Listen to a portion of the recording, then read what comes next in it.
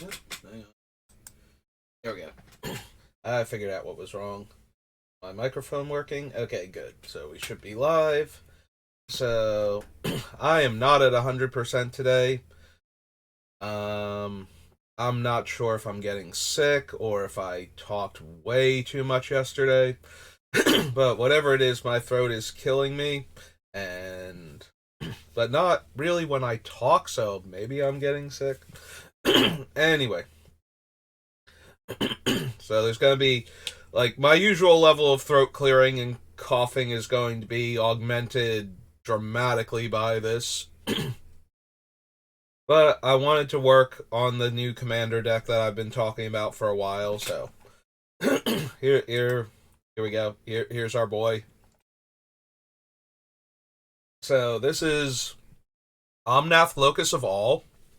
He costs all 5 colors of mana, except that his black mana symbol can be paid with Phyrexian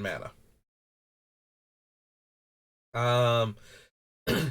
Similar to the mono green Omnath, if you have unspent mana when phases and steps end, he converts that mana into black mana instead of having it empty out of your mana pool.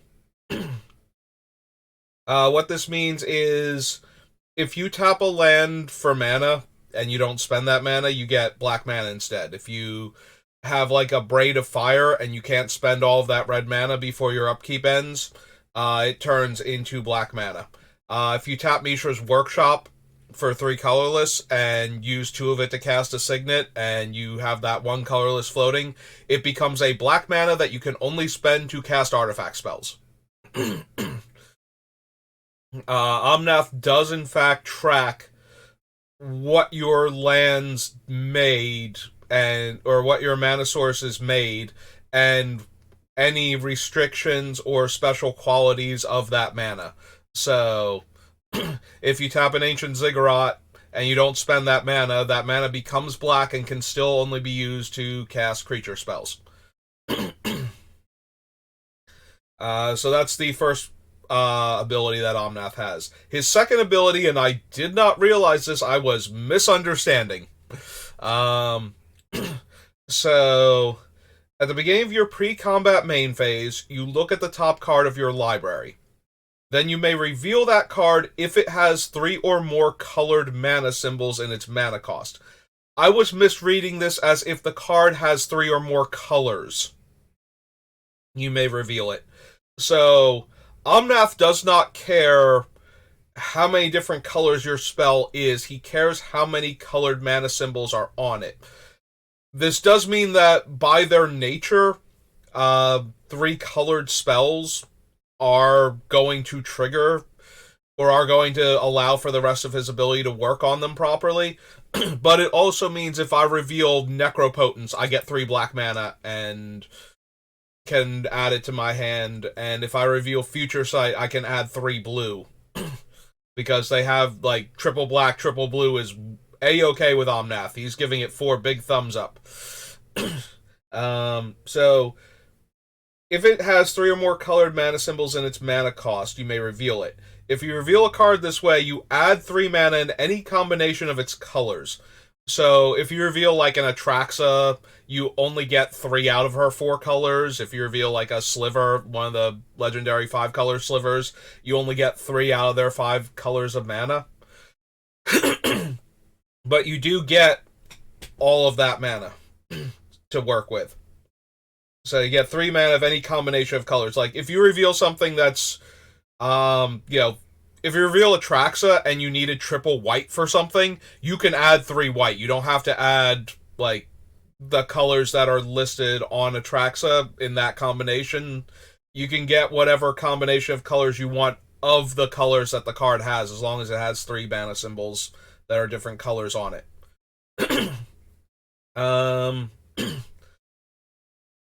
And then regardless of whether or not you revealed the card, you still put it in your hand. Like, you either put it in your hand after getting the mana, or if you don't reveal, like, if you flip up a land or something, and, or a monocolor spell with only, like, 1 or 2 pips on it, then you just put that in your hand and you don't get any extra mana. So at worst, Omnath draws you an extra card at the beginning of your pre-combat main phase.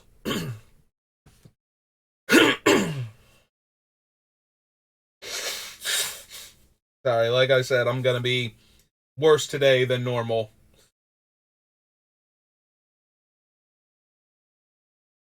My throat is just awash with mucus right now, so...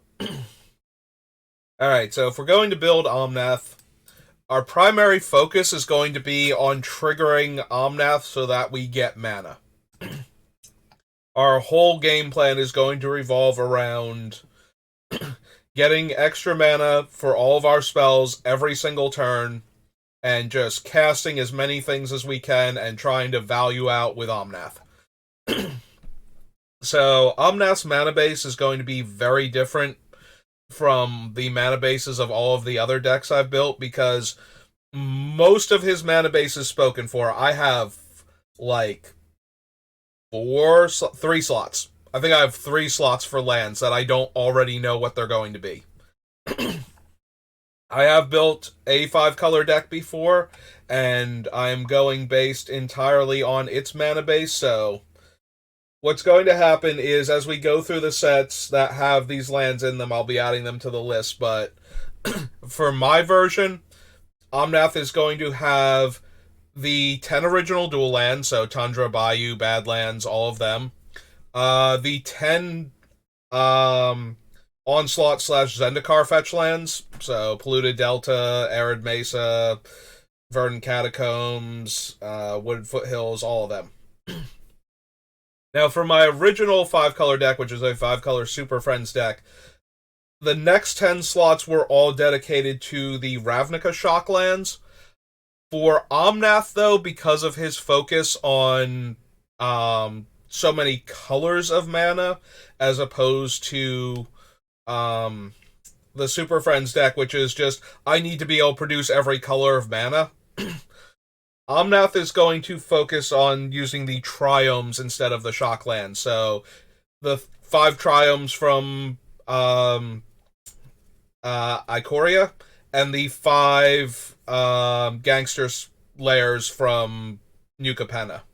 So, your Rogren Triome, your Ketria Triome, Jetmir's Garden, Spara's Headquarters, those 10 lands.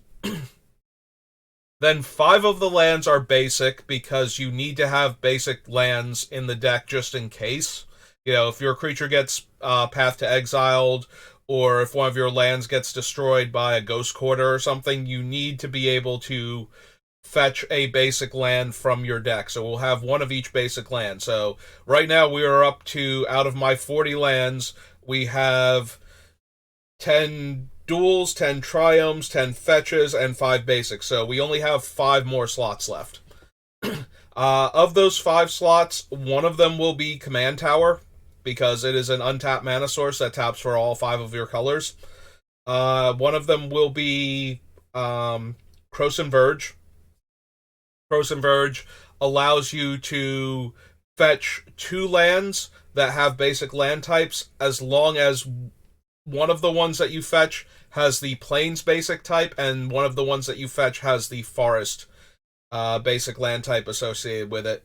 So, being able to get any of the Triomes or any of the dual lands that have at least Plains as part of it, and then another one that has Forest as a part of it, gives your mana base a lot more consistency than it otherwise would have. So both of those are going to be in there. And then that leaves 3 spaces. So in the Super Friends deck, the 3 spaces, I know Karn's Bastion was one of them, and I know the Filter Land from War of the Spark that gives you life, I believe, every time you cast a Planeswalker spell, in addition to filtering mana to help cast them. Were both in the deck, so those are probably still... Or no, I'm sorry. I lost my train of thought there. So those are not going to make it into Omnath for the obvious reason that he does not care about proliferating or Planeswalkers. And I genuinely cannot remember what the last land is in the deck, and I did not break it out last night or this morning to figure out what it should be, but I cannot for the life of me remember what the last land is. I don't think it's any of the other five color lands. You know, it's not like a City of Brass or um, a Mana Confluence or something that I can remember. So I know there is exactly 40 lands in the deck that make mana and or can fetch lands that make mana, and I believe those are all of them aside from the one card that I can't think of. So Omnath is going to have a similar build. We will figure out what his three remaining lands are by the end of this. I genuinely don't know off the top of my head what they're going to be. It is entirely possible that they will be City of Brass and Mana Confluence and, you know, other lands that produce all five colors of mana. I would not be surprised if Pillar of the Parins can make it into this deck, potentially, but we'll have to see. Also, for the same reason, Omnath's mana rocks are going to be very focused on color. Um, we will almost definitely not be running Mind Stone, um, Hedron Archive, Thran Dynamo, Worn Power Stone, Cold Steel Heart because it can only lock into one color. So a lot of the artifact mana sources that I normally use for decks like this will not be featured because we won't be able to use them as effectively in a Omnath deck. He needs colors. So this is going to be a deck where cards like Chromatic Sphere, or not Chromatic, Commander Sphere, Chromatic Lantern, Coalition Relic, Skyclave Relic, like all of these have a much higher chance of making the deck as its mana rocks. Obviously, we're still going to be running Arcane Signet. Felwar Stone has a very high chance of making it in because no matter what colors our opponents are playing, as long as they're not playing like colorless Eldrazi, and all of them have to be doing that, Felwar Stone will function normally, and we will be good to go.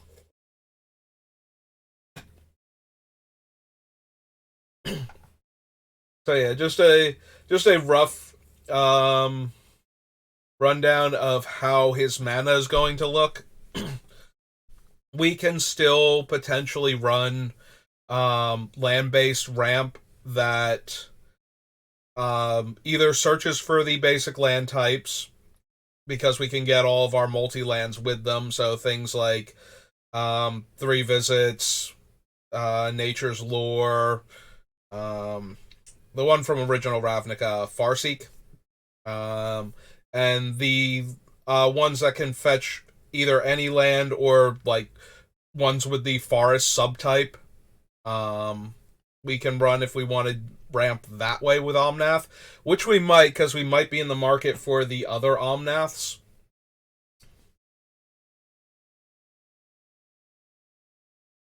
But yeah, so all of those have potential to make it into the deck, and our mana rocks are going to be things that can produce multiple colors. We'll still have Soul Ring, and there's a high chance we'll have something like Mana Crypt in the deck, but those are primarily to cast the colorless portions of our spells and to help us cast our mana rocks and ramp spells faster in order to get Omnath out.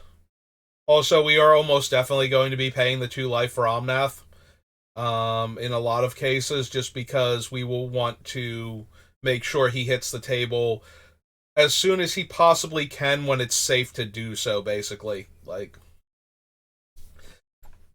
but we'll get more into that as we build. So that is Omnath. That is who we are building around, and I am excited to get started on him. So we're going alphabetically, so we are starting in Forgotten Realms, and I am not expecting most of these cards to make the list, if I'm being completely honest. Like, None of them are exactly where I want to be at with a deck that has this much room in it. Um, Bard class? Mm, depends. So, if we want to run a lot of like 3 color mana or very mana and color intense legendary spells, having them enter with an additional counter is fine. Having the ones that cost red and green, including Omnath himself, cost red green less to cast is kind of interesting. And getting 2 extra cards every time we cast a legendary card is also potentially interesting, but we'll have to see what the deck looks like first. I don't know if we're going to have anywhere near enough legends for this. What we can do is add it to the list. Forgotten Realms.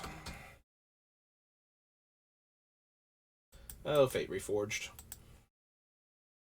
But this is one of those cards where we'll probably wind up cutting it because I don't think the deck has enough room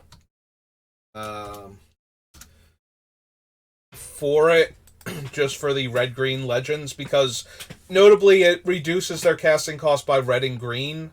So legends that don't have any red or any green in their casting cost don't get any discount, and the mono red ones or the red non green ones only get the red knocked off. So I don't need Battle Hammer for anything. Burning Hands. Chaos Channeler, no.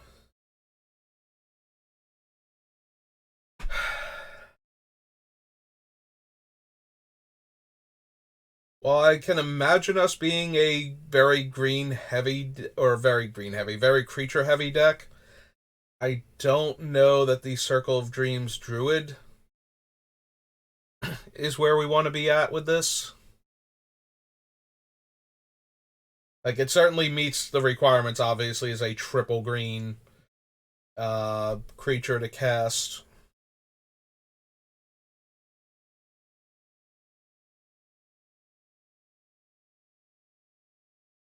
That would be a weird build, wouldn't it, if we actually focused on, like, 2 colors out of Omnath and, didn't even bother with the black mana for the most part, except as colorless, but then that would kind of get weird after a while with the extra black mana floating all the time.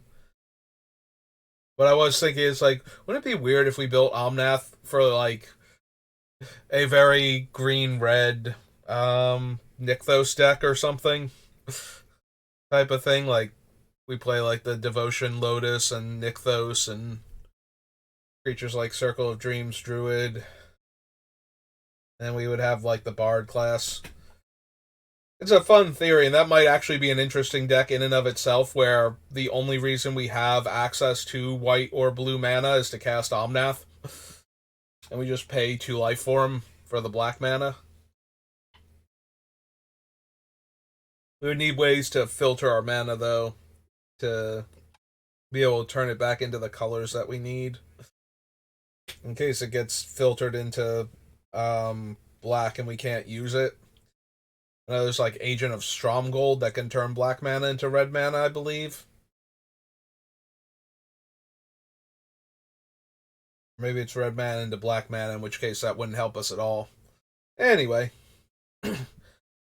as silly as that would be, I don't think we need the Circle of Dreams Druid. I don't think we're going to be that creature heavy. No to Demi-Lich, even though it also meets the requirements.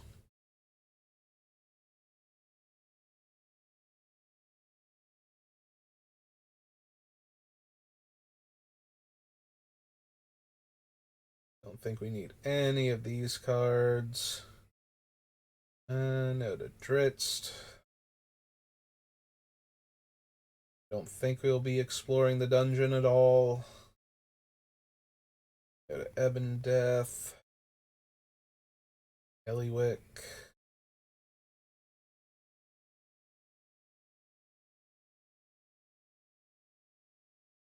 Fighter class. Flame Skull.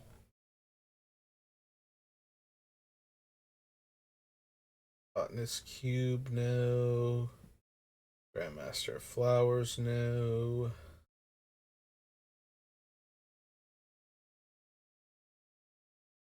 Yeah, this deck is going to be very intense for the amount of cards we have to look at, since literally every card in Magic is viable for this deck right now, so.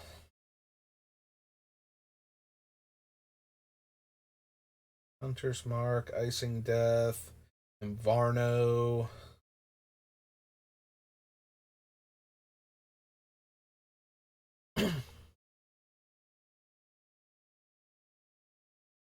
Yeah, I don't think we can get Invarno up to 20 power without a whole lot of shenanigans going on. So I think we have to pass on that one. Long Rest. Return X target cards with different mana values from your graveyard to your hand. If 8 or more cards are returned to your hand this way, your life total becomes equal to your starting life total and exile Long Rest.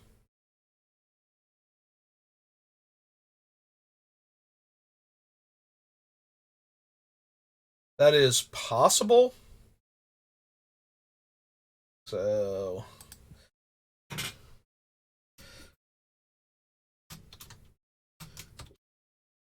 X green, green, green.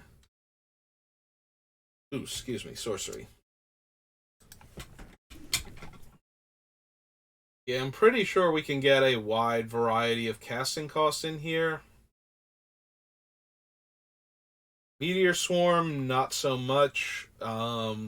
It's capped at 8 damage, so the X is choosing how many targets it has, not how much damage it'll do, so we don't actually get the benefit of the extra mana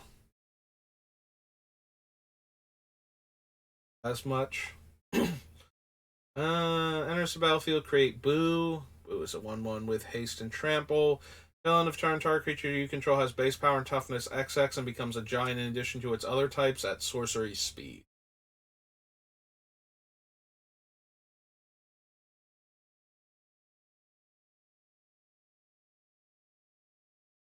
Um,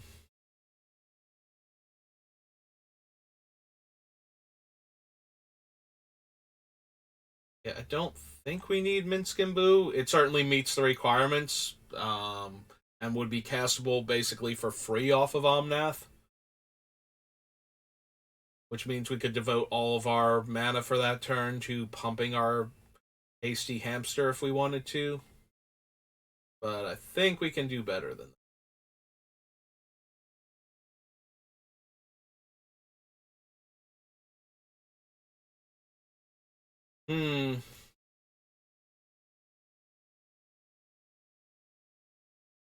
Alright, so Old Gnawbones does not meet the requirement, only having 2 green in her casting cost, but she also makes it so that we can get potentially a lot of treasure, which helps with the fixing.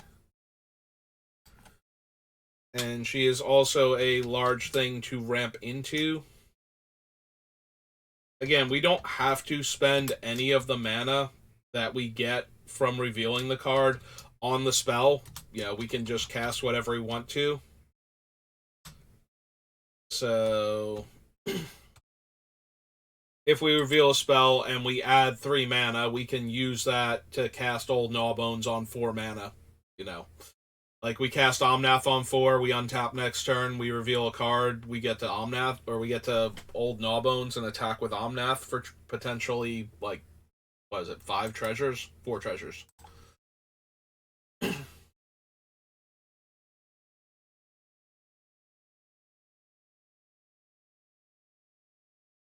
Inner ally, no. Varian, equation, power word kill, no.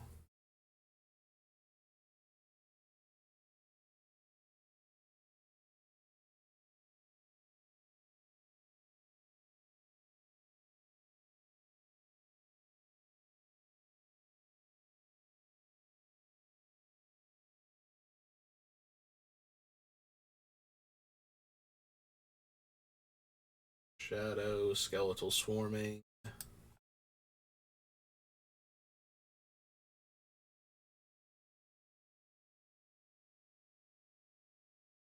Relation, no. Insight, no.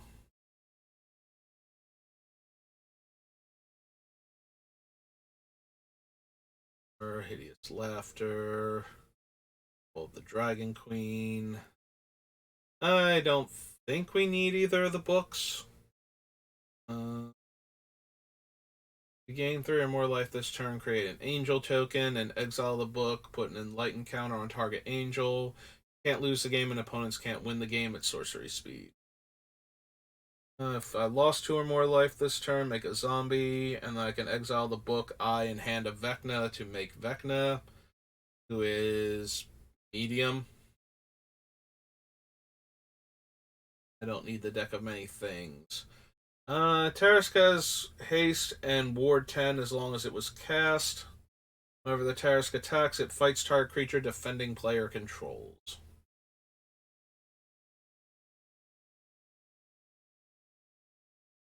So, are we at all interested in the Tarask?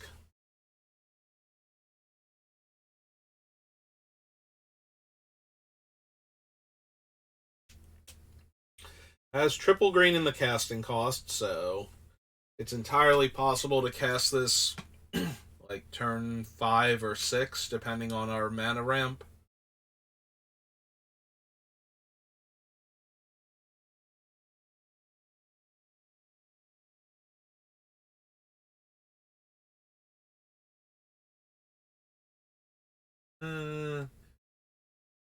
It is only haste and ward. It does get to fight a creature, but considering that it's not trample and it's not indestructible, I don't know that that is the best. The ward 10 basically makes it so it's not going to be targeted in except in the most extreme cases. So ward 10 is functionally hexproof for the most part. I suppose we can add it to the list. The Tarask. Tarask. I think I remember how its name works. Then again, I never used the Tarask in my D&D campaigns. If I had something going on that needed a Doomsday thing, it was going to be a custom Doomsday thing.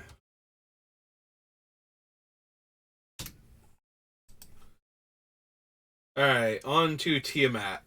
So, Tiamat is entirely possible because she draws us 5 dragons from our deck of our choice, not named Tiamat, so it's gonna be awfully hard. Oops. Not to run her, so she's 2 in her 5 colors. 2, white, blue, black, red, green. A dragon god, I believe. And 7/7. So we will see how many actual dragons we wind up with. If it's enough, we will run Tiamat. Sarah, no. Triumphant Adventurer. He's Vorpal Sword. Troubadour. Black Leader.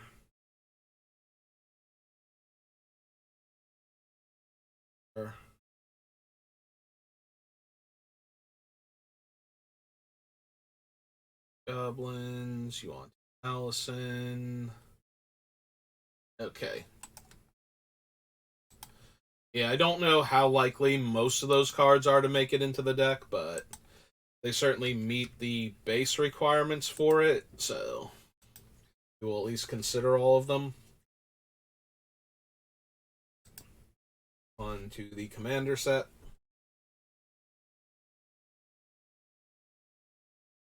Let's add in the thing.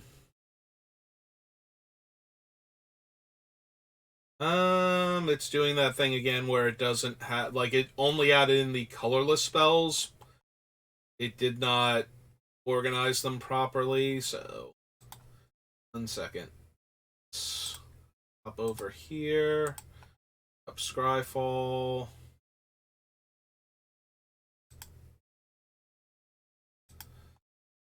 Yeah, we just need the set, so we don't have to put in any of the criteria. So Forgotten Realms. Commander. Search. By set number. Alright, so we get the base commanders first. So, Vigilance, you may look at the top card of your library at any time. You may cast R and equipment spells. When you cast an equipment spell this way, it gains when this equipment enters the battlefield, attach it to target creature you control. So, no to this one, because I don't expect us to have a ton of equipment. Probably no to Prosper as well, since he cares about casting spells from exile, and we are casting from the hand a lot with Omnath, just because we get to draw the extra cards. Not, like, exile them and cast them until end of turn. So I don't think we need Prosper. Sephiroth is whenever one or more creature cards are put into your graveyard from anywhere, venture into the dungeon. Whenever you complete a dungeon, return target creature card from your graveyard to the battlefield. Alright, I know I said no going into the dungeon.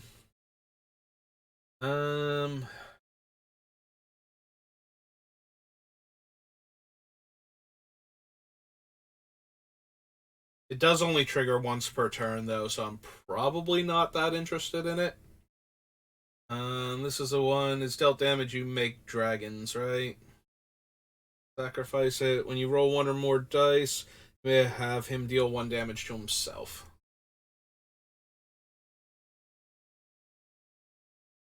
Attacks another target attacking creature gains indestructible. Whenever a creature or planeswalker you control becomes the target of a spell or ability an opponent controls, you may draw a card. You don't need the Holy Avenger or the Immovable Rod.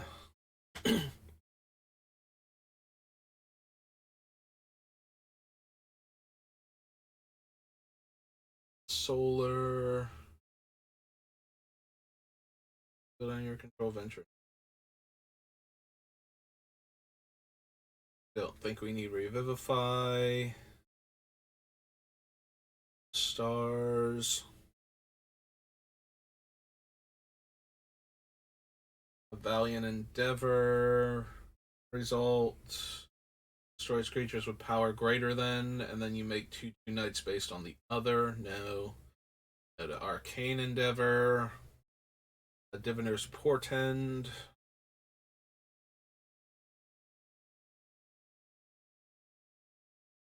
Min the Wily Illusionist.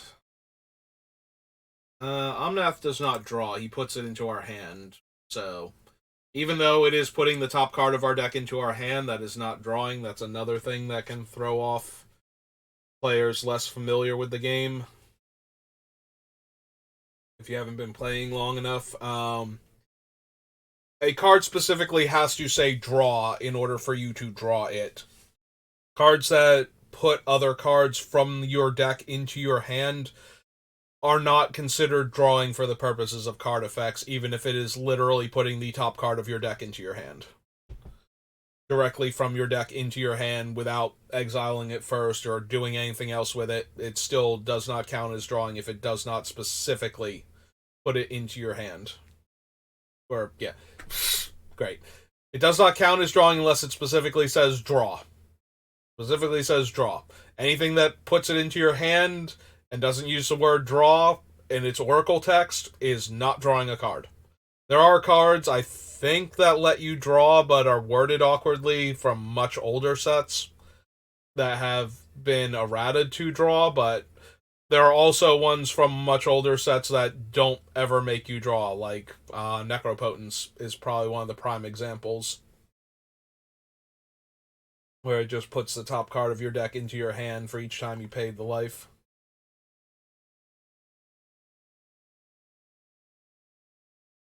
Let's see. We do not need the Puzzle Ward. We do not need Phantom Steed. So yeah, I'm not particularly interested in Min if I'm not going to draw the extra card every turn. to make these illusions.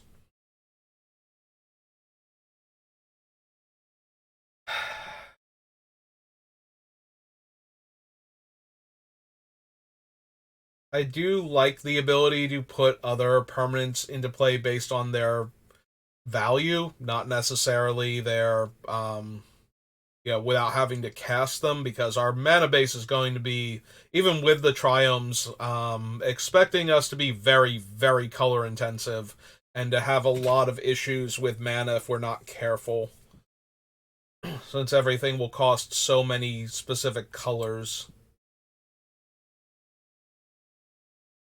But at the same time, I don't think we need Min.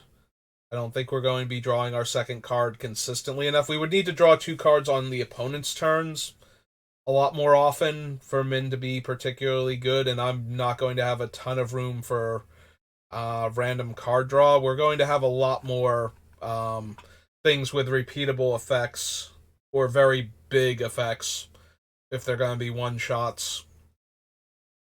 For the most part, we are going to have some cheap spells. You got to have, like, your swords and your path and whatnot, but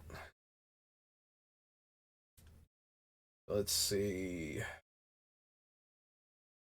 I don't care about Bag of Devouring. I don't really care about any of these. We've seen them recently enough that I kind of remember what they all do, and I'm not interested in having to pay the mana value of the spells we're casting. I don't need to keep triggering a comes into play ability with the steed. So, similarly, we don't need the Bag of Devouring, Dance Macabre. Death Tyrant is fine, but it's not really what we want to be doing with this deck. None of the endeavors really speak to me at all. We don't need Hireling, Hellish Rebuke, Lorcan, Wand of Orcus. Frenzy is any number of creatures. They block this turn if able. You choose which creatures block this turn and how those creatures block. Not really interested. Goes in at random, no. Reckless Endeavor, no.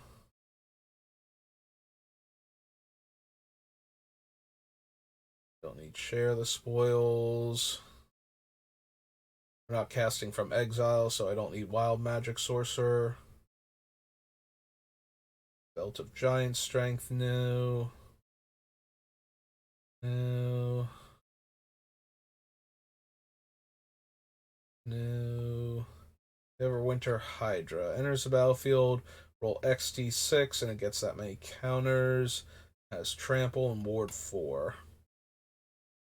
2 target permanent cards in graveyards. Return those cards to your hand. Return those cards to your hand. You gain life equal to their total mana value. Not really anything we need. Wild Endeavor, no. I think we need Caddy Bree. Deals 5 or more damage to a player. Draw a card. I don't think so. Extract Brain, probably not. Chooses X cards from their hand. Look at those cards. I cast a spell from among them without paying its mana cost. Fevered Suspicions. Burrow Through Hell. A card you may spend mana or mana of any color to cast that spell. Meh.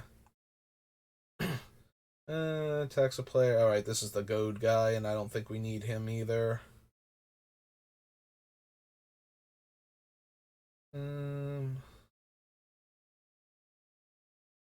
Flying Haste. Attacks add X mana in any combination of colors where X is the total power of attacking creatures. Spend this mana only to cast spells. Until end of turn, you don't lose this mana as steps and phases end. Okay, so it won't turn black just because we're changing phases. Then I had to double check to make sure that's how that was going to work, like how Omnath was actually worded. So when it attacks, add X mana in any combination of colors where X is the total power of attacking creatures. That is kind of interesting.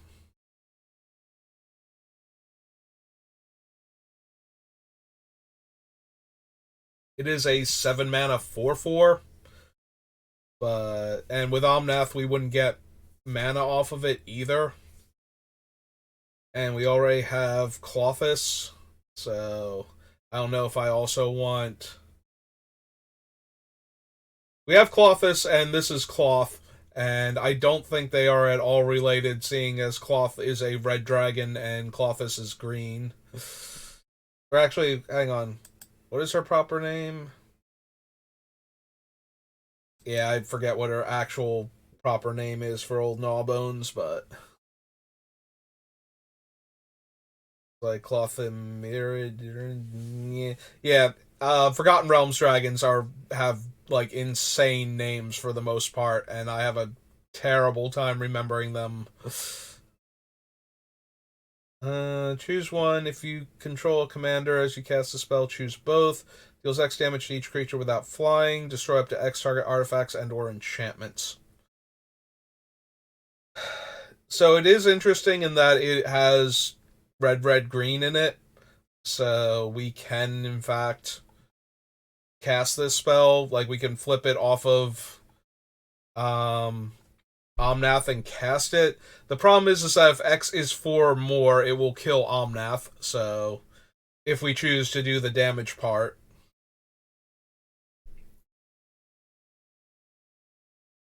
It does let us pay X to destroy X artifacts and enchantments. So that is not terrible. Also, wiping the board of non-flyers might just be the thing that we need to do at the time. I'm more interested in it because of the ability to destroy X target artifacts and enchantments than I am anything else. So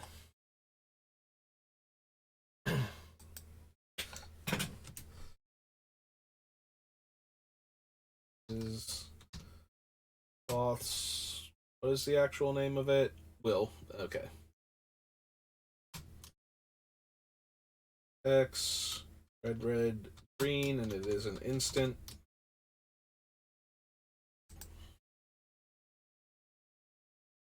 Can't be blocked except by legendary creatures. One or more creatures deals combat damage to a player. Venture into the dungeon. Nihilor. There's the battlefield. For each opponent, tap up to one untapped creature you control. When you do, gain control of target creature that player controls with power less than or equal to the tapped creature's power for as long as you control Nihilor. Whenever you attack with a creature an opponent owns, you gain 2 life and that player loses 2 life. I don't know how often I'm going to be stealing creatures in this deck. So, and Nihilor has the added requirement of my creature has to be physically stronger than the creature I'm stealing, which is not helping anything.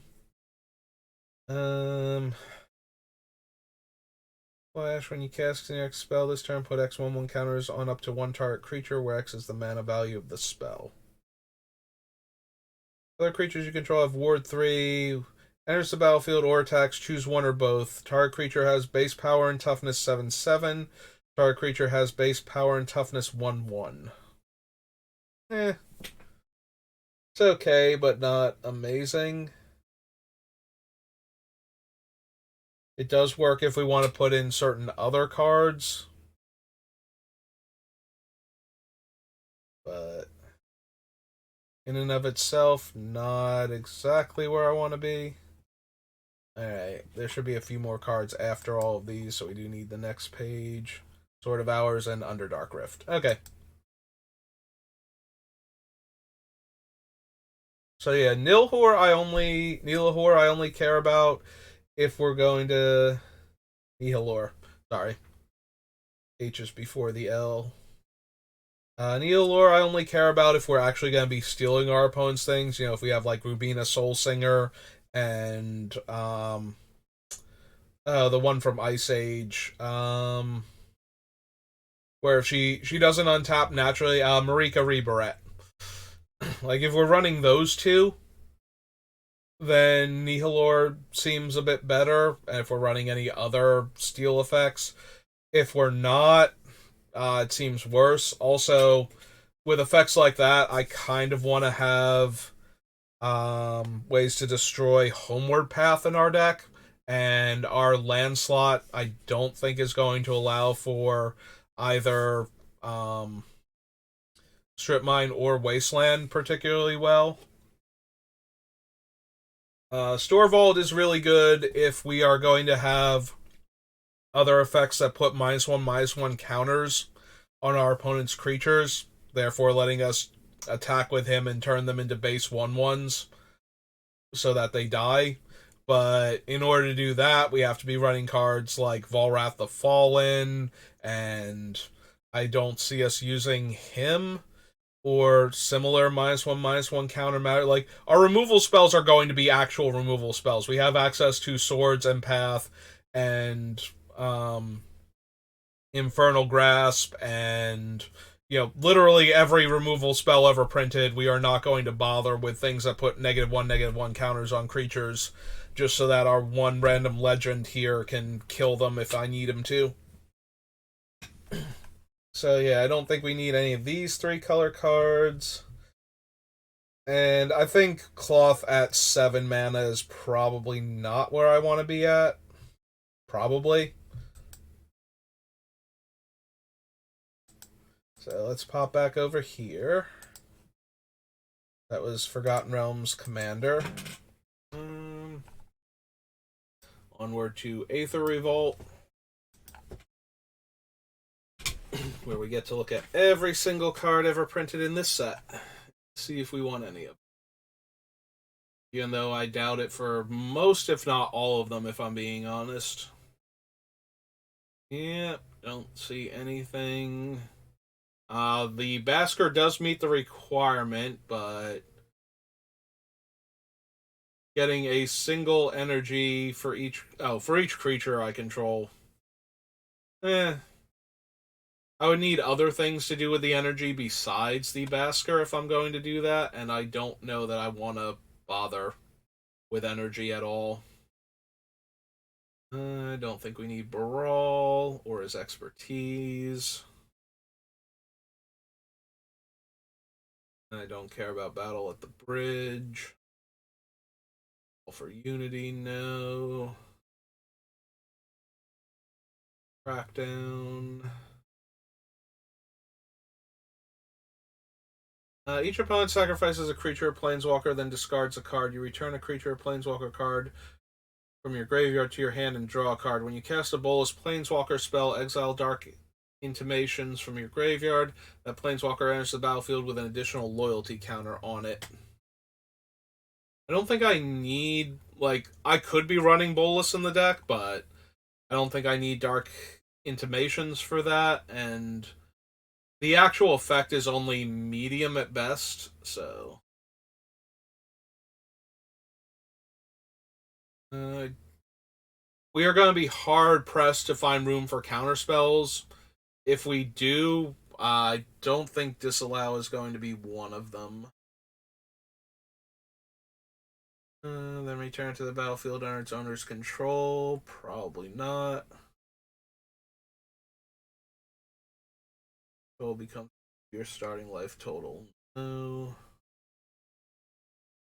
Free Jam. Aether Heart. Anguish, no.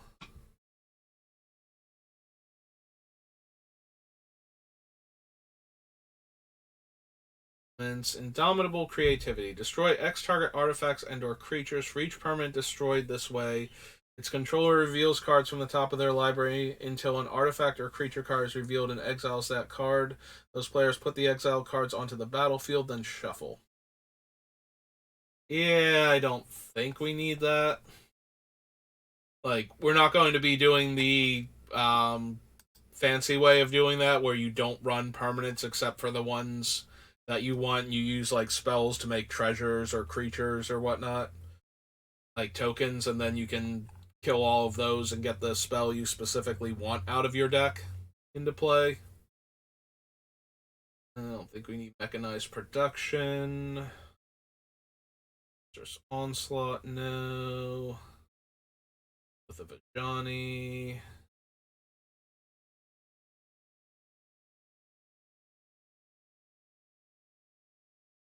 Planar bridge.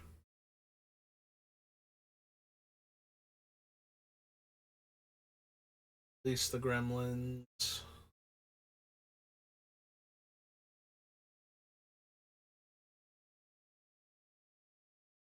Nope. I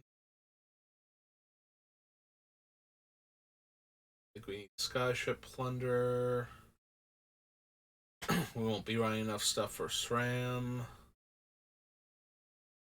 Create Ethereum cell. It has sacrifice this artifact. Add one mana of any color. Plus X minus X based on artifacts. And an emblem with a beginning of combat on your turn. Target artifact you control becomes an artifact creature. The 5/5. No.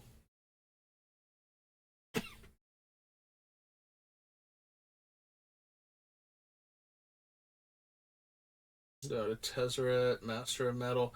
This is one of the very few Planeswalker deck cards that I've ever considered running. He does get you your first artifact on from the top cards of your deck. Like you go until you hit one, and then you put the rest on the bottom. The -3 making an opponent lose life based on your artifacts can be relevant, but usually not. But the other thing is, especially in the Planeswalker deck that has the things that double counters on things, the -8 to steal all of your opponent's artifacts and creatures. Actually pretty viable. So I have actually run that Tezzeret in the Commander deck before. And he is the only Planeswalker deck card that I've ever seriously considered. For an artifact with mana value X or less and put it onto the battlefield, then shuffle. So we basically bypass the triple blue. So we can pay X, and most of our artifacts are going to be making mana anyway. So the improvise is not letting us do much of anything that we couldn't already do.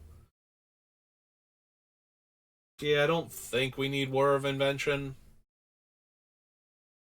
for this deck. So go to Yahenni and their expertise. That's Aether Revolt. On to Alara. Oop, not Aether Revolt again. Alara Reborn.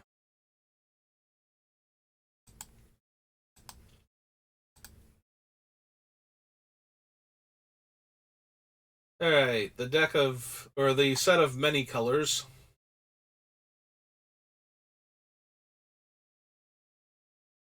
Huh. I don't think these count as three, because it's still only one colored mana symbol. It's just a hybrid colored mana symbol. But I don't think these count for two different colors. Or more accurately, they count for the colors, but not for the number of mana symbols on it. So it's still just one mana symbol, which is kind of disappointing because that would be interesting if we could get away with that with Omnath.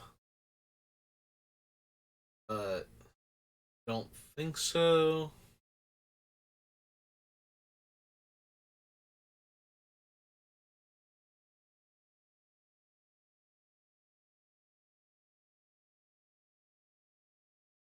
+1/+1 in first strike. No.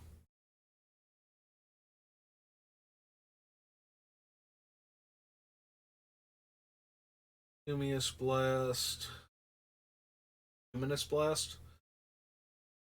It's Helion, no. Bloodbraid Elf, no. Cast a multicolored instant or sorcery. You may pay 1. If you do copy that spell, you may choose new targets for the copy. Honestly, I think I'd rather just have Swarm Intelligence if I was going to run a card like this.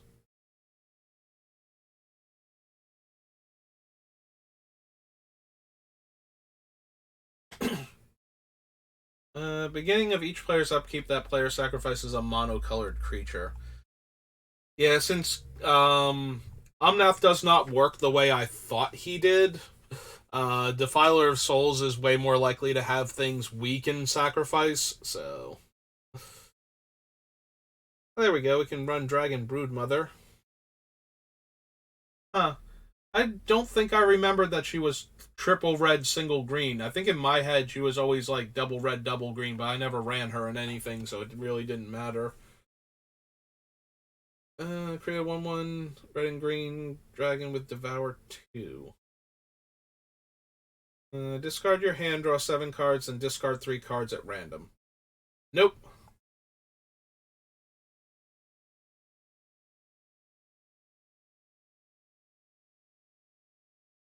Or does you may tap or untap target permanent? No. Yeah, I'm reading all the Sojourners just in case they have an ability. Because we can reveal them, put them in our hand, and then immediately cycle them with the mana that we got. So, if they have anything worth having in, like the secondary effect of cycling them is anything I'm interested in, then maybe they can make it in the deck. Probably not, though. Attacks alone. If it's the first combat phase of this turn, untap that creature. After this phase, there's an additional combat phase. Don't think so. Flurry of Wings. These things. Cast a multicolored spell, gets +3/+3 until end of turn. Don't think so. Exile target card from a graveyard. No. Exile all cards from target player's hand and graveyard.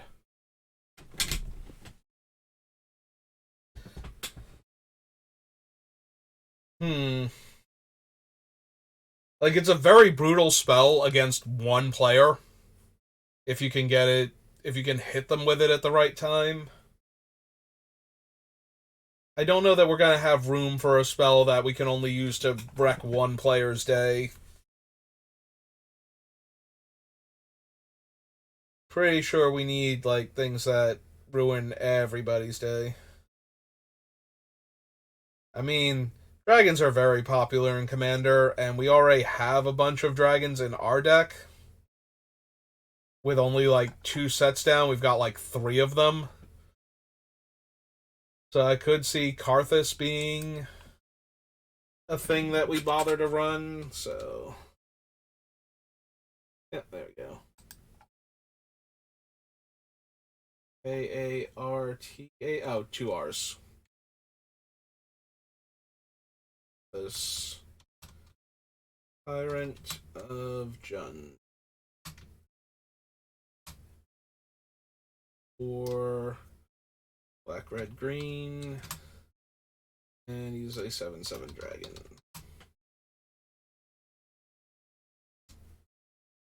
Maybe. Like, he meets the initial requirement of having to be, like, the 3 colors, so maybe. Avalanche's target player and each creature that player, yeah, or a planeswalker and the creatures associated with the same player's with that planeswalker's player, rather. Yeah, again, I don't think I have room for a card that's like, and you in particular. Maelstrom Nexus. First spell you cast each turn has Cascade. I'm not gonna lie, I kind of really want to do that.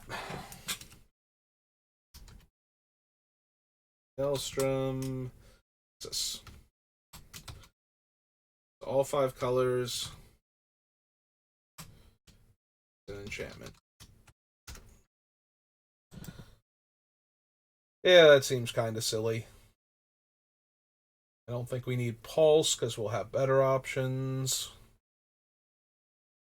Beginning of your upkeep, put a 1/1 counter on each creature you control if you control a creature with power 5 or greater. Gain 10 life if you have a creature power 10 or greater. Win the game if you have a creature power 20 or greater. Think we need that. Shepherd technically counts. Shepherd or another creature you control with power 5 or greater dies. You gain 5 life. No. Put a 1/1 counter on target creature. No. Enters the battlefield, exile all creature cards from target player's graveyard. Make that many 2/2 black zombies, and zombies I control have lifelink. Nope. These, predatory advantage, no. Pride mage. Source opponent controls deals damage to you. You may put that many 1/1 counters on Retaliator Griffin. Nah. Really?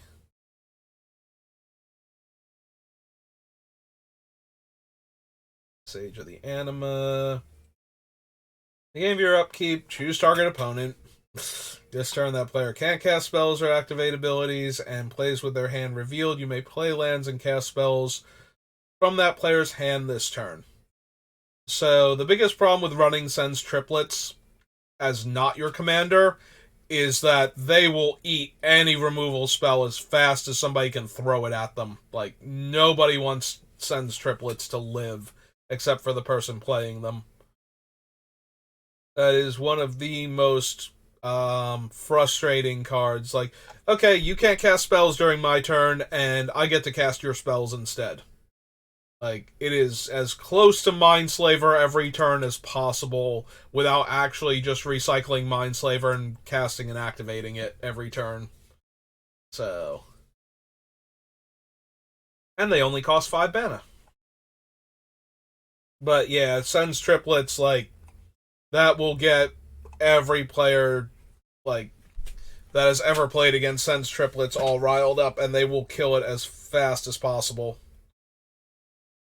And I think we can do better than playing a 5 mana spell that makes our opponents, like, lose their stuff for a minute and just focus entirely on murdering it.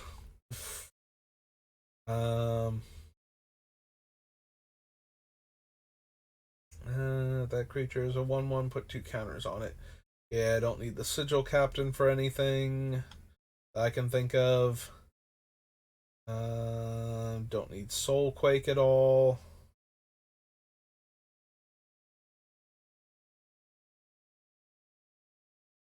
I don't think we need Spellbreaker Behemoth for anything.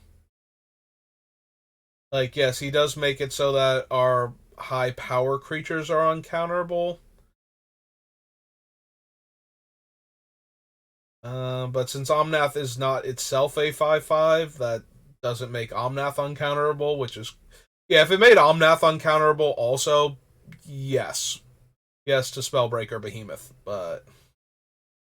Alright, Flying, First Strike, Vigilance, Lifelink, Pro, Red, and Green.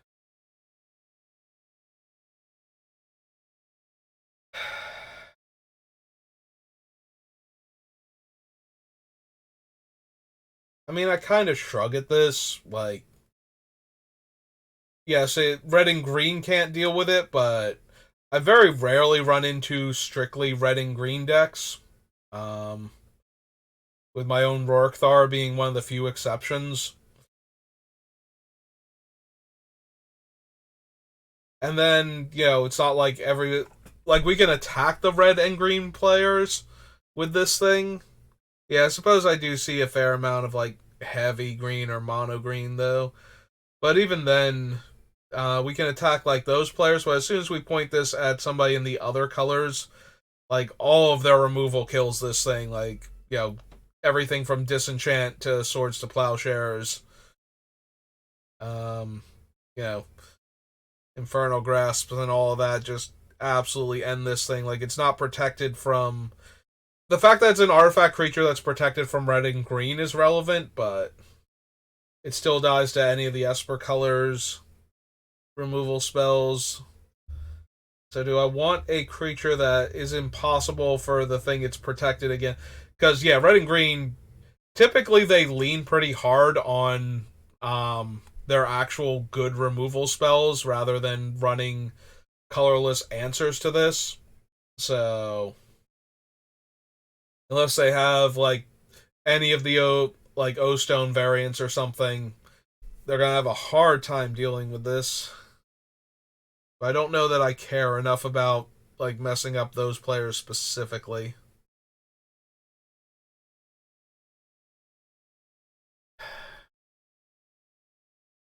Also, how many big dumb creatures do I actually want to run?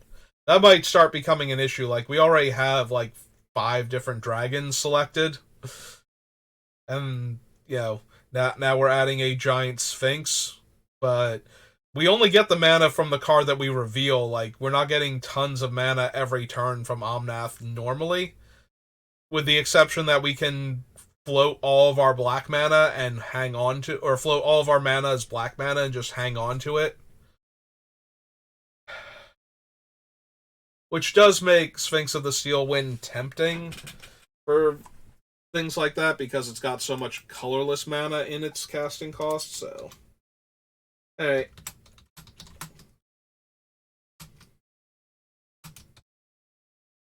Five, white, blue, black. Base. An artifact Sphinx.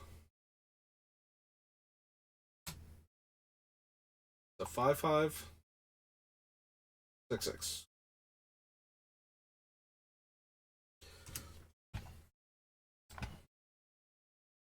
Stormcaller's Boon, Stun. Painted Sigil, Talon Trooper, Thopter Foundry. We want Thraxamundar. Attacks defending player sacks a creature. Whenever player sacrifices a creature, you may put a 1/1 counter on Thraxamundar.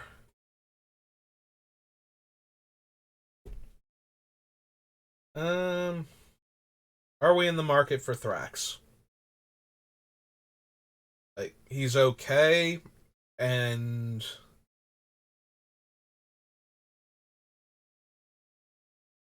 yeah, that's about it. He's okay. Like, he gets to attack players that don't have a lot of creatures to make them sacrifice one of them, and then probably trades off with another one, or, actually gets through for damage. So, he's okay.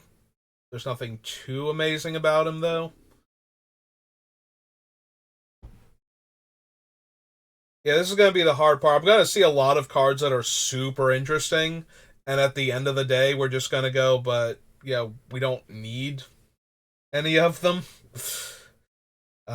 We have, like, so many different options, so the earlier sets I'm going to see, like, all these cards, and I'm adding them to the list, and then we're going to see other cards, and then by the end of it, we're going to not want over half of these cards just because of the other stuff we saw later that I wasn't thinking about at the time, so. Like, do we need Unscythe? Almost definitely not. +3/+3 and First Strike is nice, but I think we can do better. We're not going to be running enough auras, or any auras at all for Uriel, so. While he does meet the requirement, we're not going to be using him.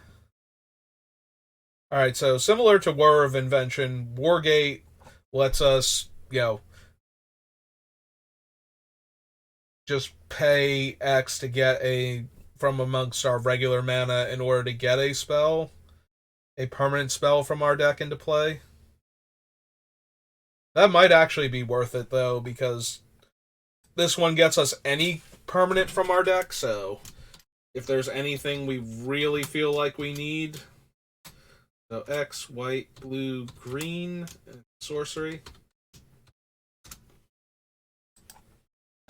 Yeah, we'll get the white, blue, green from Omnath, and then whatever our other mana is. And if we have any of that black mana floating, we do get to spend all of it that we want in order to cast Wargate for a higher value. Oh, excuse me. Solar Reborn onto Alliances. I'm not expecting to have anything we want because. Okay, so it is spend red, add black, not spend black, add red. I could not remember how Agent of Stronghold worked. So yeah, Force of Will does not go particularly well in a 5-color deck. So I'm not expecting us to get much, if anything, out of this set.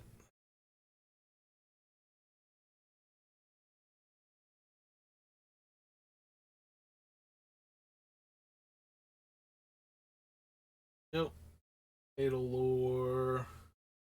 Sorry, Force of Will. I'm not bothering with this giant angry monkey.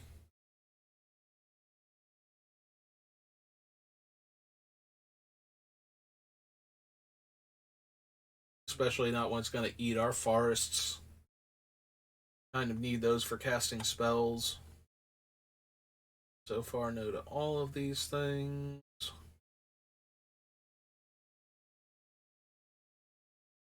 Joel's Vault, I don't think so. I think we want the Lord of Tressorhorn and all of his drawbacks.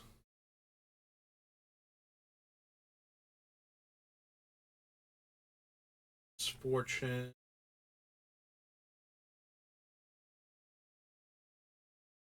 No to Feldegriff. Sorry, Feldegriff, you're adorable and all, but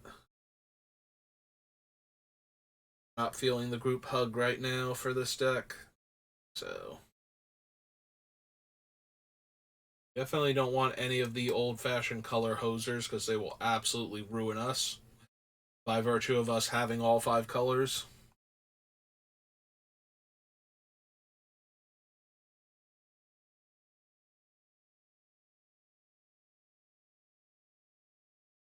Also,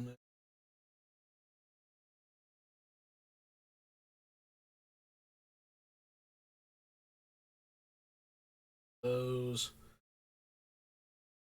Prevent the next 2 damage to a creature. Prevent the next 1 damage to be dealt to target cleric or wizard. Put a -1/-1 counter on a creature you control. Prevent the next 2 damage to be dealt to target player or planeswalker this turn. Nope.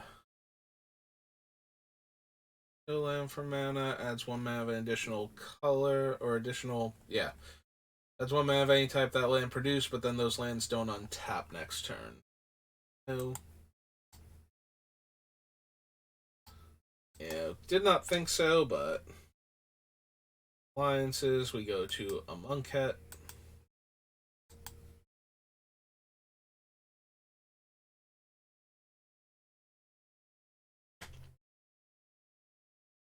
Attacks if you do untap all other creatures. Crasher, Angel of Sanctions. Need Anointed Procession for anything. Approach. As foretold.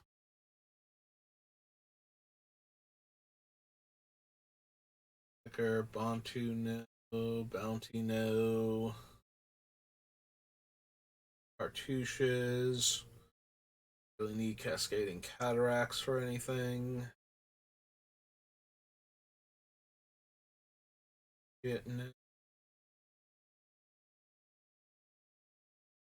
Server. Reality no.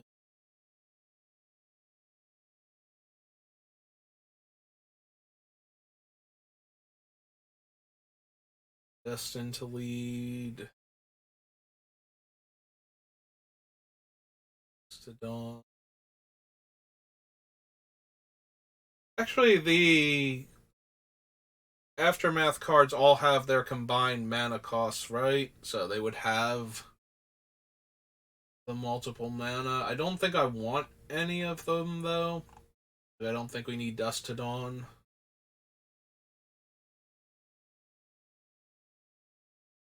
And since we're putting them in our hand, we basically have to use them to cast the front half at the time.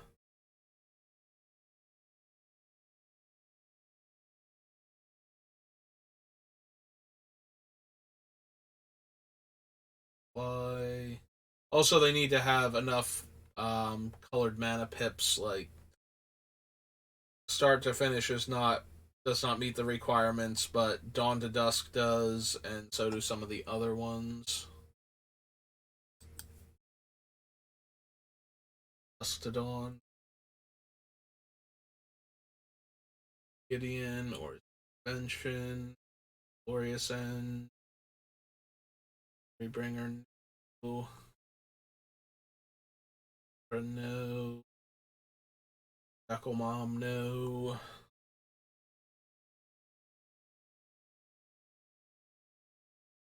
Hydra.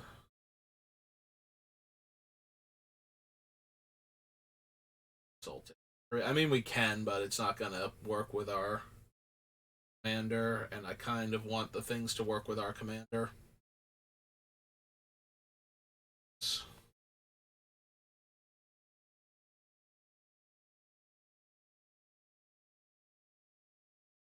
No. List of scarabs. Yeah, at sorcery speed, I don't think I need never to return either, so.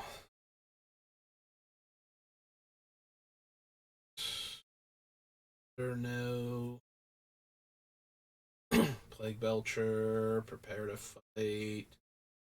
Herpapod, Ori Hauler.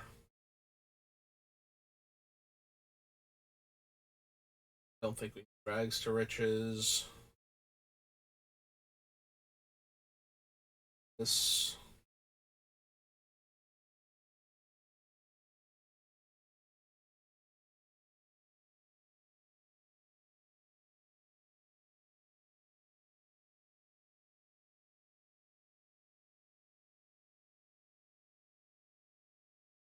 Caravan.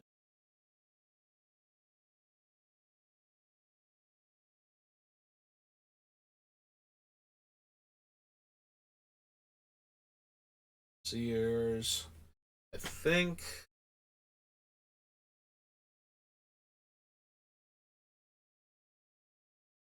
The Zero of the Menagerie is kind of tempting, depending on how many creatures we actually wind up with. So maybe down the line we'll want that one. Time back together. Antiquities. Which, honestly, probably not. I don't see us needing anything from Antiquities. But we'll go through it real quick. Ashnod's Altar. At least right now. Maybe if I need a sacrifice outlet, but probably not. Silex, no. Workshop. Gremlins. Strip Mine. We need Suchi. Transmute Artifact, no. Yep, didn't think so. Alright, so Antiquities. Apocalypse. Well, if we ever wanted to run any of the shrines, now's the time. No, the Disciple. No, the Ana Shrine. Don't think we need Anavolver for anything. For no. Regards. Gains flying, regenerate, +1/+1, and put it on top of your library. Nope. Sorry, Chromat. Your abilities are cool, but they're not good, so. A note of Desolation Angel or Desolation Giant. Creature text, no. Charger, Fungal Shambler. No. Goblin Trenches. Reveal the cards in your library. Opponent chooses from among them a creature, a land, and a non-creature, non-land. Yeah, even with what we're going to have, I have to imagine they can find enough things that are kind of bad in the situation that are being run because, when the situation comes up, they're pretty good. Alright. Last stand. Target opponent loses 2 life for each swamp you control. Deals damage to target creature equal number of mountains. Makes a 1/1 for every forest. Gains you 2 life for every plains. And then you draw and discard a number. You draw a number of cards and then discard that many based on the number of islands. Yeah, I don't think it's quite good enough. I mean, we can always run the legacy weapon.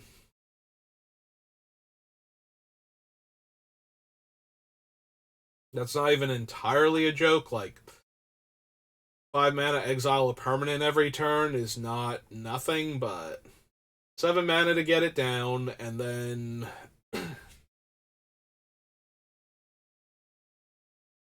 Like 5 mana to use it every turn basically means we're just going to be smiting a permanent every turn that we don't have something to do.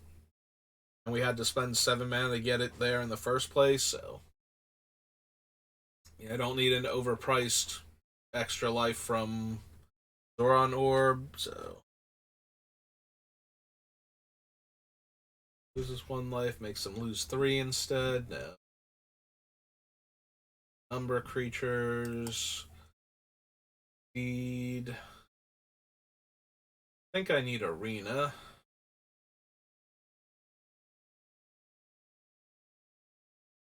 Deal 1 damage to target creature. Deal 3 damage instead. No. Hunger. Suffocating Blast.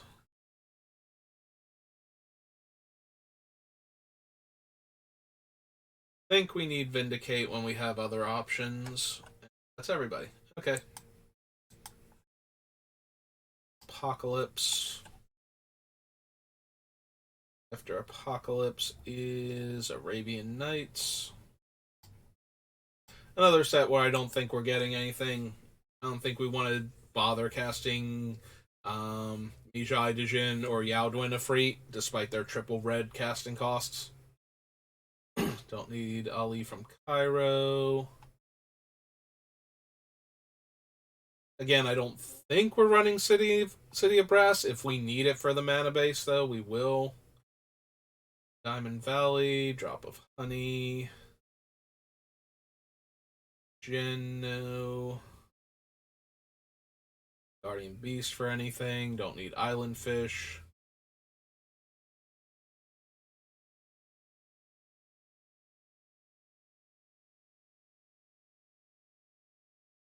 Yeah, it wouldn't even be good if we could run it. There's Mijai Dijin. Which is fine and all, but ultimately we just kind of shrug and move on. Nope. And Yaodwin Afreet, who is almost as bad as Mijai Dijin. At least it can attack as a 3/6. Every turn guaranteed, so as a 3 mana, 3 power creature with an immense amount of toughness, it attacks pretty comfortably in the early game, but enemy, arena base set, Avacyn restored.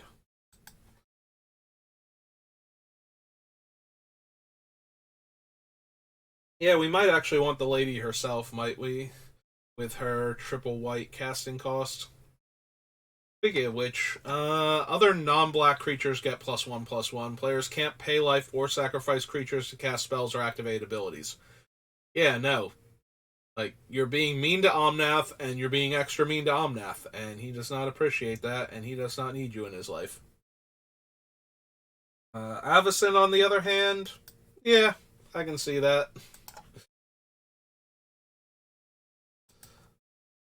So, Avacyn... Angel of Hope? Yeah, okay. Angel of Hope. 5. White. Angel, and she's an 8/8.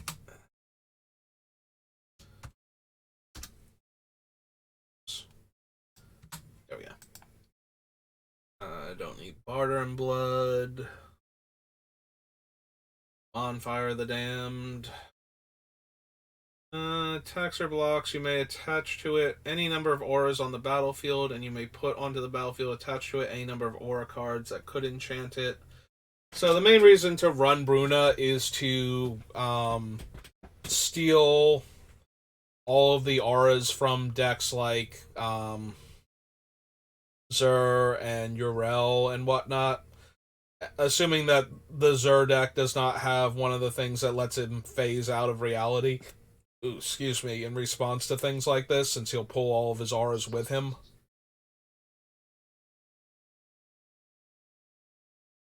I don't think we need her for that. Burn at the Stake is a weird red overrun, allowing you to lightning bolt your opponent for every time that you tapped, for each creature that you tapped as you cast it, so I think we need that one either. I don't think we're gonna have enough elementals to do this for Omnath, and I don't necessarily want to do it for like dragons and whatnot. We can run Crater Hoof if we really super want to, but I feel like this deck is gonna have like a bunch of individual haymakers, not a whole swarm of little creatures. Goods repository. Yeah, we don't need Entreat the Angels, since X is going to be doubled like cut in half anyway for the number of angels that we make if we reveal it off of Omnath's thing. Yeah, I don't think we need that. Like, it's okay, but we can be doing better. No, no. Do we want Gisela? I have a commander deck based around Gisela, and just being able to put her into play for, like we shave that man off and just cast her for 4 and then attack for 8 with Omnath, just in and of himself. And then if she doesn't die, yeah, maybe we want Gisela. Is she 5? Or no, she's 4, and then she's 7 mana total, so 4 white, or white, angel, 5.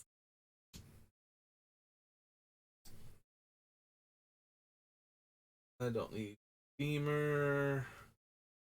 Can't run Gristlebrand, or we absolutely would. But again, a lot of decks would, so.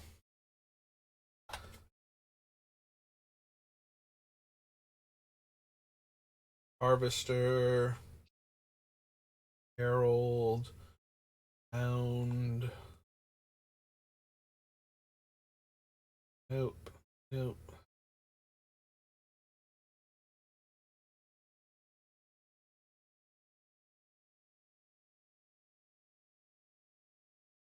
Order, nope. Couldn't remember what Lair Delve did. I need to half read it. Don't need the Pilgrim. Peddler. Don't need the Atlas.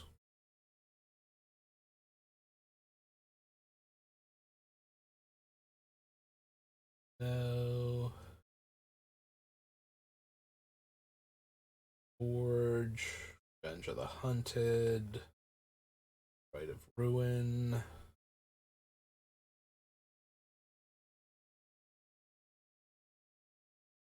Can't cause you to sacrifice permanents. It's okay. It's not amazing. I don't think we need Sigarda.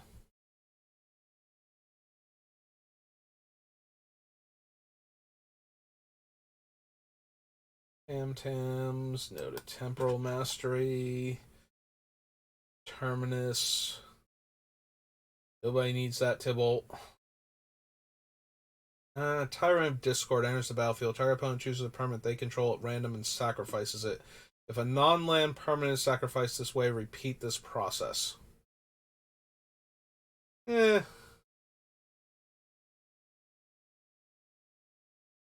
it's okay. We can do better.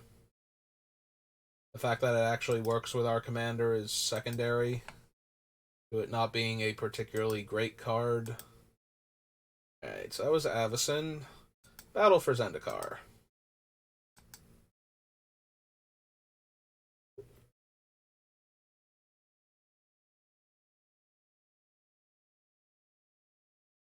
I am scrolling pretty fast, although I don't think we want any of these.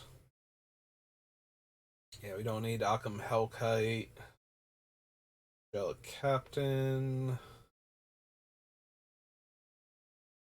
So notably, because it cares about colored mana symbols, not the colors of the spell like I thought, All of the Devoid Eldrazi are fine if they have enough colored mana symbols in their casting cost. Although I don't think any of them actually have that much color intensity for casting them.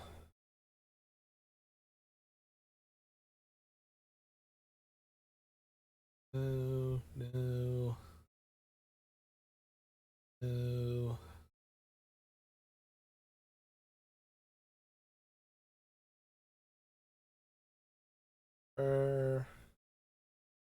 All of these so far.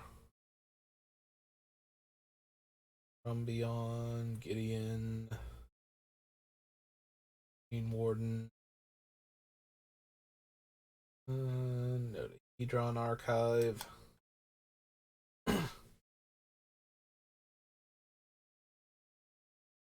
Herald of Kozilek. Fuse with the elements. No. Yora.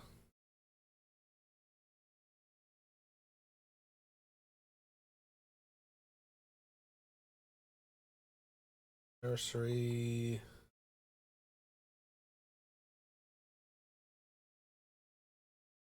No, Nixilis.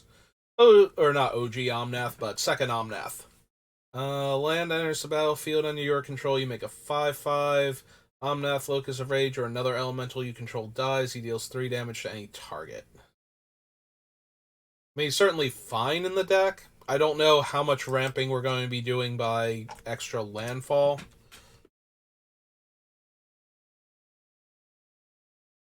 I believe it's Gold Knight Commander is our actual title. Did forget to put that, though. So this is Battle for Zendikar. This is Omnath, Locus of Rage.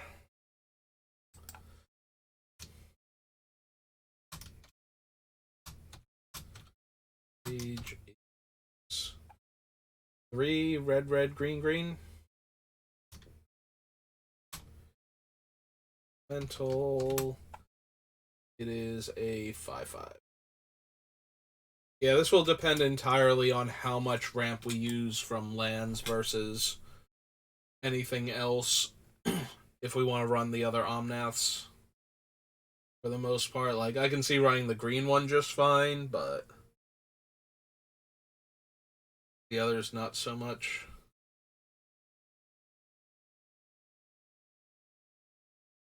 5 mana, scry 3. Nope. Blade Master, retreat to Marion. I don't think we need any of the retreats.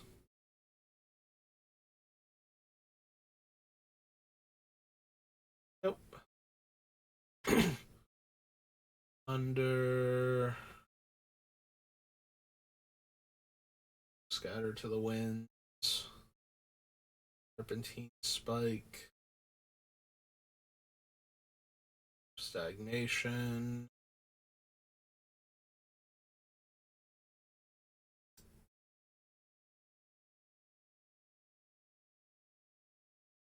Skyrider Elf.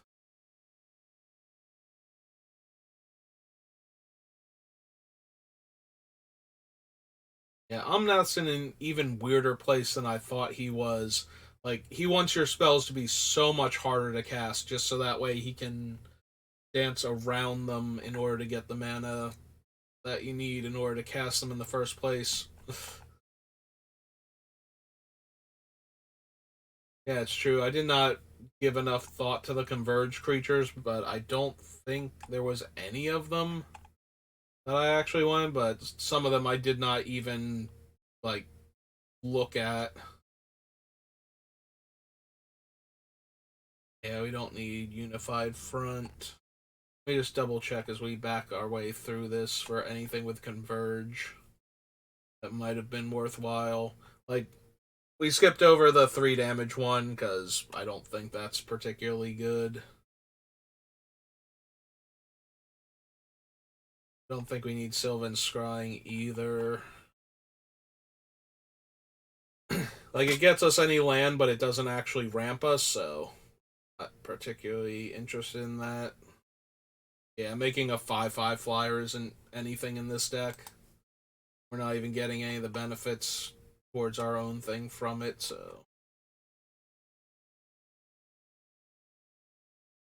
Fall, awaken, void, awaken, awaken, devoid.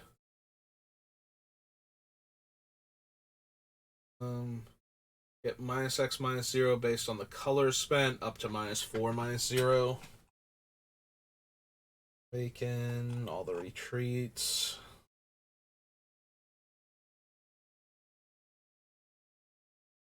Yeah, there's Radiant Flames, which we didn't need. Again, Prism Array is nothing. Art the Water Veil. Rally, Landfall, Landfall. Nope.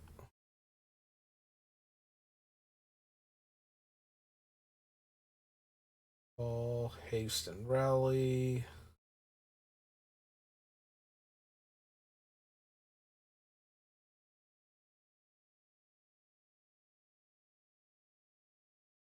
Spires, no. Rally, Devoid, Rally, Rally, Kiora, Rally, Landfall. Put X/1/1 counters on target creature where X is the number of colors of mana spent, gains trample until end of turn. Yeah, no. Okay. So yeah, there weren't a ton of Converge cards to begin with, but I did not give them. Oh, right, there's one more page, isn't there? Because there's 3 pages.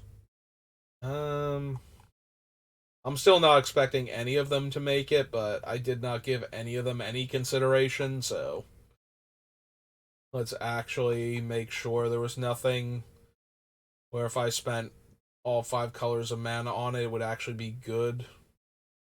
Power less than or equal to number of colors of mana spent. Better. Awaken, Devoid, Devoid, Devoid. Devoid and Ingest, Devoid, Devoid. Awaken, Awaken. Rally, Devoid, Void, Devoid, Devoid, Void. Bring to Light. Yeah, that's probably going to be the one, if anything. Search the library for a creature, instant, or sorcery card with mana value less than or equal to number of colors of mana spent to cast it. So we get a 5-drop creature, instant, or sorcery from our deck. May cast that card without paying its mana cost. Then there's a 4 mana draw 4 at sorcery speed. Honestly, that one could have been an instant, I think. Although, maybe not. Maybe 5 color would have been too good. Because there were already, like multicolor decks running around the format at the time for the X damage spell, so.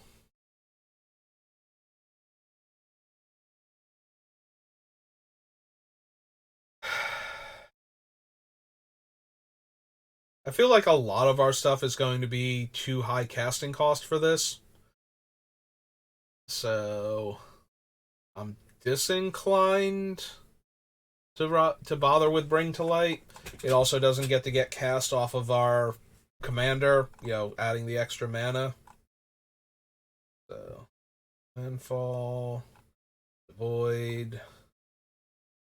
No. No. Landfall, and Devoid. Okay. Yeah, Bring to Light was probably the big converge spell, and I don't think our deck needs that either, so. Alright, on to Battle Bond. Where we can run literally any of the partner creatures. Oh no. Archfiend of Despair.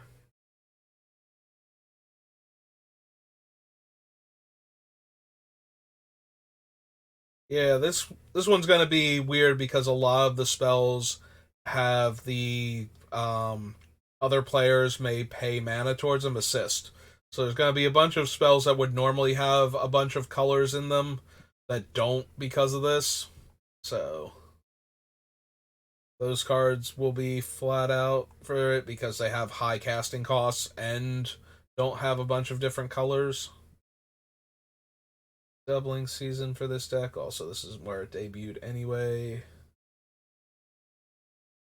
Lightsmith. Victor. Favorite.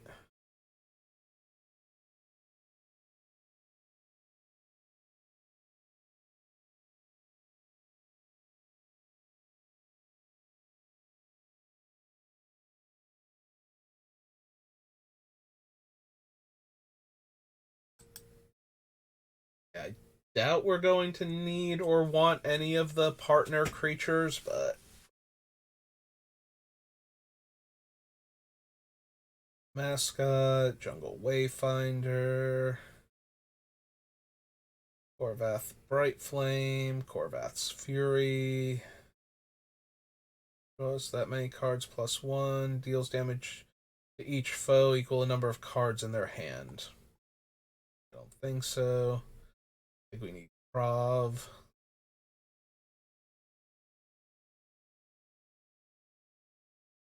That one.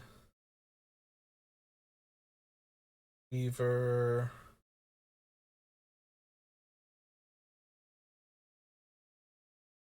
Oh, Magmatic Force. Did not even think of any of those guys. Probably not, though.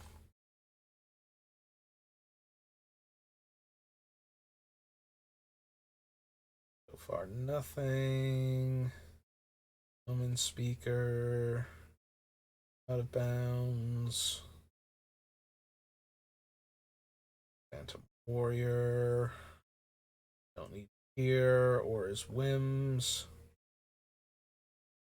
Play of the game.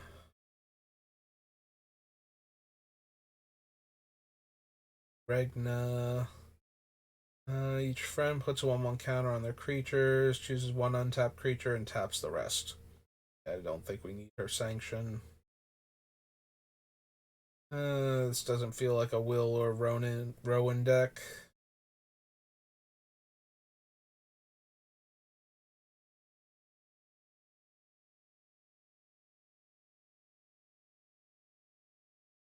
Sentinel Tower, Sickle Dancer.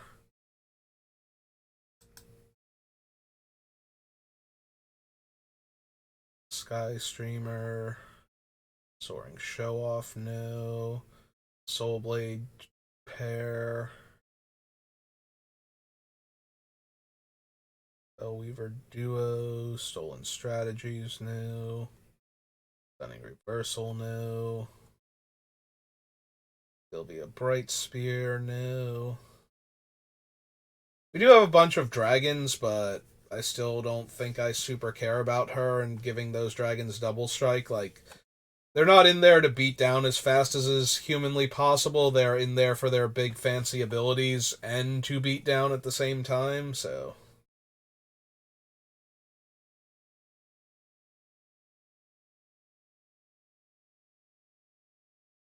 Don't think we're going to want Vigor when we get to Lorwyn, but we might. Zender Split or her Judgment. Yeah, as much as I love the idea of Fibblethip and Borborygmos hanging out together, I did expect the Homunculus and Cyclops to be Zender Split and Akum, or whatever his name is. Oh, oops. We were in B's for Battle Bond. Onward to Betrayers.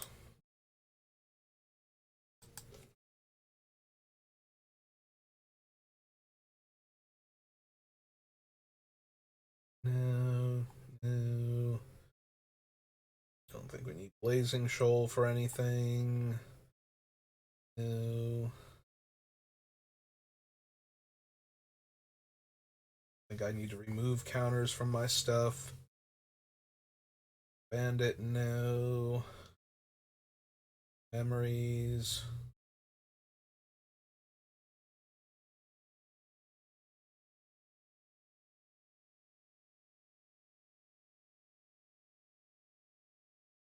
Need Fumiko. Don't need any of the Genjus. Cohort. Dory. The living Winter Orb, no. Pink Eyes. Glassgate. Squire. Honor Dead, no.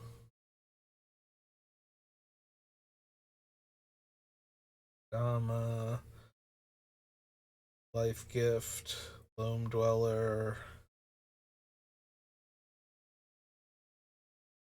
Hands, Minimo, Strider, Ninja of Deep Hours, Nourishing Shoal. Nope.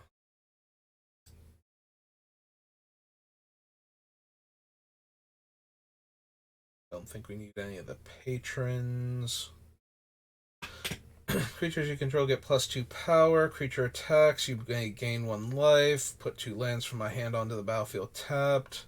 Permanent is put into an opponent's graveyard. That player loses 1 life. Untap all forest and green creatures. Activate only once each turn.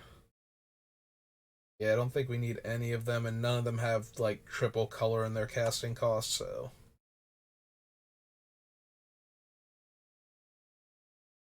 to make them, like, more tempting or in any way palatable for the deck.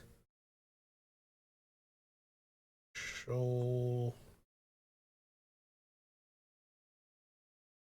Adds triple green. They don't lose the mana until end of turn.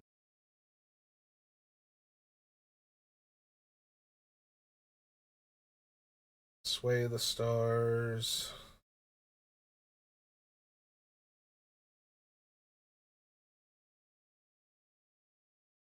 Allegiances.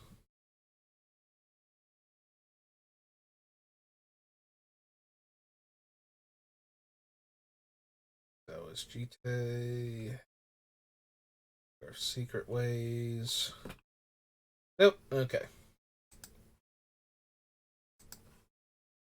It's all of Betrayers. After Betrayers comes Born of the Gods, then back to Champions of Kamigawa.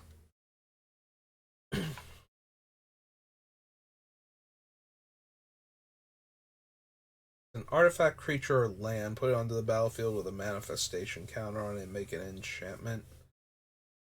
I don't think we need Arbiter. Probably be fine. Since I think we're going to have a bunch of big, splashy creatures. Astral Cornucopia, don't think so. Champion of Stray Souls. Alright, the Chromanticore. Flying, First Strike, Lifelink, Vigilance, and Trample.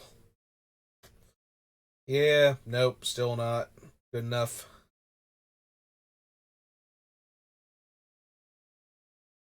Think we need Courser.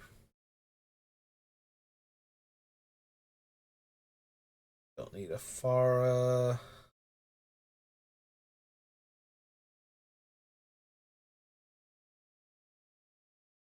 Flame Eidolon, no. Fall of the Hammer, Fanatic of Xenagos.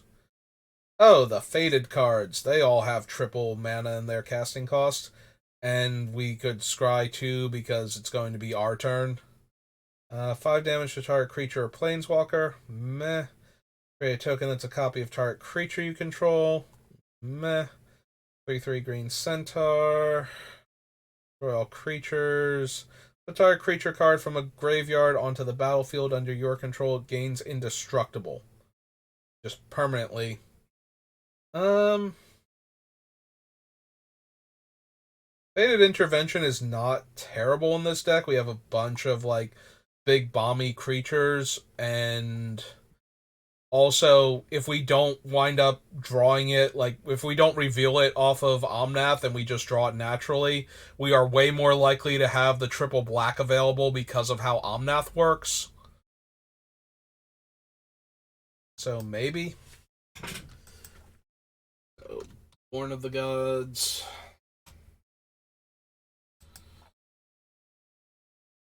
Faded. Revival. Return. Or black, black, black, and it's an instant.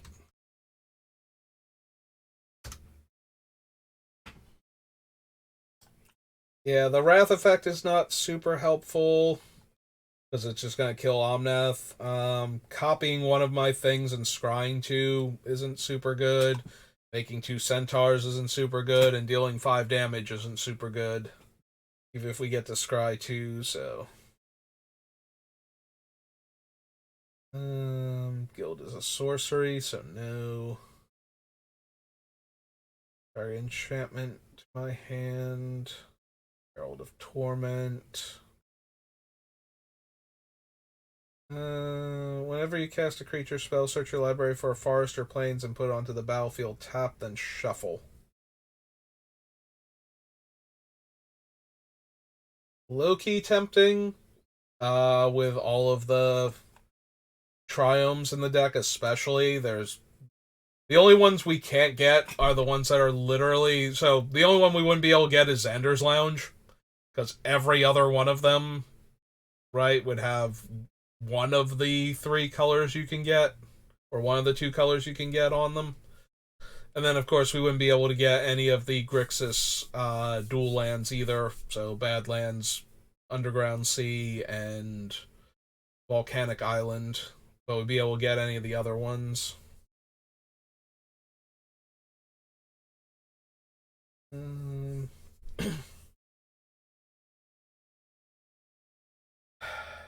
I don't know that we care enough, though, about Karametria. Like, are we going to have enough green/white pips? Most likely green. I feel like permanent wise, we're going to have a lot more green pips than anything else, and black out of this deck. But I also don't expect to be running Farika because I don't think she's particularly good. Um, hmm.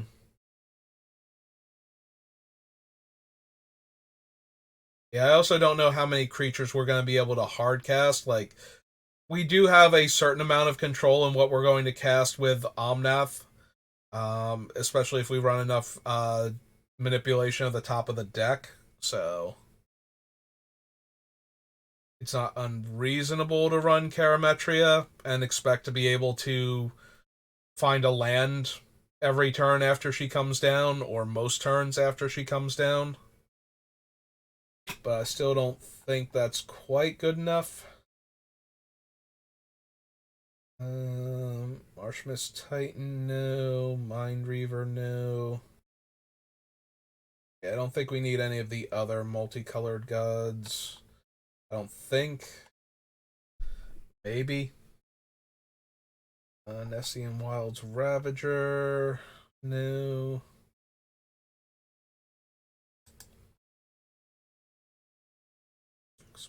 Wolf, Oracle of Bones.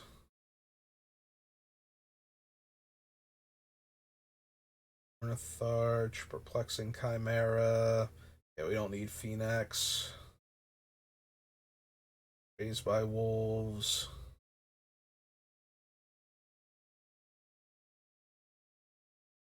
Reveler, Sanguimancy. Fire Dancer, Nick Smith.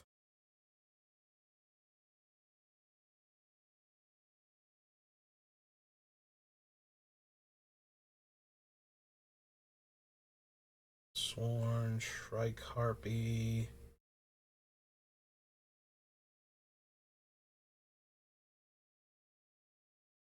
Yeah, no, every time I see one of these like big bomby card advantage creatures, it's like, why couldn't you have been triple white instead of double white?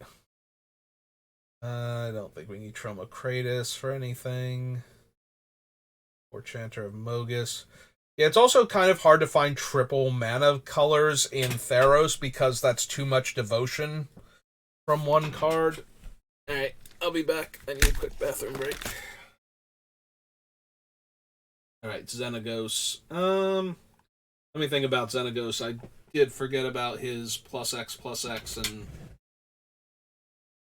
haste, which with all of the big creatures in this deck might actually be a thing.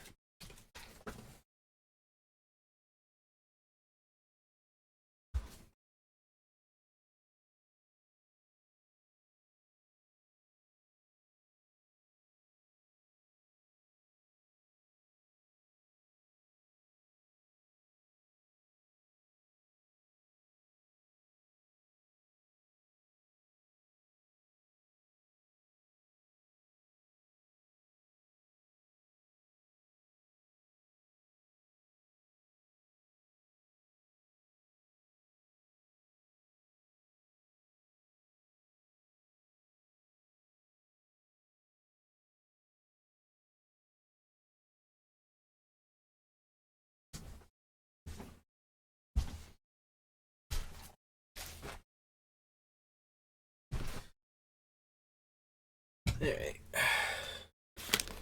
Do we want Xenagos at all? Maybe?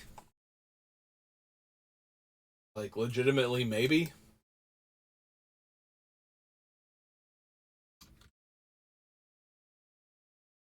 This God of Revels. 7 mana or it's 5 mana? 6/5 God. And he's 6/5. Okay. Born Champions of Kamigawa. Hey.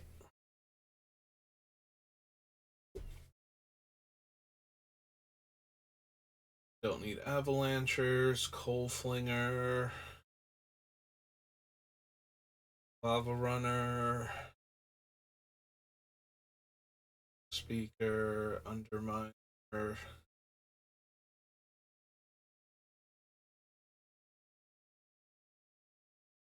Autumn Tail. How many wizards do I think I'm going to be running? Probably not enough for Azami. If we start adding a bunch of wizards to the deck, then maybe, but going a little bit fast. I don't think I'm adding many of these to the deck. So Azusa, don't think so. Ronin, no.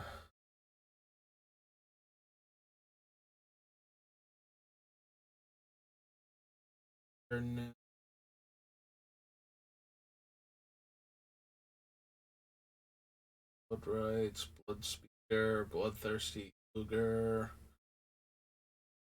Seiju, Zaki, Deceiver, Candles Glow, Vortex, Council, Fraction,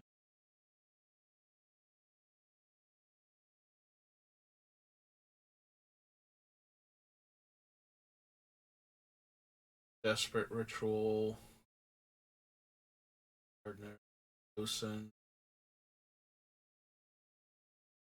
Baker, 8.5 Tails,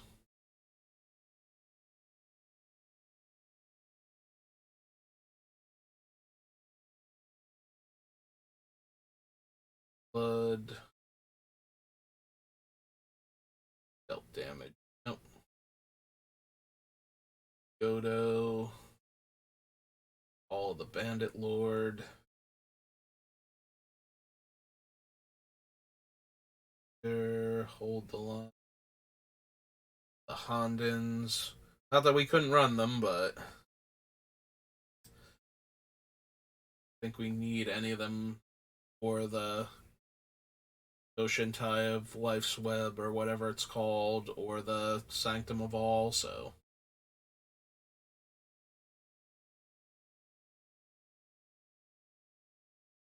Right. Yugen's triple green, but I don't think I care enough. Wanna run him? Her? I forget now. Let's see of the Painted Road. Good Reflection. Kashi Tribe. Yeah. Ichiki. Do we want Kiki Jiki? Maybe? Oh. Certainly powerful enough. The Breaker.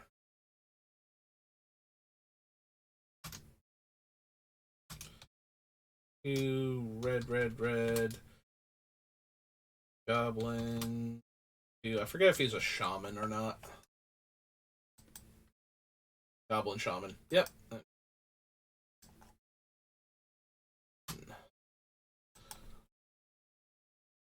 Two. Mystic. Adama the North Tree.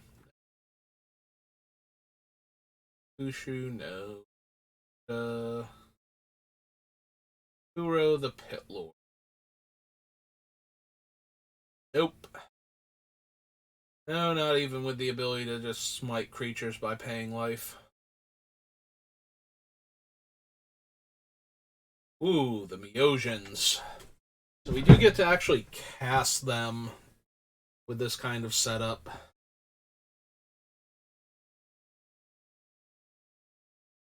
Do we want any of them?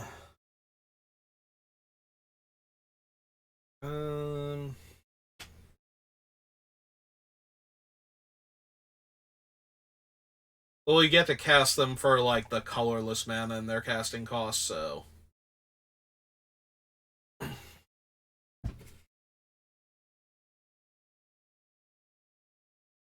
Not gonna lie. Night's Reach, Life's Web, and Infinite Rage are all kind of tempting in this deck.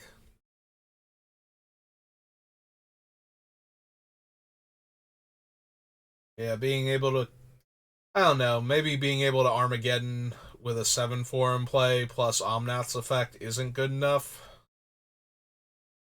Life's Web, though, with all of the expensive creatures that I'm planning on running, and Night's Reach is just obnoxious. Like, okay, everybody else discard their hands, and now you're living off the top while I have a giant 5/2 in play and Omnath.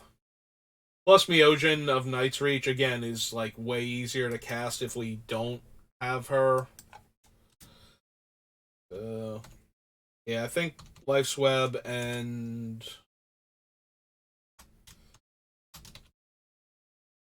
Night's Reach potentially can make it into the deck. So Life's Web is 6 triple green, 8/8. 3 Spirit 8. And Fusion of Night's Reach. It's 5 triple black. Also a Spirit, and she's a 5/2.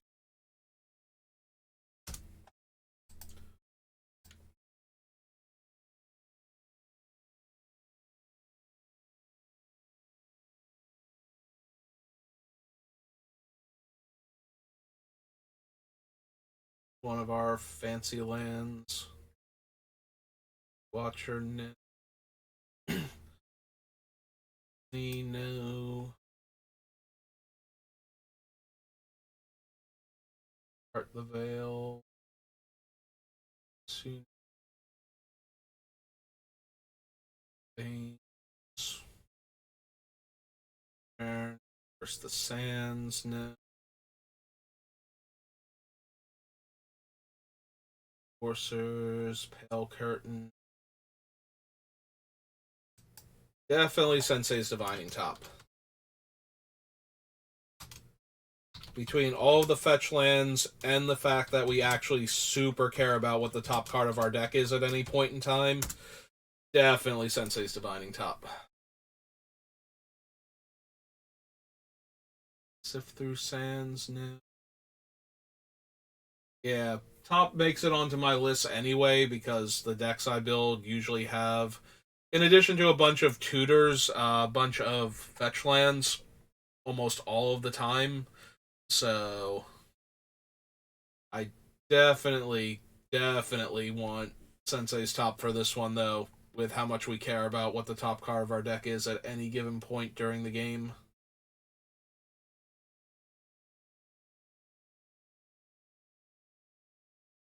When it deals combat damage to a player, you may return target arcane card from your graveyard to your hand. Yeah, I don't plan on running enough arcane cards for that to be even kind of relevant here, so.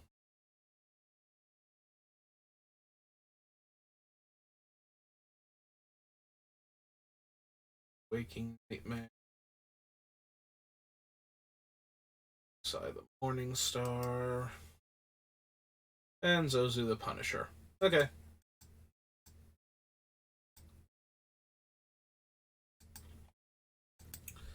Champions. Chronicles. Cold Snap.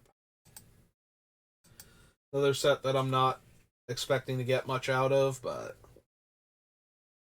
we'll see if there's anything I'm forgetting. I don't think we need the Valkyrie. Shoba. Arkham Dagson.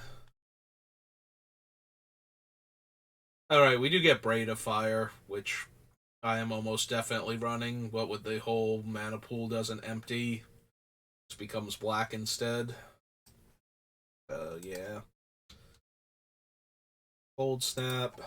Definitely want Braid of Fire here. It's 2 in a red, right? 1 in a red, even better.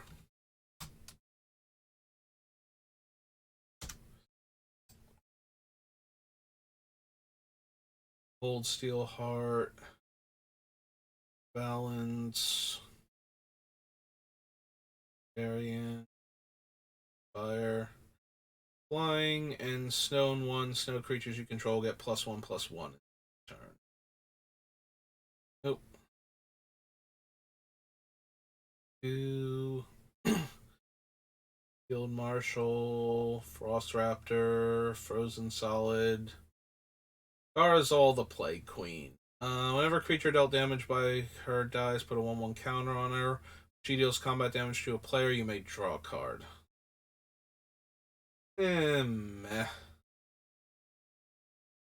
Similarly, Garza's Assassin, not really doing much for me. I don't feel like paying half my life to keep getting it back. North. Oh, we can play the Jockle Mortar. Enters tapped. Sacrifice unless you sack 5 lands. Yeah, that all seems reasonable. Doesn't untap as normal, and whenever I play an island, I can untap it. Yep, totally gonna make it into the deck. We'll check the rest of the set first, and then we'll go at it in. And if I forget, I'm not gonna forget. It's way too good. Glacial Worm. Ooh. Phyrexian Etchings. Put in the graveyard from the battlefield. You lose 2 life for each age counter. I mean, we can keep that thing going forever, but we do run the risk of it getting, like, disenchanted while it's got too many age counters on it, and we die from that, so. Rite of Flame. Another non-token creature you control dies. Create a 3/1 black-red Graveborn creature token with haste. 6/1/1 counters. Put a 1/1 counter on enchanted creature if it attacked or blocked. Otherwise, remove a counter. Nope. Soul Spike. Fucking Yeti. Sunscour. Survivor. Taminoa. Whenever a non-creature source you control deals damage, you gain that much life. I don't know how often we're going to be doing that, where we would want such a card in our deck. Don't need Banish into Memory. Wilderness Elemental. Yeah, I don't think we need Zur. I mean, we can run him, and we can tutor up enchantments with him if he lives long enough to attack, but I don't think we need him for anything. If we wind up with enough cheap enchantments, maybe we come back and add him. Alright, so the first two commander sets we just have to go through manually, so we need to look at every card, just see if there's anything. Exile target artifact or enchantment. Oh no, wait, this is actually the second one, right? Because it's Magic the Gathering Commander was 2011, then this one was 2013. I think after that we're good. So maybe the next set we don't need to have to go through every single card. Army of the Damned, Azami. Don't think we need Baleful Force. I don't think we need any of the forces, honestly. Yes, they all have triple color in their casting cost, so they're all potentially in the deck, but end of the day, I don't think we need any of them, if I'm being perfectly honest. We'll check Charnel Horde Worm when we actually get to the other Alara set. And the Ultimatums, too, and the Charms. All of those cards. Alright, they're a bunch of curses. Whenever a player attacks an enchanted player with one or more creatures, the attacking player may discard a card to draw a card. May tap or untap a permanent of their choice, put a 1/1 counter on the creature. Make a tap 2/2 zombie, and the creature's controller gains a life. I think we need mutation. Derevi. Enters the battlefield, or a creature you control deals combat damage to a player, you may tap or untap target permanent. And you can bypass Derevi's casting cost. Check the divinities later, the charms later.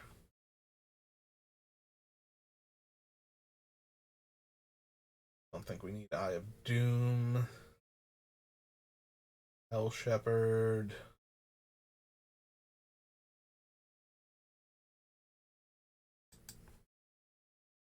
Yeah, a whole lot of cards we have to look at just to find the unique cards. Sadly. From Ashes. Destroy all non-basic lands? Yeah, no. No, no, no, no, no, no, no. From Ashes pretty much wrecks our deck. Gaji the Honored One. Gahiji? Creature attacks one or more of your opponents or a planeswalker that player controls. That creature gets +2 power. Think we need that. Grixis Charm. Homeward Path. Hooded Horror.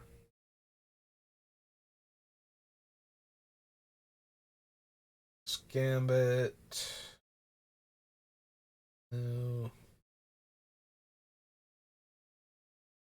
Jaliva Nephalia Scourge. Each player exiles the top X cards, where X is the amount spent to cast her, which would be 4. When she attacks, cast an instant or sorcery from among cards exiled without paying their mana cost.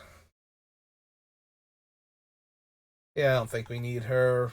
Since she's not the commander, we're not going to hit a ton of cards off of her. Marith, Will of the Wild. So, going to enter as a 3/3. Move X 1/1 counters from it. X can't be 0. X 1/1 counters on target creature. Deal X damage to any target. And make an XX elemental.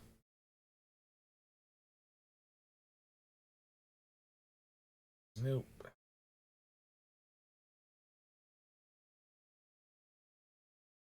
Mystic Barrier. Each player may attack only the nearest opponent in the last chosen direction in planeswalkers controlled by that player. Good old Nekusar. That player draws an additional card. Whenever an opponent draws a card, deal 1 damage to that player. Yeah, we're not getting like any serious benefit out of that. Like, that's not how we're planning on winning the game, is by making everybody draw a ton of cards, so. Gain 2 life. Whenever you gain life, you may pay 1. If you do, draw a card and each opponent loses a life. And at the beginning of your upkeep, if it's in your command zone, you gain 2 life.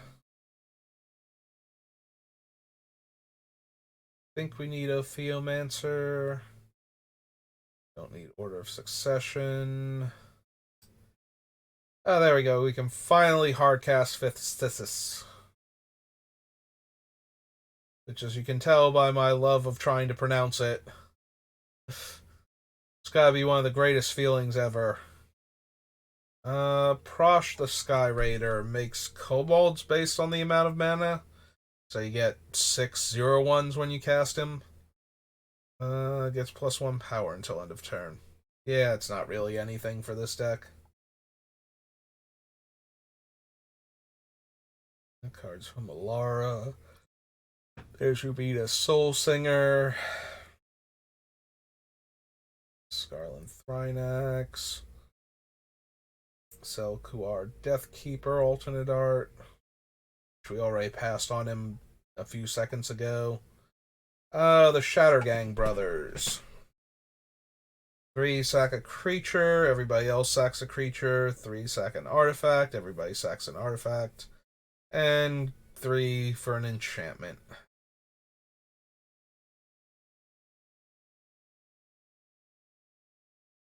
Meh.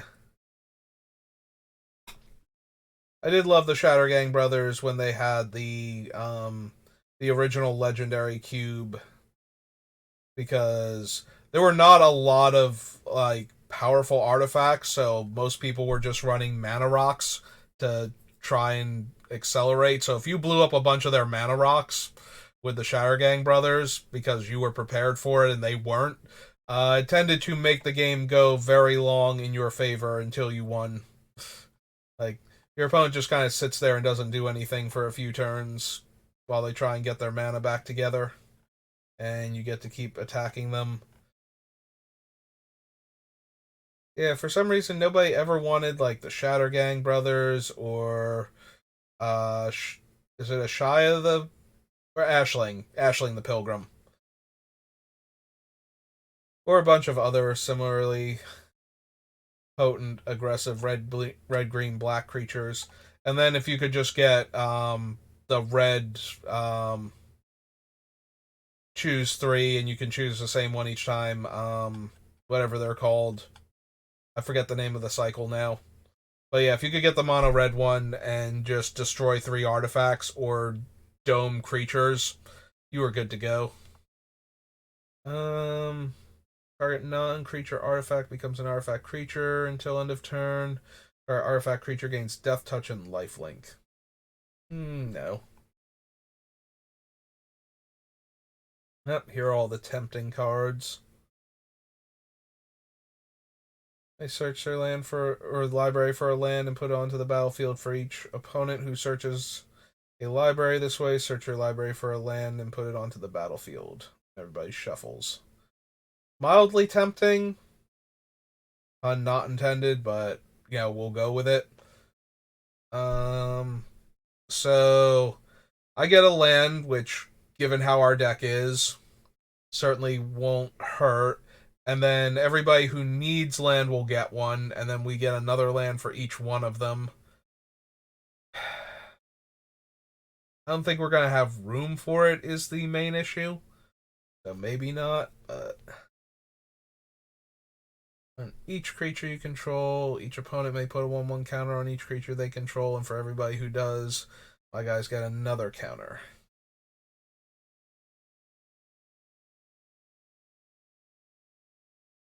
I think we need Immortality.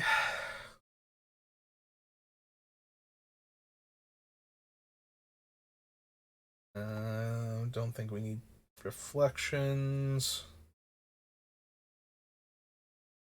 And I don't think I don't think we need vengeance either. Attacks gets plus X plus 0, where X is the number of lands defending player controls. Meh.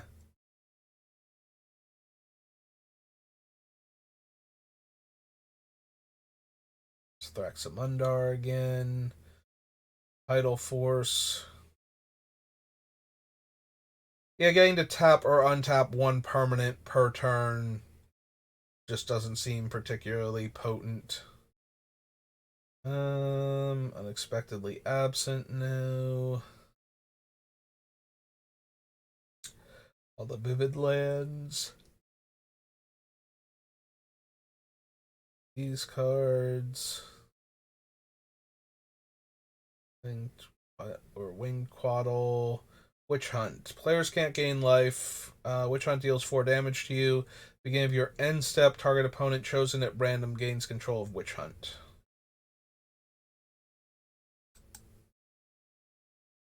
Alright, go all the way back.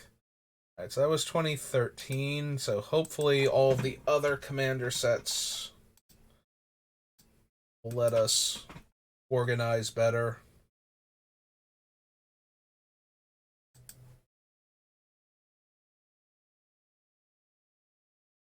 Okay, so yes. Enters the battlefield, cast it from your hand, exile all attacking creatures. No.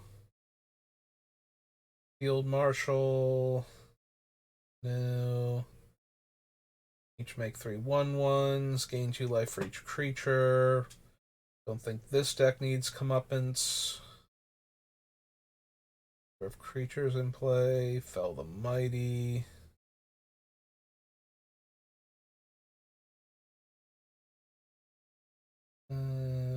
Don't need Spirit Keeper. Don't need Jazal.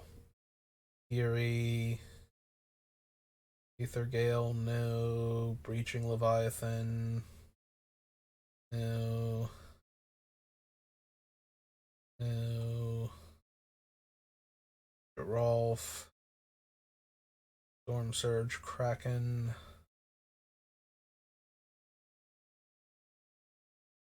Full of Ideas. Wailing Agonies, Flesh Carver, Gisa. Destroy all creatures, then return a creature card put into a graveyard this way to the battlefield under your control. It's a black zombie in addition to its other types and exile Necromantic Selection.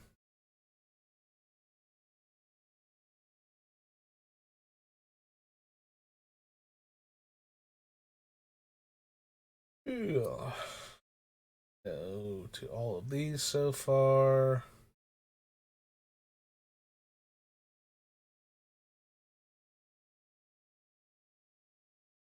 The Warmonger, Freyleys, Lifeblood Hydra. With X counters on it, when it dies, gain X life and draw X cards. Don't think so. Create an XX and X11s. No. Need Titania. Mansphere, maybe. Guess technically we can add it. You may reveal an elemental card. Tap, add red. Red tap, target creature gains haste. Yeah, we're not guaranteed to have an elemental in our hand, so. Alright, let's pop down the commander set.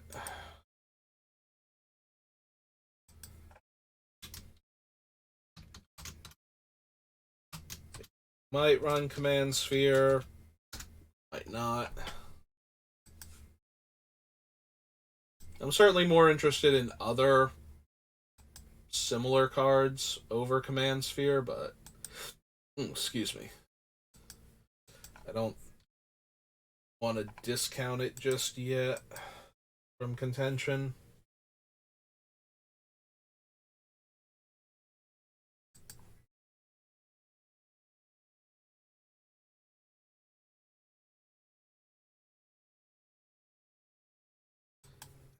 collector number thing.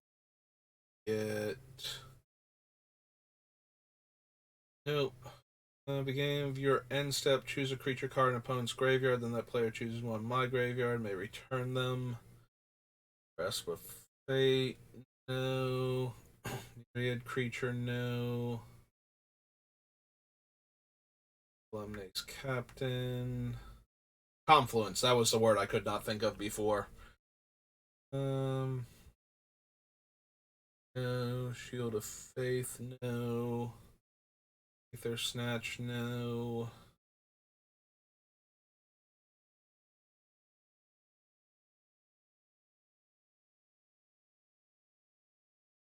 Mirror Match, Synthetic Destiny, no. Tree of the Dread Choir, and Deadly Tempest. Blood, no. Wretched Confluence.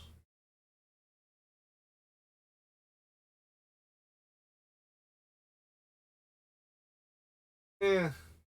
Yeah, Meteor Blast isn't doing much better than Meteor Swarm, so. Oh, Mystic's Mastery. If only your triple red were in your main casting cost. This would be the only time I would ever want that to be true, but.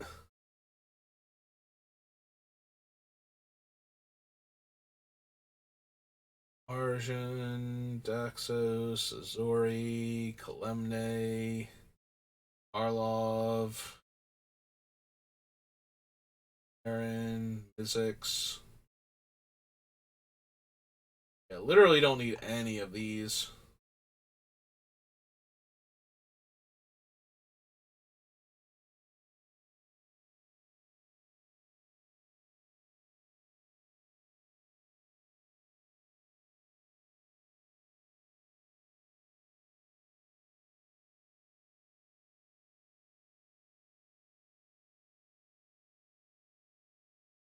Okay, so those are all the experienced creatures, and I don't think we need any of them. Of its chosen colors. Nope. Vessel and Command Beacon. Nope.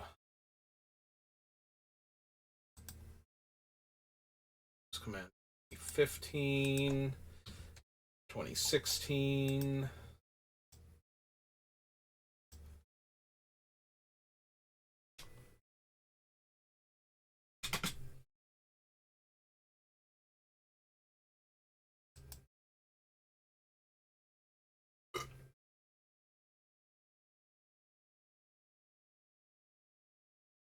Target player sacrifices an attacking creature. You create X 1/1 soldiers, where X is that creature's.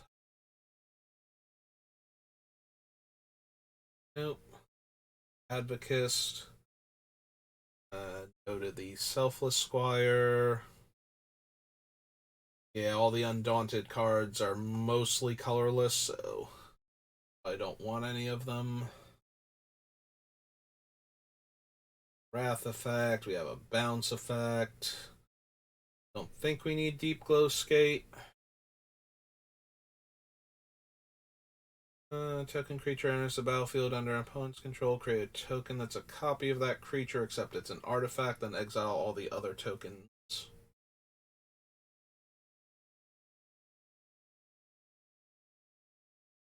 Manifold Insights, Cruel Entertainment, no. Parting Thoughts. Transformation. Put a Fury counter on it, then it deals damage equal to the number of Fury counters on it to that enters the battlefield, or at the beginning of your upkeep, gain control of enchanted permanent, untap it, it gains haste. Spymaster. Bad if able. Where Rune Hellkite comes from. Benefactor's Draft.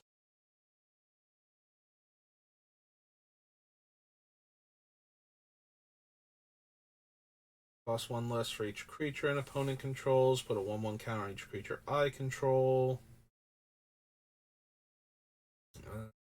Attacks against trample and indestructible.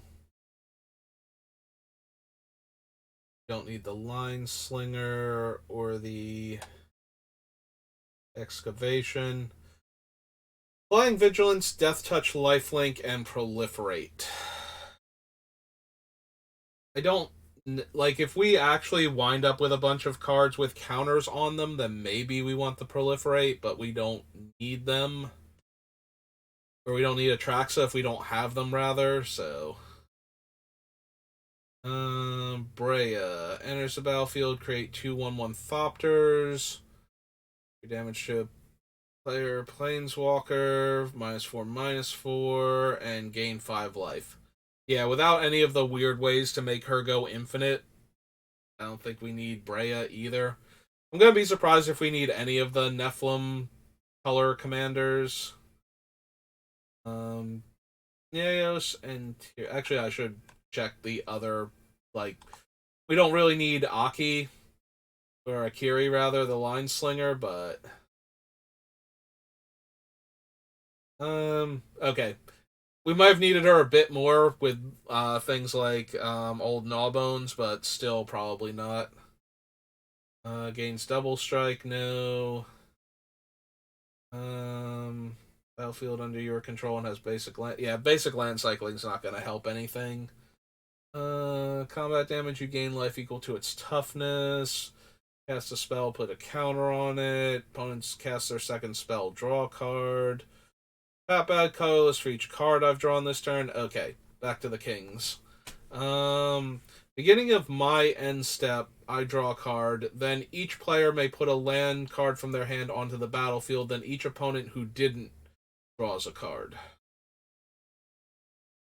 We're not really enough of a group hug deck to want that effect, I don't think.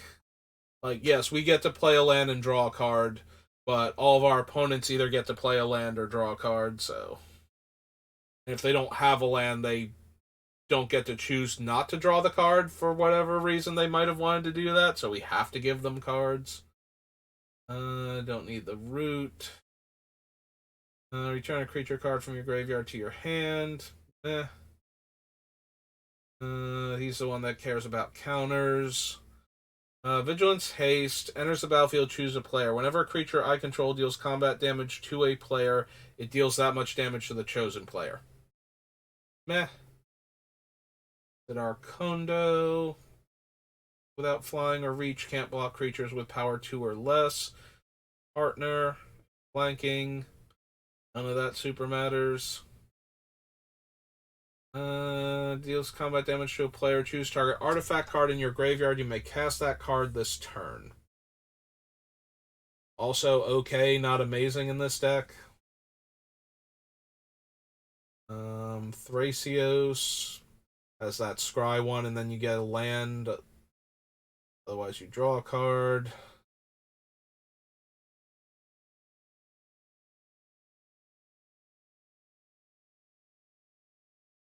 Alright, Yidris is not terrible with what we're doing. I skipped over Timna. I pay X life, where X is the number of opponents that were dealt combat damage this turn if you do draw X cards. And we did skip over Vile Smasher also.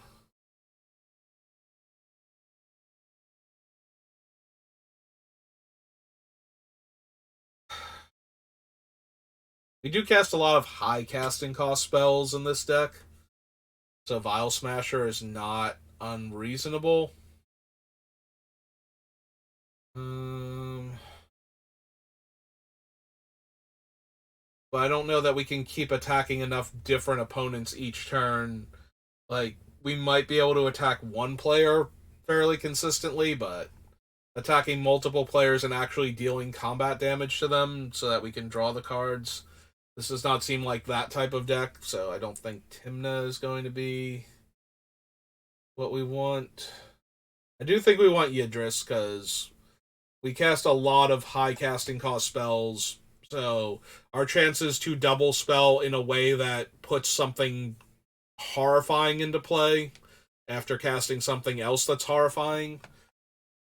Also, we get to cast Yidris for basically 1 mana. And we do put the cards into our hand with Omnath, so we are getting to cast them. So from our hand to trigger Yidris. So Maelstrom, what was it? Maelstrom Wielder.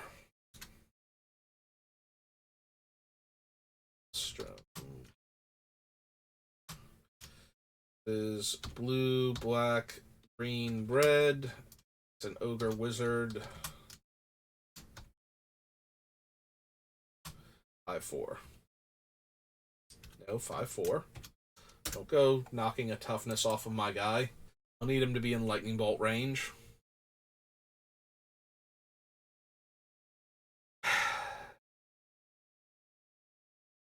I mean, yeah, we probably want prismatic geoscope in this deck.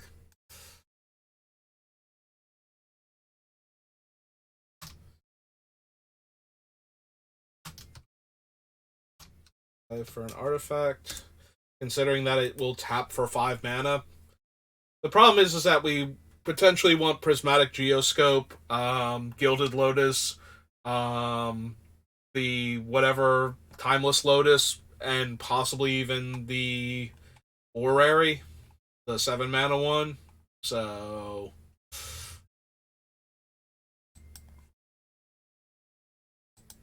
there's a lot of potential for all of those to make it into the deck, but I don't know how many 5-drop large amount of mana producing artifacts we actually want. That was 2015, right? Oh, 2016. Alright, so we need 2017. Oops.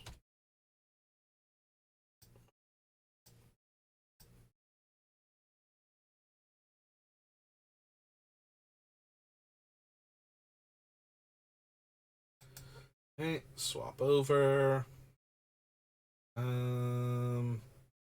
Probably don't need Alms Collector. Balin, no. Curse of Vitality, no. Non-land permanent you don't control, then each other player chooses a non-land permanent they don't control that hasn't been chosen. Destroy all other non-land permanents.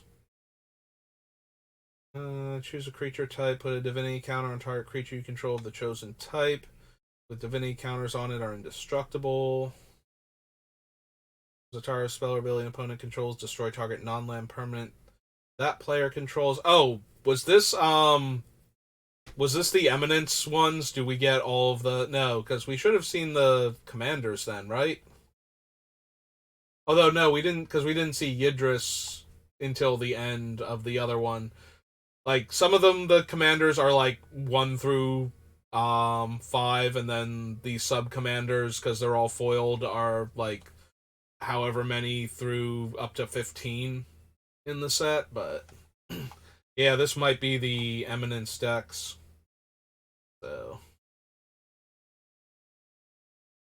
because I feel like a white dragon that cares about dragons being targeted was only ever in the uh what's his name Dragon commander deck. So destroy target non-land permanent that player controls. I don't think we need Stalking Leonin. Varies protection. Is attacked, you draw a card. Each opponent attacking that player does the same. Plus, we got the Kindred card, so yeah, it almost has to be. Untap Wizard, return target non-land permanent. And here are the vampires. Return target wizard or vampire. Whenever a dragon you control dies.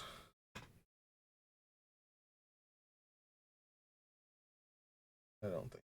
Curse of Disturbance, Karu Mind Eater, Kindred Dominance, New Blood, no. Patron of the Vein, no. Vindictive Lich, no. Sworn Steward, no. Or the Honor Guard, rather. Player does the same. Disrupt Decorum. Chemister, no. For each creature you control the chosen type, create a token that's a copy of that creature. Those tokens gain haste. Exile them at the next end step. Shadow, no. Territorial Hellkite, no. Curse of Bounty. Hungry Lynx. Right, these are the cat ones now. Don't think we need Kindred Summons.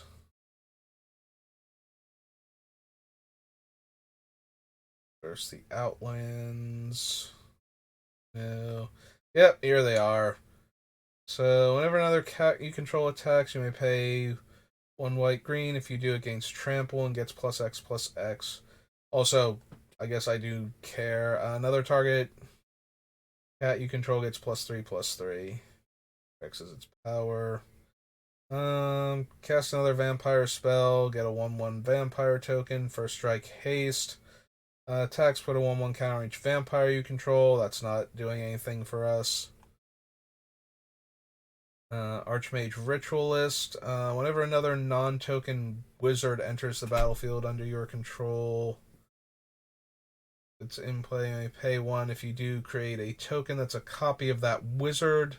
Again, I don't know how many actual wizards we're planning on running, so... tap 5 untapped wizards you control. Target player loses 7 life. Once during each of your turns, you may cast an instant or sorcery spell from your graveyard. And if you do, exile it. First strike. Cost 1 less to cast for each 1 life you gain this turn. First strike lifelink. Pay 5 life. Put 3 counters on her. Activate only during your turn and only once each turn. Enters the battlefield, exile an artifact or creature. Yeah, I don't think we... I know what Marcel does because it's technically the commander of one of my decks, but it's one of my least favorite. I forget if I actually finally pulled it apart or not. But it is a Grixis Artifact Matters deck, and I did not like the way it turned out. It only really works super well when Marcel winds up exiling Urza Lord High Artificer, so... put a bounty counter on target creature an opponent controls. It has, when this creature dies, each opponent draws a card and gains 2 life. No. Don't need Miri. Don't need Nazan. Oh, Kaigachi Vengeful Kami. That player attacked you during their last turn. Exile target non-land permanent that player controls. Meh.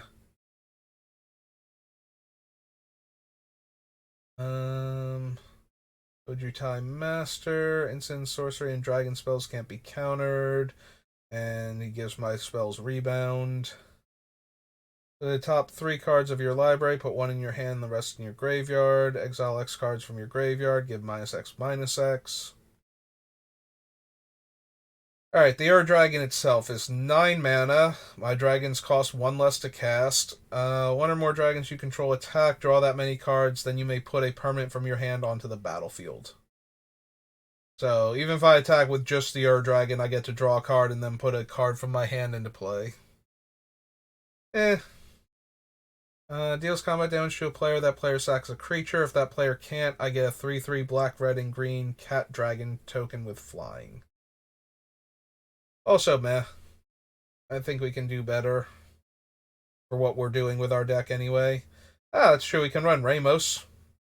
He doesn't have any colors himself, but every time we cast a spell, he gets counters based on that spell's color. And we remove 5 counters to add 10 mana.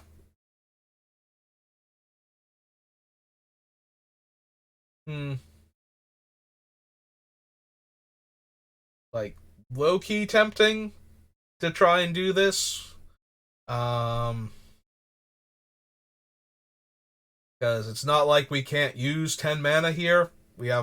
I'm putting a bunch of expensive spells, and it is very easy for us to cast spells with like 2 or 3 colors in them to start getting counters on Ramos, so he could very easily give me 10 mana. Like, every turn, or like anywhere between every turn and every 3 turns once we've cast enough spells where we don't have enough cards to work with. And with us drawing an extra card functionally every turn off of our commander and getting mana towards playing those spells and being encouraged to run like 3, 4, and 5 color spells. Maybe. He's a 4/4, right? Okay. So Amos, Dragon Engine, 6 mana, Art Dragon, 4/4. Not at Dragon. Art Dragon. And Path of Ancestry. Alright.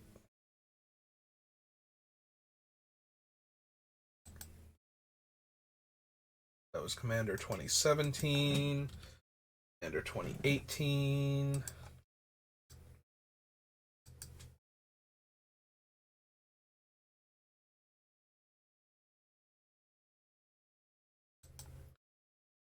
Add this in.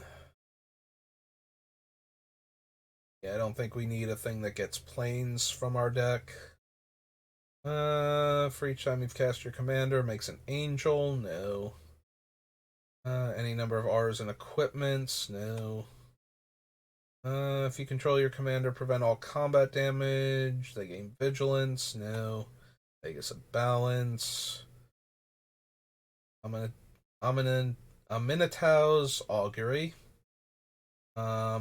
Well, I do expect us to have a bunch of different card types. I still don't care for this card. And the fact that it's not like 3 blue and 5 just hurts it more for this deck, so. We don't need Echo Storm. Octopus Umbra. No. No. Return X target creature cards from my graveyard to the battlefield. So probably not. Like, it's okay, but not amazing. Skullstorm again suffers from not being triple black. Also, our commander, while he is castable a few times, still gonna struggle to pull that one off. Sower of Discord, no. Emissary of Grudges. No. The Bane. No, the Fury Storm. No, Nesting Dragon. It's a Dragon Egg token.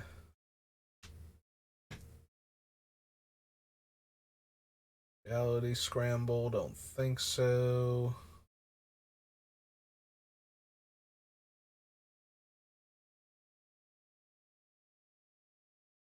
Healy's Directive. Top X cards of your library. Put any number of artifact cards with mana value X or less from among them on the battlefield. And all other cards that weren't put onto the battlefield into my graveyard. Treasure Nabber. No. Varchild Betrayer of Keljor. Don't think so. The Crash. Genesis Storm. Until you reveal a non-land permanent, put it onto the battlefield, and the rest on the bottom of your library in a random order. Don't think so. Little Guardian. Time it was cast. Whenever your commander is put into the command zone from anywhere, draw a card.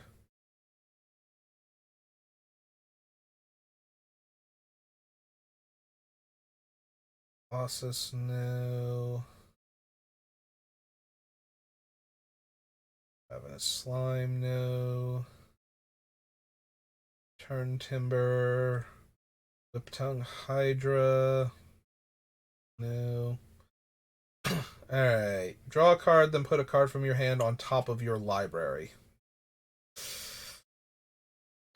So, unfortunately, it's the beginning of your main phase 1, that you get to do Omnath, so by that time, activating Aminatau doesn't actually let you um like get a card off of Omnath, unfortunately, because there's no way to activate her before you get to reveal the card.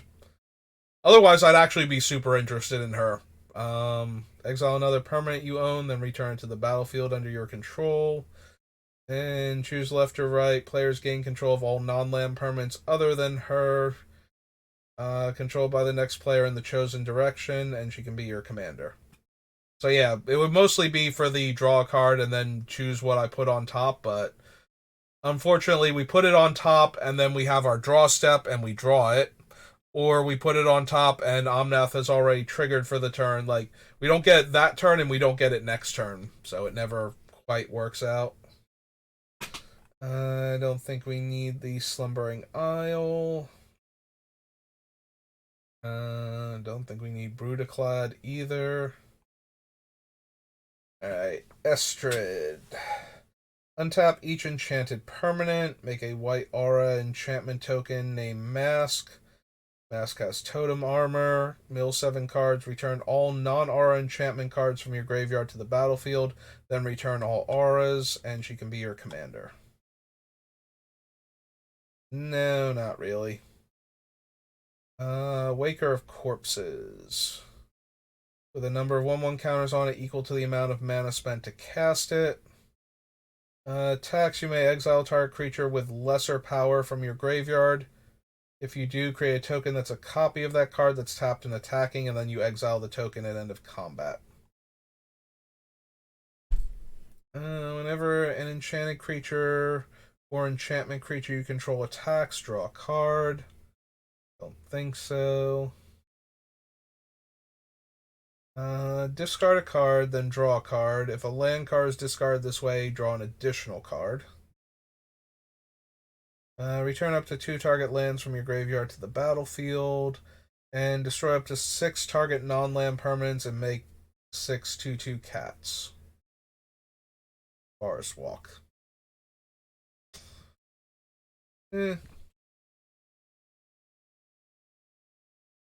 Saheeli makes a servo. Next spell you cast costs 1 less for each artifact you control. For each artifact you control, create a token that's a copy of it. Those tokens gain haste. Exile those tokens at the beginning of the next end step. Artifact source. I don't need Tawnos for anything. Thontis the Warweaver, or Thantis the Warweaver. Vigilance Reach. All creatures attack each combat if able. Whenever a creature attacks you or a planeswalker you control, put a 1/1 counter on the Warweaver. Probably not. Reach enchantment. Whenever you cast your first enchantment spell each turn, draw a card. Again, that's going to depend entirely on how many enchantments I want to run, and I don't think I need a 3-color 1/1 Verduran Enchantress. Even if she does get bigger for each enchantment, unless I'm running a lot of enchantments, and I don't know that I am yet. Draw that many cards, then discard that many cards. You gain that much life. Exile 2 cards from my graveyard. Create a tap 2/2 zombie. Think so. Windgrace's Judgment, though, yeah.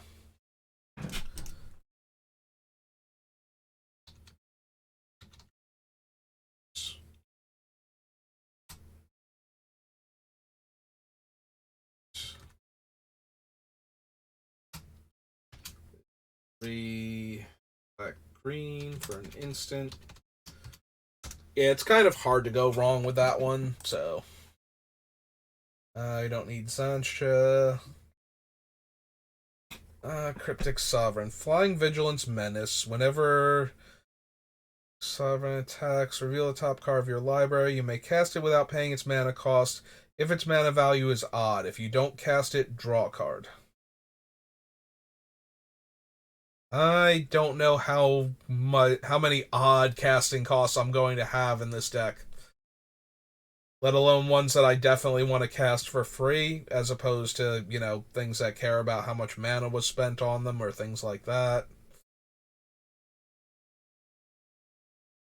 You may cast that card. If you don't cast it, draw a card. So if we don't want to cast it for free, we do get to put it in our hand, but I don't know how much we need this compared to some of the other cards we could potentially have. Yeah, no to any of these so far. Forge of Heroes, no. And Isolated Watchtower, which I hate. Yep, okay. That was 2018. 2019.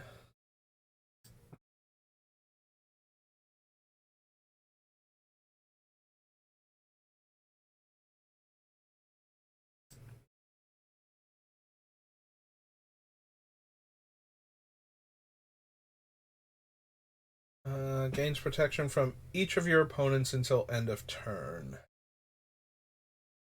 For each time you've cast your commander from the command zone this game. Can't cast spells and the combat phase. Mana value 3 or less, and has flashback 5, and copy this card and choose new targets. Cast a spell, Populate. Create a 1/1 spirit. Sacrifice a spirit, gains indestructible.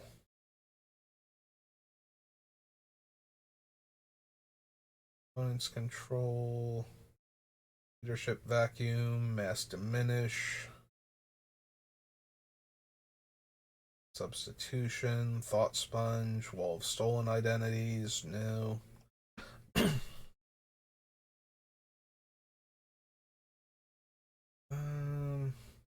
Archfiend of Spite, think so.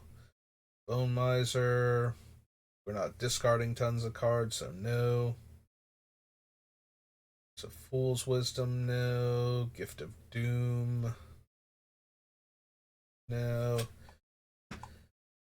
Carrick, ironically, not particularly good in this deck. Like, yes, we can add the triple black, and then we can spend life instead of black mana, but out of all of the colors, black is the easiest one for us to not have to bypass by paying life here. So it would actually be better if we had access to any other colors through Carrick, but then he wouldn't be mono black, so. Nightmare I'm Making, no. Leaving Amalgam, no. Excuse me.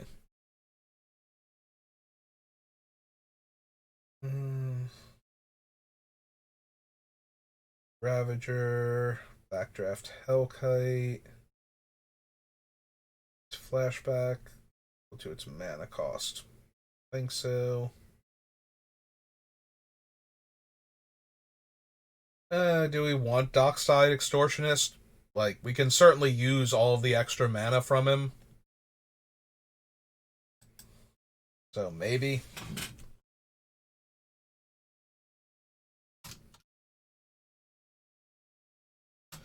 At least add him to the list. He's red and 1, right? He's like silly low casting cost. Yep. Goblin Pirate.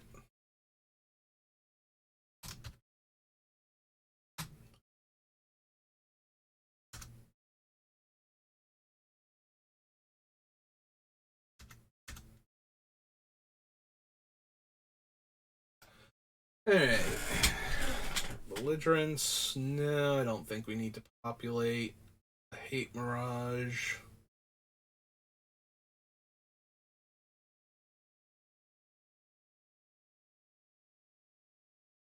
No, Ignite the Future.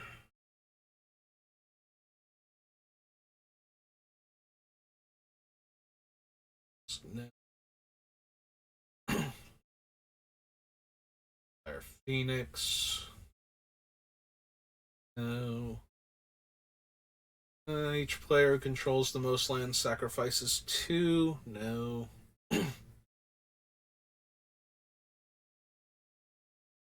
See, Wildfire Devils was 1,000 instant sorcery from their graveyard. Copy that card. You may cast the copy. I don't really need that. Now, Altasaur fights. No. Played X times. No.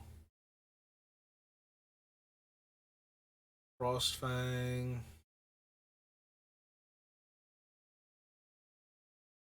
Logist.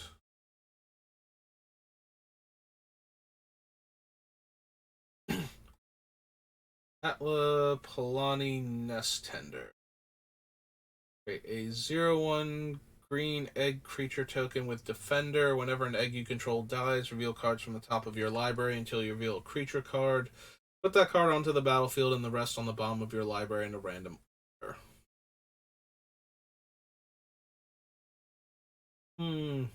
Eh. Honestly, think we need that. Think we need Chainer either.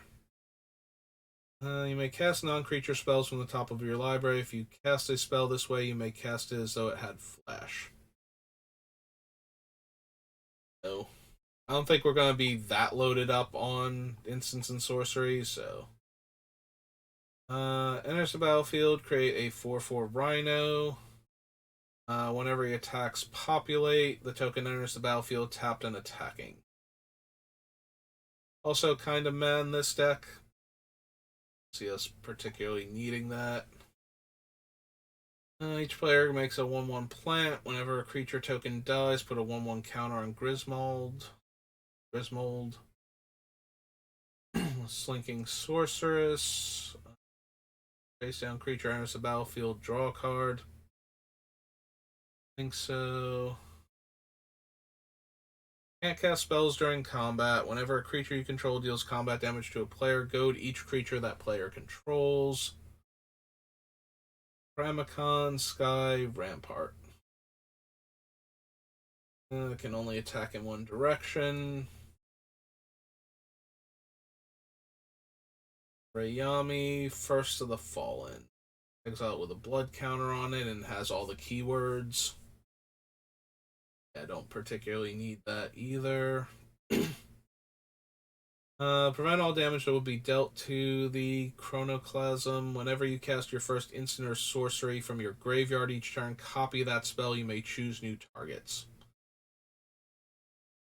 I don't know how many times I'm casting a spell from my graveyard with this deck, though, so I don't think I need that. And then we have Volrath. And I don't think I particularly need him either. Like, we're not putting -1/-1 counters on everything all of the time. So his ability to do it once per combat step during my turn, kind of useless. Aeon Engine, Empowered Auto Generator. Don't think we're making tokens for Idol of Oblivion, like, consistently.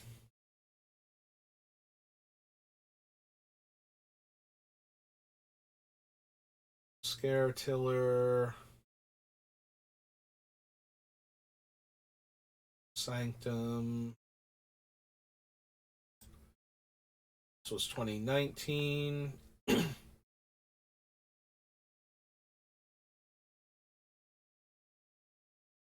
One.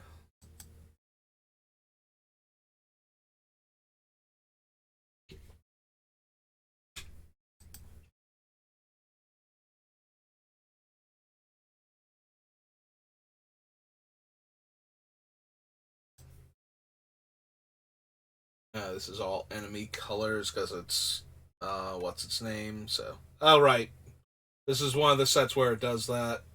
Where I try and put it in set order, and it's just like, no, I don't wanna. I refuse.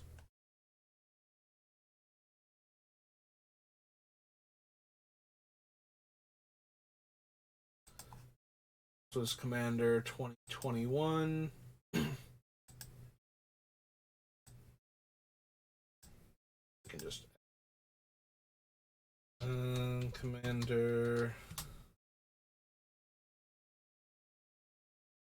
21.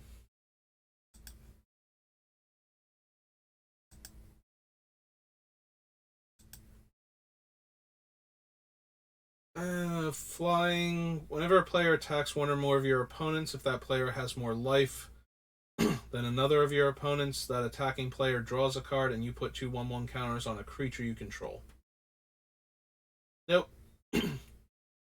Flying, Mentor. Whenever a non-token creature you control dies, if it had counters on it, create X, tap 2/1 Inkling tokens, where X is the number of counters. They ran Voice of Duality. Sorcery gets +1/+1 until end of turn. Casting or copying an instant or sorcery causes a triggered ability of a permanent you control to trigger. Ability triggers again.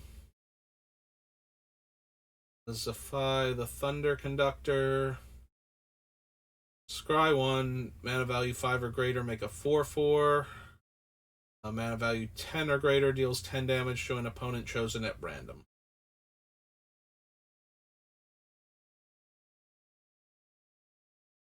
Create a number of food tokens equal to the number of non-token creatures you had enter the battlefield this turn.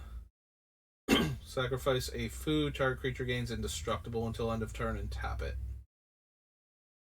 Choose another target creature. Put a number of 1/1 counters on it equal to the amount of life you gained this turn or the amount of life you lost, whichever is greater. Activate only as a sorcery. Other artifact creatures you control have haste. One or more artifact creatures you control attack. Deals X damage to any target and use Scry X, where X is the number of tapped artifacts. Vigilance. Second artifact target creature you control gains +2/+0. Exile an artifact card with mana value X from your graveyard. Create 2 tokens that are copies of the exile card as a sorcery. Ward 2, if one or more tokens would be created under your control, that many tokens, twice that many tokens instead. Fractal Bloom would create one or more tokens during each of your turns. You may instead choose a creature other than this and create that many tokens that are copies of that creature. Angel of the Ruins. Exile 2 target artifacts and or enchantments, and it has plane cycling. Star 5 based on my artifacts. Things can attack you or planeswalkers you control. Cast an artifact spell, pay 2, make the construct. For a target non-land permanent, its controller makes 2 treasures with Demonstrate. Secretly choose an opponent, reveal the player you chose. You and target permanent you control each gain protection from the chosen player until end of turn. Activate only once. Creatures under your control, draw a card once per turn. Monologue tax. Discipline Enforcer. Each player put a 1/1 counter on up to 1 target creature that player controls. X is the number of counters on that creature. Nope. Loyalty, no. Sponsor or scholarship sponsor, no. Commander's Insight. Curiosity Crafter. Player exiles cards from the top of their library until they exile an instant or sorcery that I can then cast. Create a fractal. Target creature token can't be blocked. No. Thesis, no. Bounce all tokens, bounce all non-tokens.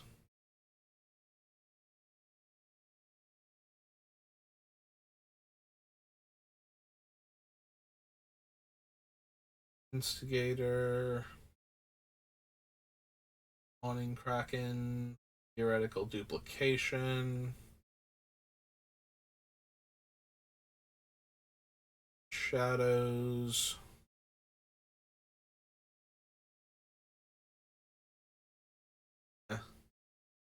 Light Mound, no. Bold Plagiarist.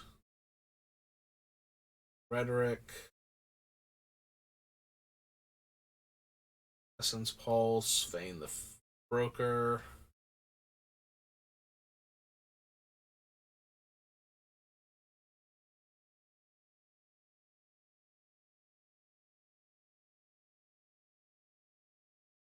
Kill 5 cards, return a creature card from your graveyard to the battlefield. Duelist. Go to Marshland, Bloodcaster. Singing Study.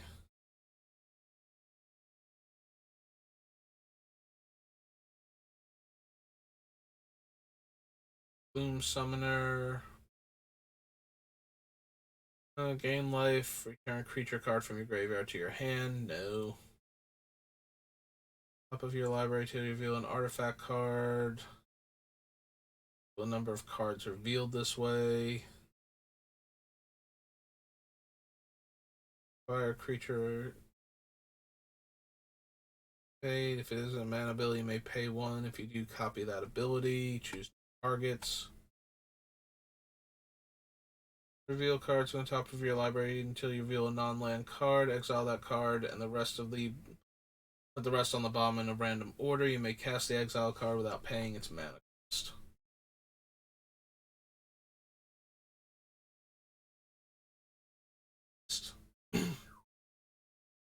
Discard a card, then draw a card. When you discard a non-land card this way, Fiery Encore deals damage equal to that card's converted mana value to target creature or planeswalker, and Storm. It's a battlefield with X 1/1 counters on it, where X is the total mana value of instant and sorcery cards in your graveyard.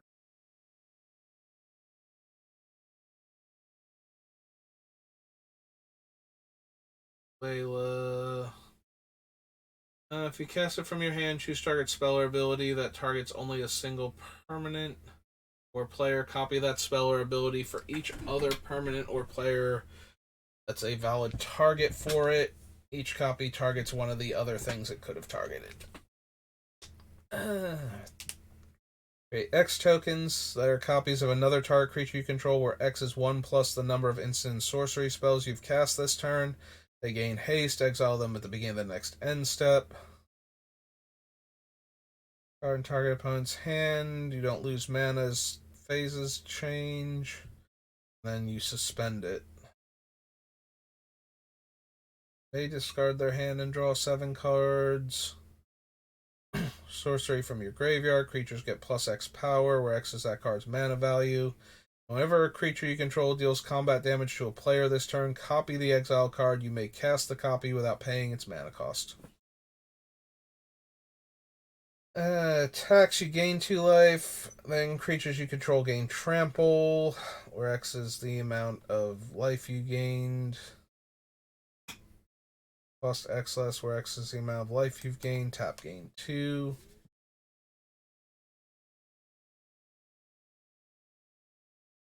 Fractal Harness.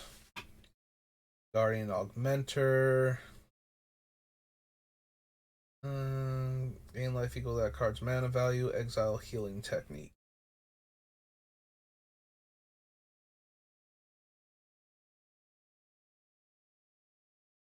Then X 1/1 counters on it, where X is the number of growth counters.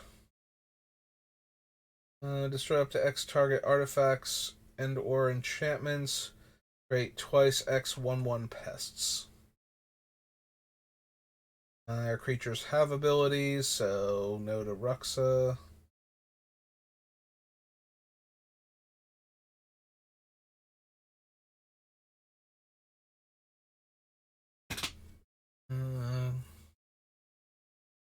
Value X or less from a graveyard. Create a 0/0 green and blue fractal token with X counters on it.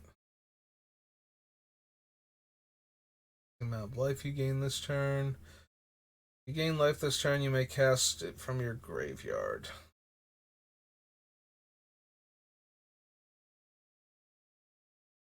Create a 4/4 green fungus beast creature token with trample.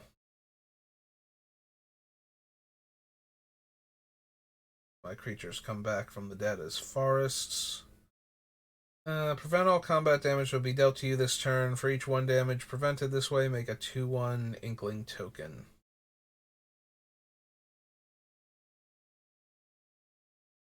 Total power of creatures they control that were exiled this way. Interpret.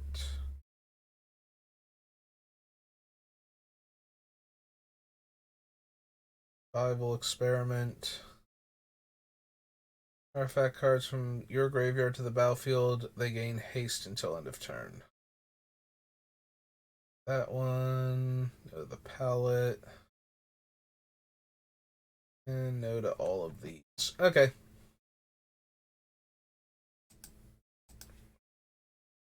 Alright, so that was Commander 2021, which for some reason is weirdly bugged on Gatherer to not work that way.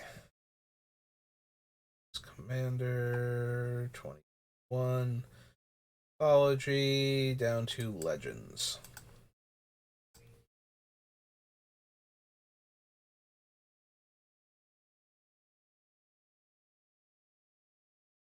The number of elves plus the number of elf cards.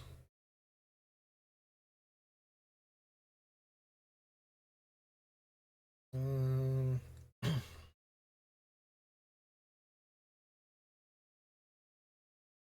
know that we need ISC, the Tyrant of Gear straight, but I am tempted just because of the raw power of it.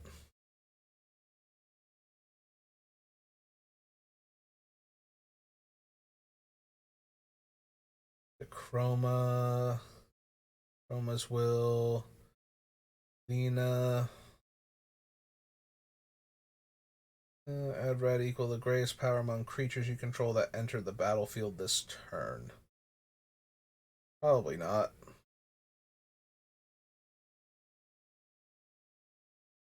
Let's create a spirit. No. Amareth the Lustrous. Other permanent enters the battlefield under your control. Look at the top card of your library. If it shares a card type with that permanent, you may reveal that card and put it in your hand.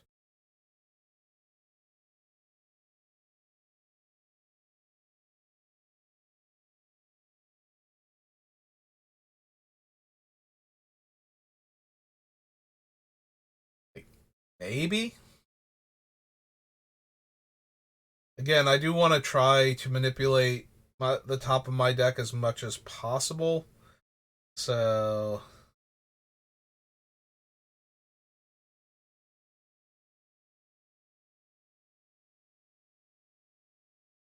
put it in your hand.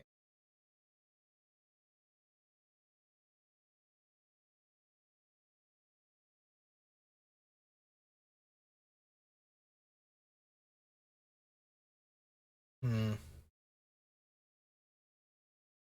don't know if I'm going to be able to manipulate the top card of my deck enough to make Amareth keep triggering all the time. And the 6/6 Flying Dragon is only okay in my deck. It's not amazing otherwise.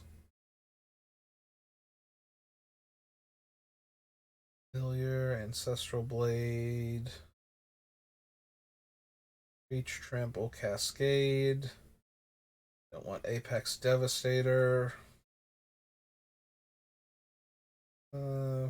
Battle cards from your graveyard equal number of opponents you have. Target creature card in your graveyard gains Encore. Is tapped. Other permanents enter the battlefield tapped. As long as it's untapped, other permanents enter the battlefield untapped. Mildly tempting with the amount of triomes I'm planning on running in the deck.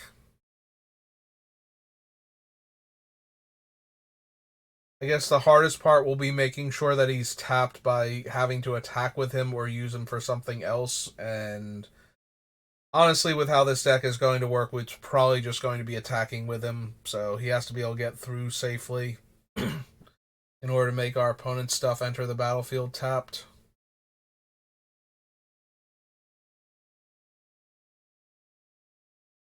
So probably not.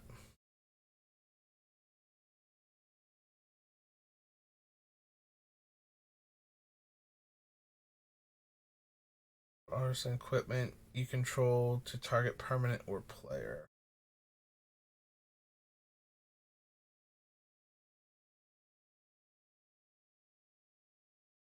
We need the Archon at all.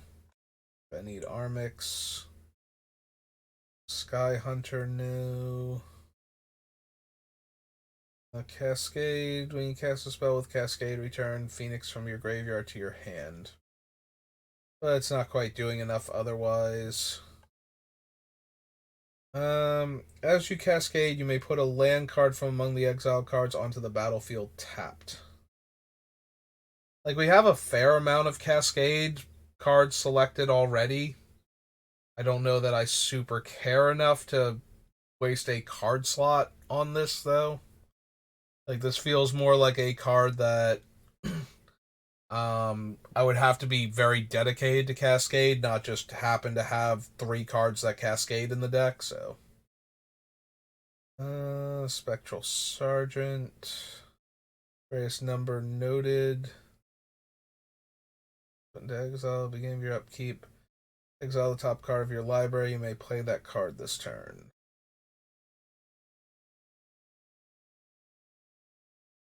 Bio Waste Blob.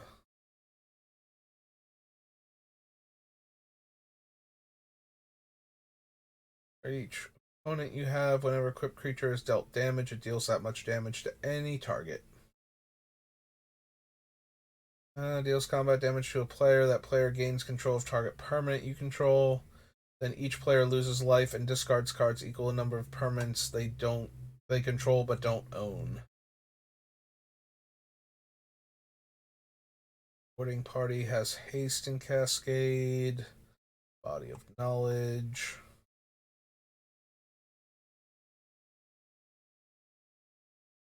Create a treasure token. Alright, that's a reprint. One or more pirates you control deal combat damage. Or no, deal damage to your opponents. Exile the top card of each of those opponents' libraries. You may play those cards this turn. You may spend mana or mana of any color to cast them. I don't think we need Briarblade Adept.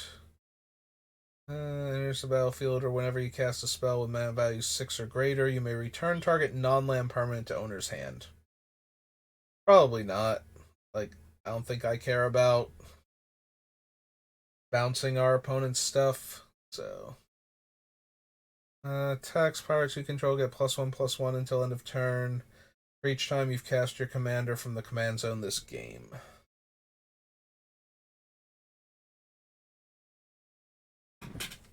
Land defending player controls.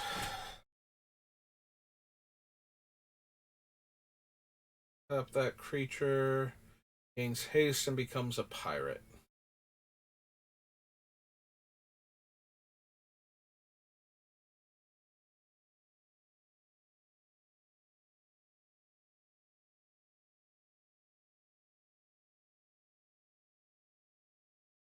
Vigilance Reach. Last you or another creature you control dies. Return up to one other target creature card with lesser toughness from your graveyard to your hand.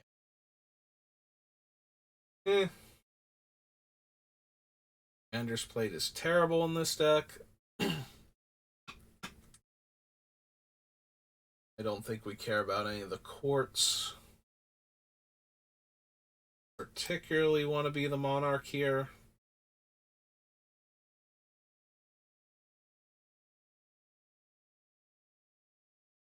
Which is Dargo the Shipwrecker.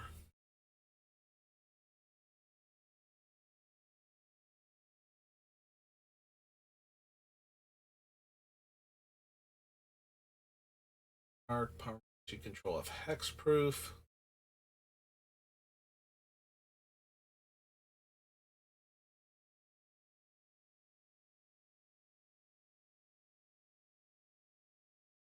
Esther Mage. Elegeth.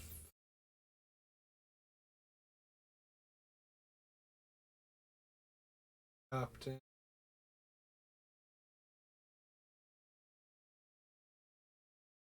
We have cards in there.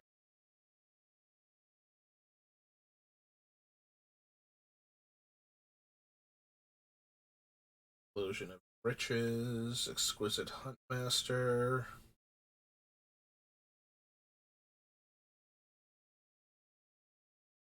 Deals damage to the player or planeswalker it's attacking equal number of artifacts you control. I think so.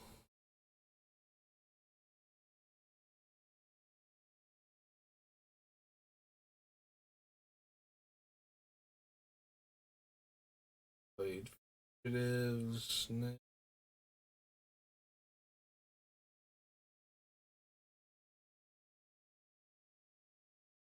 We could give Omnath Cascade, but no.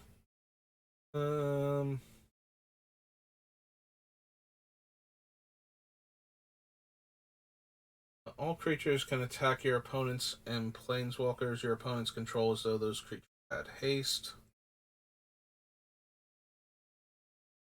Return target enchantment card from your graveyard to the battlefield. Again, I don't know how many enchantments we're actually going to be running, so. Choose one. X is the number of spells you've cast this turn.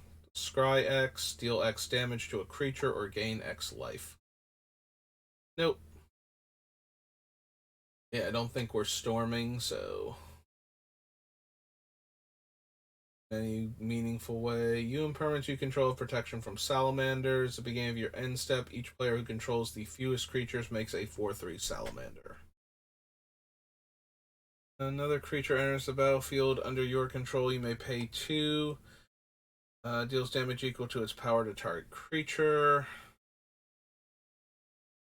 Creature spells you cast cost 1 less for each creature you control. Top card of your library. If it's a creature card, put it onto the battlefield, tapped and attacking, defending player or planeswalker they control. Otherwise, put that card in your hand. Put a creature onto the battlefield. This way, it fights Hans.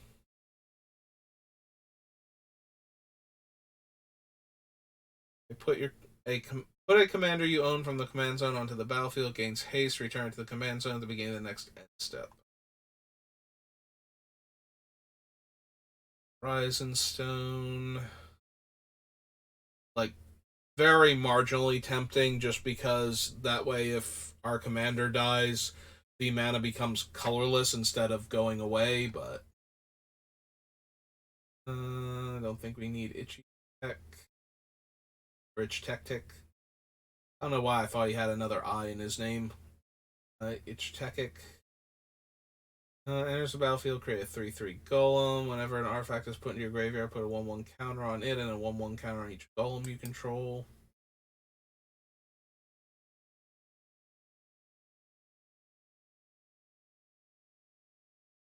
Cascade. Spells you cast with mana value 6 or greater have Cascade. Stop tempting me to make everything Cascade here, because we certainly have enough high casting cost spells, and we could just keep cascading off of them. But I kind of feel like I would rather have a Cascade Commander at that point than do that. Like, yeah, Maelstrom Nexus 5-color thing, kind of silly. Felt like fun to put in the deck, but now I'm seeing more and more Cascade things, and it's just like, no. Yeah, don't want to start the Monarchy, so. Especially if I'm not going to get it to begin with. A trample and my lands become 1/1s. If you control a commander.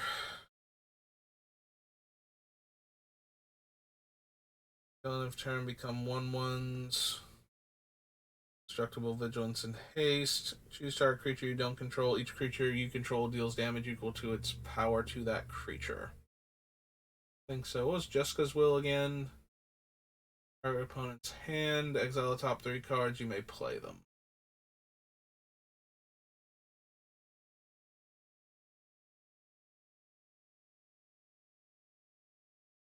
Jessica.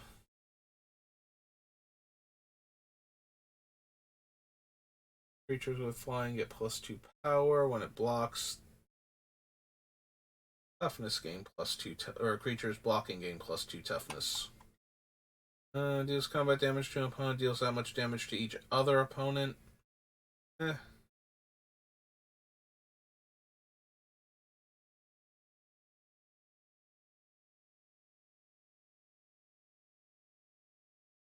Nope. Keeper. Basket. Courier. Skirmisher. Down by the East Tree.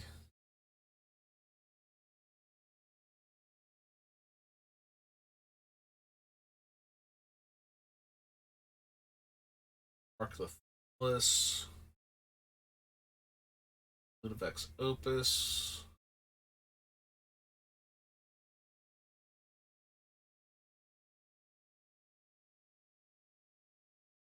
Grudge.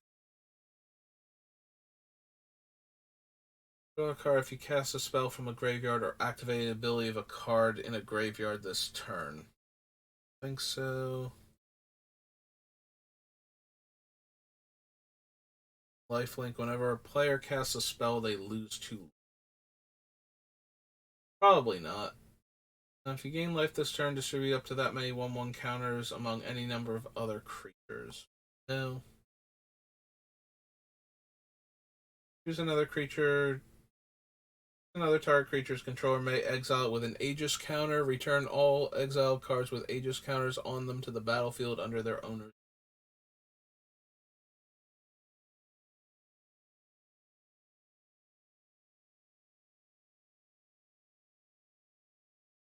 Vivek.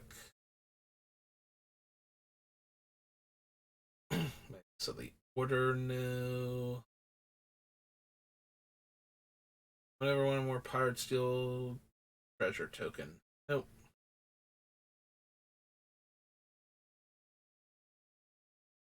Merchant Raiders, no. New York Mace, no. Exile target instant or sorcery card from a graveyard. Copy that card 3 times. You may cast the copies without paying their mana cost. Exile Mnemonic Deluge. Is that the first one of these alphabetically? We just haven't seen any of the others. Oops. Oh, whatever it is I knocked over. I thought I caught it, and then it slipped away and wandered off on me.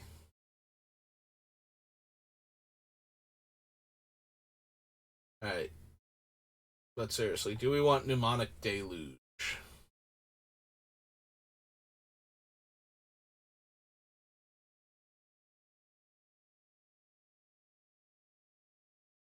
Would still cost 6, even with our commander's ability. It has to be something that made it into the graveyard already, and it only works on instants and sorceries. Probably not. I don't want Malamo either. You're reading over him. Here. Where 1/1 equal to its power.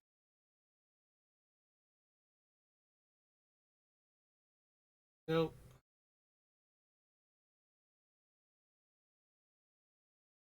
So we saw her when we were doing the other thing, and I still kind of glossed over.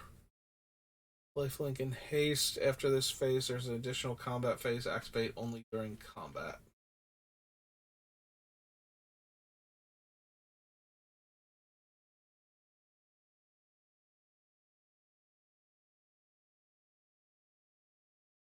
Mineral Urborg Tyrant.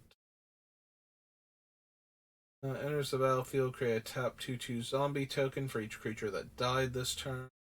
And when it dies, pay 1, destroy all artifacts, enchantment, or all artifacts, artifacts, enchantments, and creatures. Whenever a land enters the battlefield under opponent's control, they lose 1 life, and this gets a counter.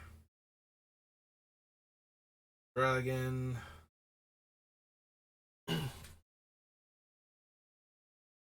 We're getting there. Slowly but surely, we are clawing our way through all of these various things.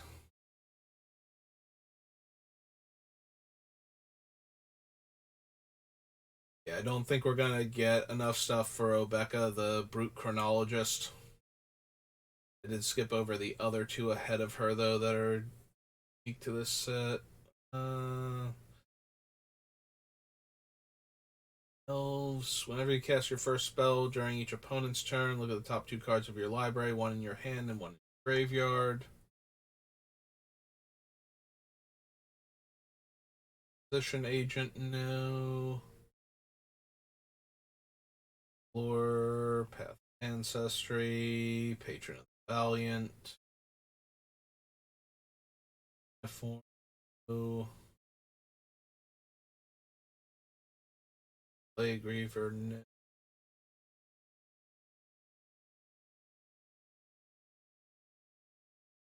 Court Razor, no.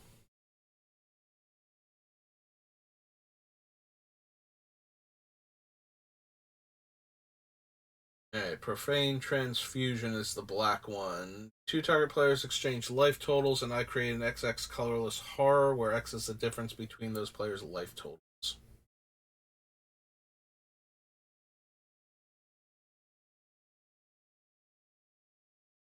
Probably not. Beza, Rakdos, Lord of Riots, Rakshasa Debaser. Could skip over Radiant, but yeah, I don't know that I'm gonna have enough things that I would want.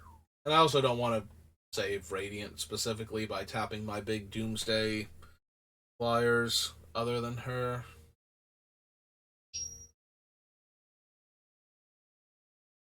Force damage through with her. Back. Search your library for 10 land cards, put them onto the battlefield, tap, then shuffle.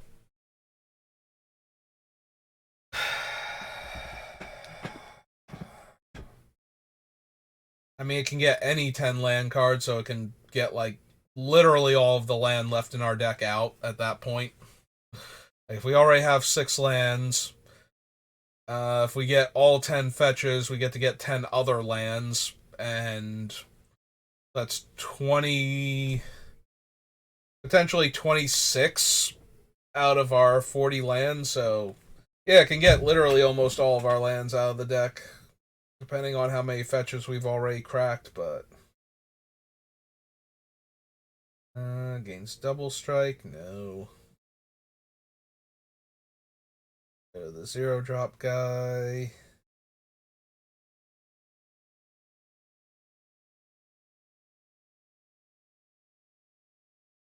I mean, we could run Rootweaver Druid. It certainly gets us land we can use, since whatever the opponents get, will be in our colors. Sakashima of 1,000 Faces. Think so. Protege, no. Will. Don't think so again.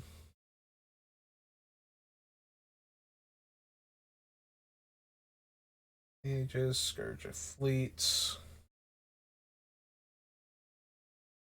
Thingir the Dark Baron. Dark to Crab. Arconda, Silas Wren.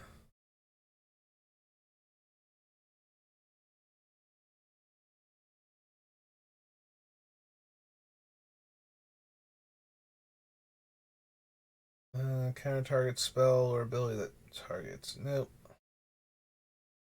No. Destroy all creatures and planeswalkers except for commanders. Meh.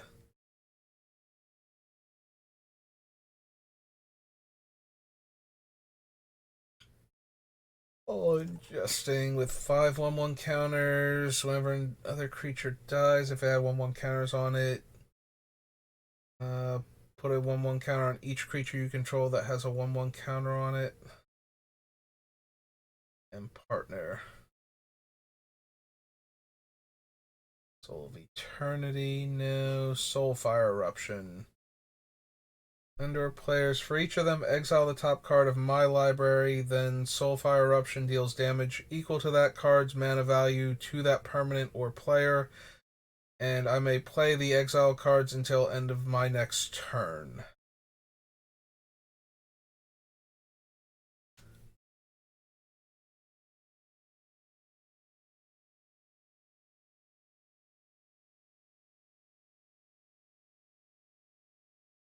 I mean, probably not still. Sphinx of the Second Sun. At the beginning of your post-combat main phase, there's an additional beginning phase after this. Unfortunately, nothing that we care about happens during our untap, upkeep, and draw steps, other than that we would get to draw another card, so...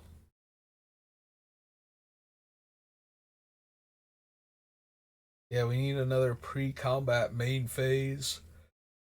Which I think is only the first one. All the other ones are post-combat main phases with additional combat steps if an effect is making them, so that they are even more post-combat than before.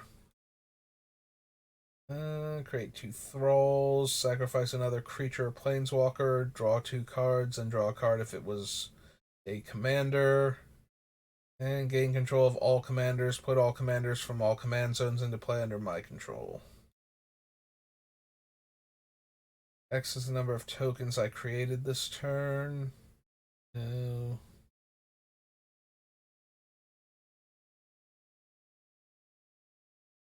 Beyond the ship's caretaker. No. Togo. No. Tormod. No.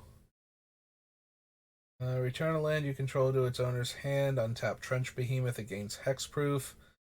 Target creature opponent controls attacks during its controller's next combat phase if able. Trove Tracker. Gets +X/+X, where X is the greatest power among other creatures you control.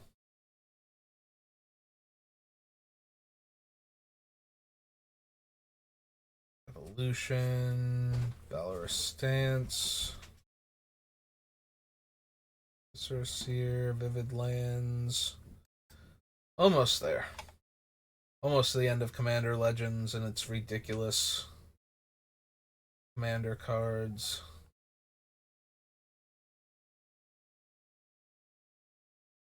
Vows. Colors in your commander's color identity, draw a card. Nope.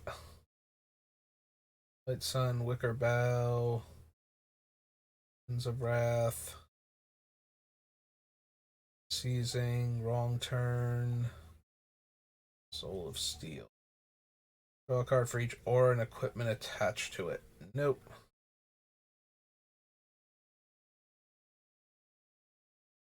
We don't need Yurlock.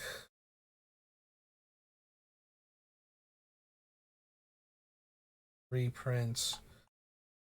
What does the white one do, like the triple white and 6? Because I don't remember seeing it now. Let's see. The black one exchanged life totals. The blue one cast a spell. The green one got 10 lands. And the red one exiled cards. What did the white one do? Because I think we glossed over it at some point in time. And I really don't want to go looking for it. Let's see. If we do by ascending, we can get all the white cards, though.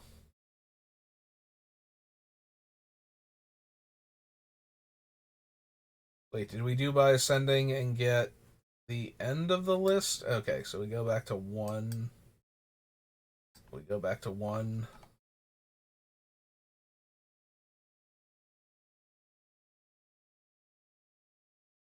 Yep, I accidentally went back 1 space instead. We want to go to group number 1 and see. Because I do not recall what the triple white thing did.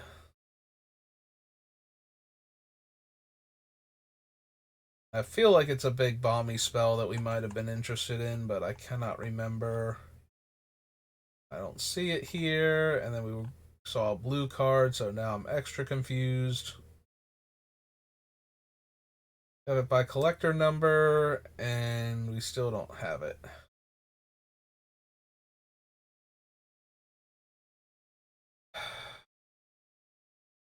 Alright, real quick. So we pop back over here. Go white. And we go Commander Legends.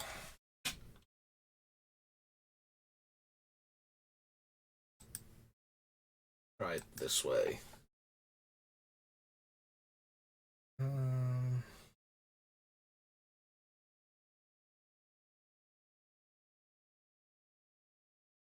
Wait, is there not actually a triple white and 6 card?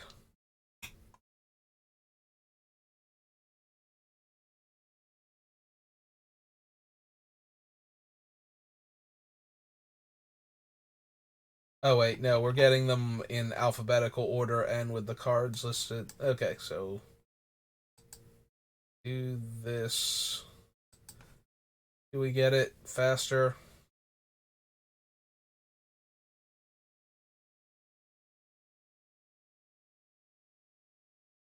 Yeah, I forgot to actually do that, so we're getting all the artifacts mixed into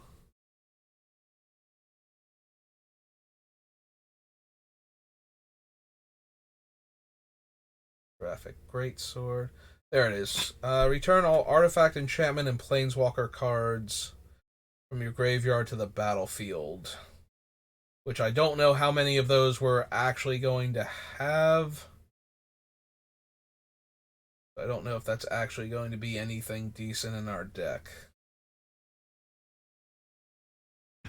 Yeah, okay, I suppose we don't need that one either, but I could not remember what it did offhand, so let's go all the way back here. So that was Commander Legends. Now we have to do the same for Baldur's Gate.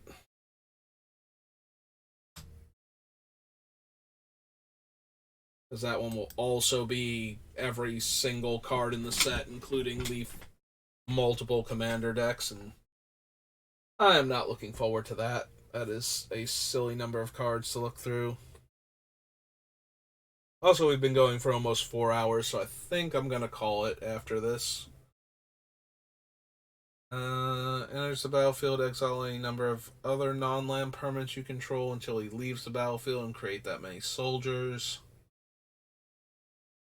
A creature entering the battlefield under your opponent's control causes a trigger ability of that creature to trigger. You may copy that ability and choose new targets for the copy. It's okay, not amazing.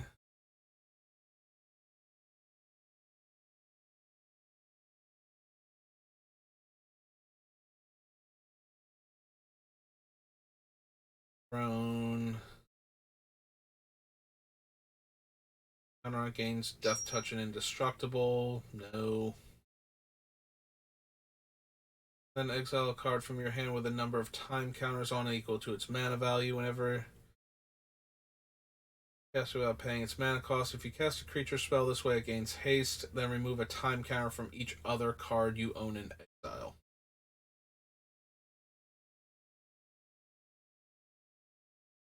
Back up to one target, can't be blocked, and then bounce it. Discard your hand. If you do, draw a card for each player being attacked.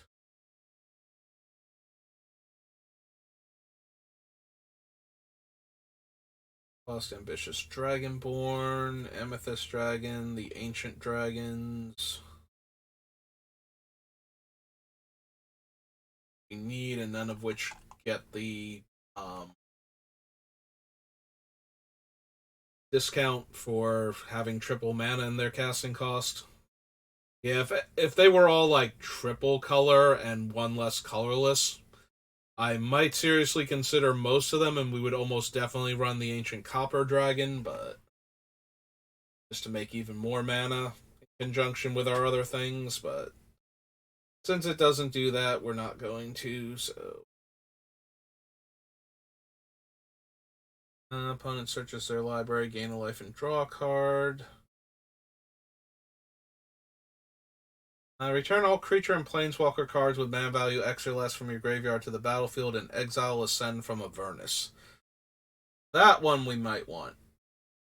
Just to get back all of our dead creatures, if nothing else. So. Send.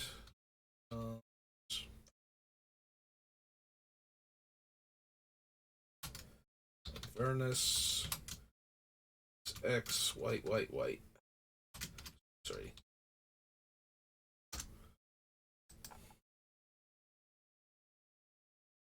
Don't think we need Artificer class, right? Bottom. Create a token that's a copy of target artifact I control.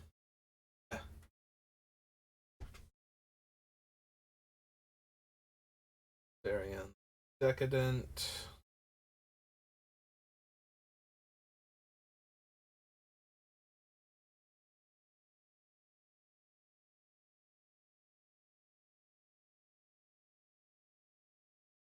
I don't think we Patient.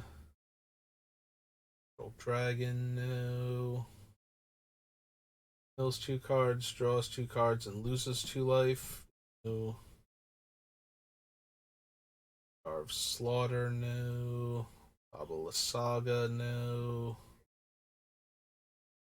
Elf Shaman. Creatures your opponents control with power less than its power are goaded. Whenever a goaded attacking or blocking creature dies, I get a treasure and choose a background. Bag of Holding, no. The Baylor.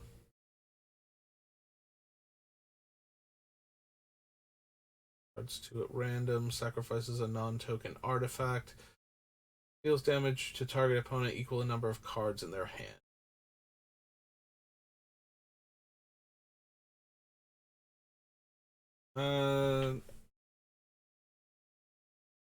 Destructible. Whenever another non-token creature you control dies, target opponent may have you draw a card. If they don't, you may put a creature card with equal or lesser toughness from your hand onto the battlefield. Meh.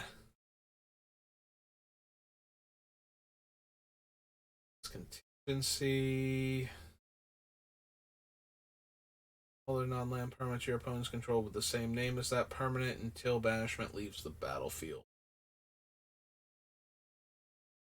Brawl.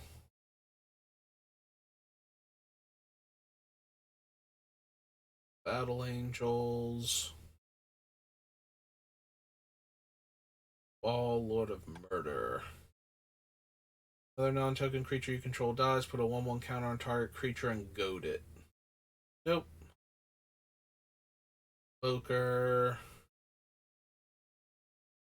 Create a treasure, draw a card, and make a 3/2. Probably not. Blood Money.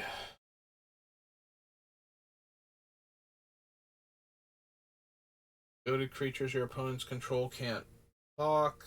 Whenever you cast a non-creature spell, goad target creature. Rain Stealer Dragon. Bramble Sovereign's a reprint. Loses X life, and you create X treasure, where X is the number of creatures in your party and background.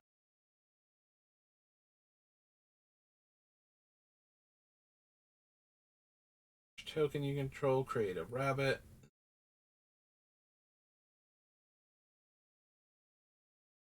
Calculating Lich, call Void.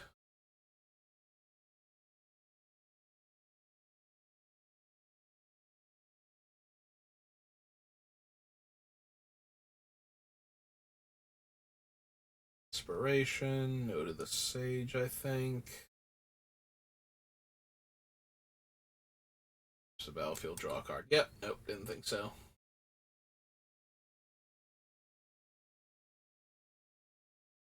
Captain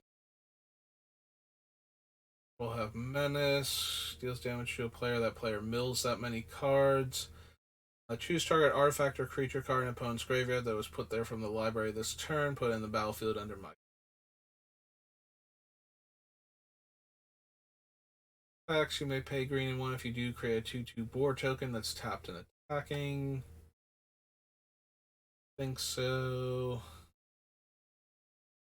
I'm not gonna bother with the Orbs of Dragonkind. Take the initiative. Attacks, exile the top card of your library. If you complete a dungeon, you may play that card this turn without paying its mana cost. Otherwise, you can just play it if you can cast it. Player sacrifices a non-token creature. No.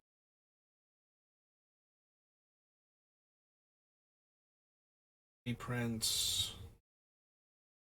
Fill 4 cards. And when it does, return target land. No. You sacrifice an artifact. No. Your end step, if a creature card was put into your graveyard from anywhere this turn, create 2 tap squirrel tokens. No.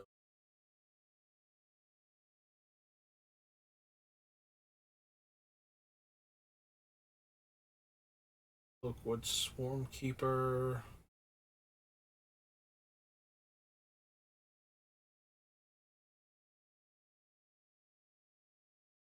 Creatures get -X/-X, works as the greatest mana value of a commander you own on the battlefield or in the command zone.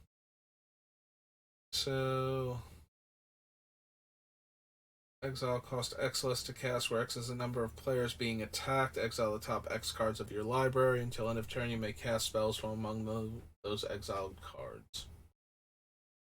I think so. Assuming Aberration. Block this turn, goad them. Cultist, Curse of Opulence, Curse of Swamp, Curtain Call. Each opponent draws a card, then you draw a card for each opponent who drew a card this way. Nope.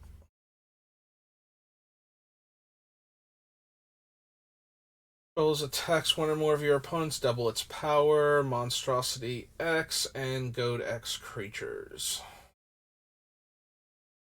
Whenever one or more lands enter the battlefield under an opponent's control without being played, you may search your library for a Plains card, put it on the battlefield tap, then shuffle.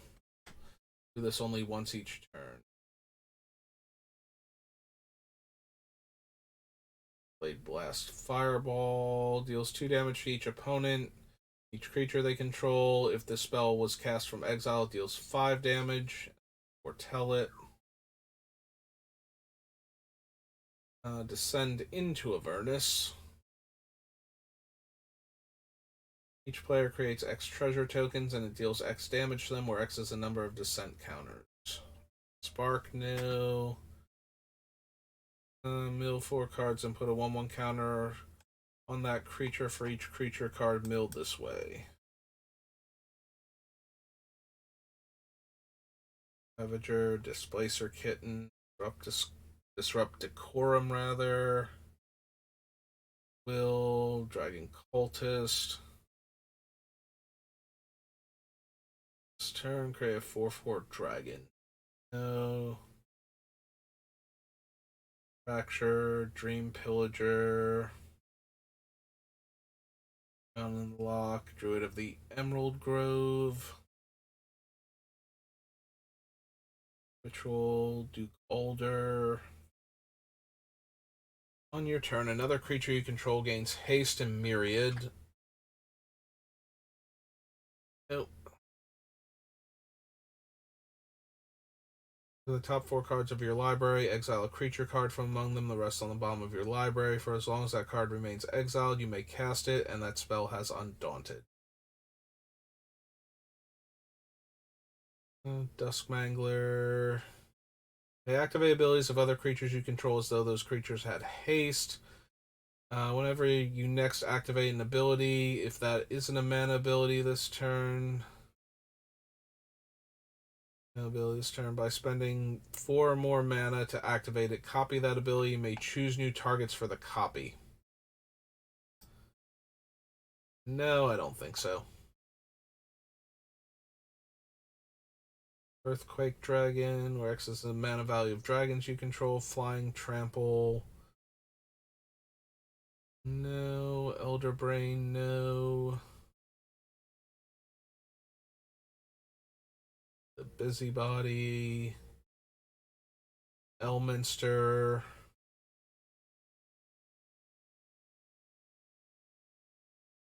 Nope. Survivors, no to Endless Evil.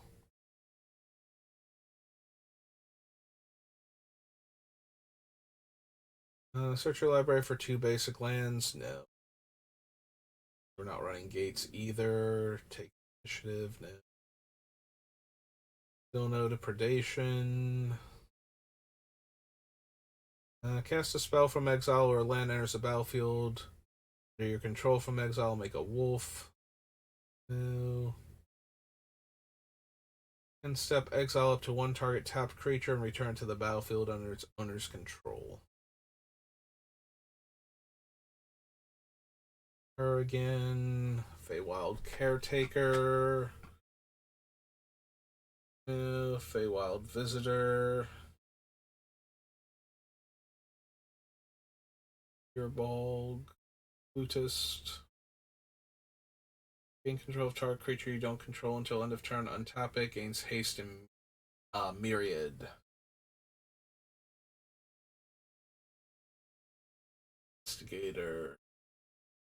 One more dragons you control attack an opponent. Go target creature that player controls. Whenever a creature deals combat damage to one of your opponents, that creature had to attack this combat. Put a 1/1 counter on Cunning Instigator and draw a card. Or double strike. Whenever you cast a spell that shares a creature type with this creature, draw a card. Triggers only one turn.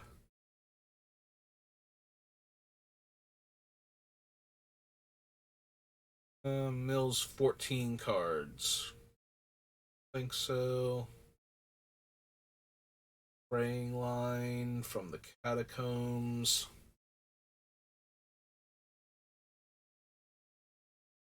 Cast an instant or sorcery spell from your hand. You may cast up to one target card of the other type from your graveyard.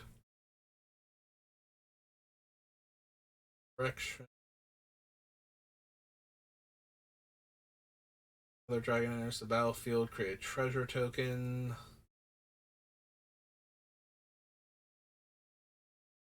Assign Forcers. Goad Golem. Rager. Sleep Death Tyrant. Nope. Lunch. Spy Master.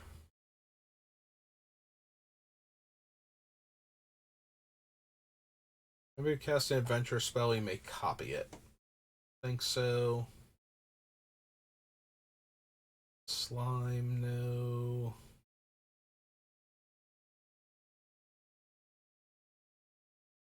Enchantment source. Permanent's abilities counter this way. Destroy that permanent. There's a battlefield. At the beginning of your upkeep, each horror you control gains all activated abilities of target artifact and opponent controls. I think so.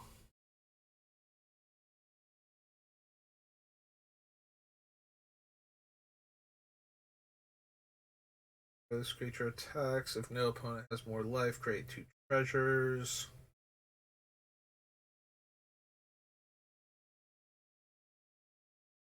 You may sacrifice another creature or artifact. If you do, create a 4/1 skeleton with menace. Archdruid. Target token you control becomes a green bear creature token. Morden.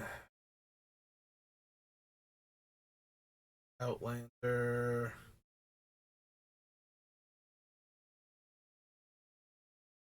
Look at the top 4 cards of your library. Deal a cleric, a rogue, a warrior, and or a wizard, and put them into your hand. Put the rest on the bottom in a random order.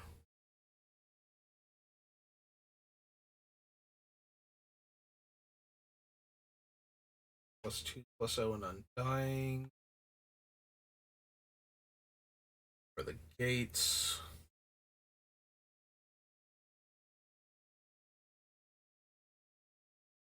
Rowdy. Ogre. Horn of Paula. Hullbreaker Horror. Harvester.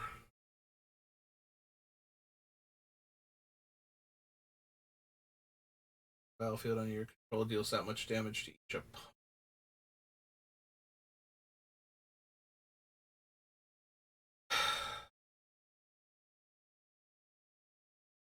Think so. Despite how many potential token, like treasure tokens we can make, I don't think I want to bother with the artillerist. Non-tokens you control have tap add green. Same thing. Sacrifice an artifact creature, create 2 treasure. Sacrifice a non-creature artifact, create 2 colorless construct tokens. Yeah, I don't think so. Target opponent gains control of up to 1 target creature you control. Put 2 1/1 counters on it. Tap it. It's goaded for the rest of the game and gains this creature can't be sacrificed. Whenever a creature you own but don't control attacks, you draw a card.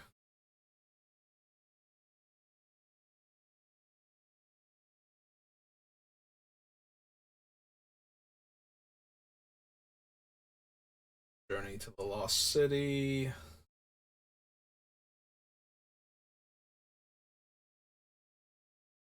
Black Fury of Avernus. If it's your first combat phase this turn, untap all attacking creatures. They gain first strike. After this phase, there's an additional combat step and choose background.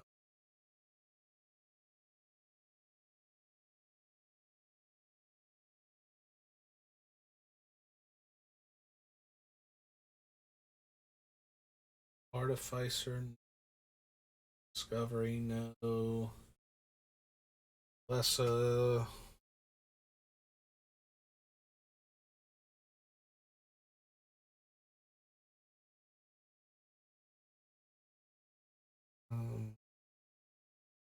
Or acrobatics. Loyalty. Don't think so. X plus O until end of turn, where X is that spell's mana value.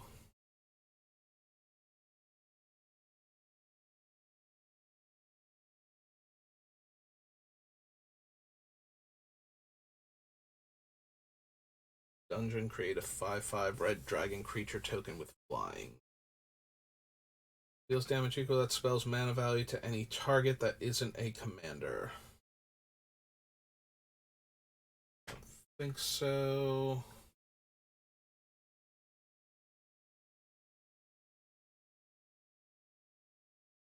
Dragon attack unless the defending player controls a creature flying. Your end step, create a treasure token for each creature that died this turn.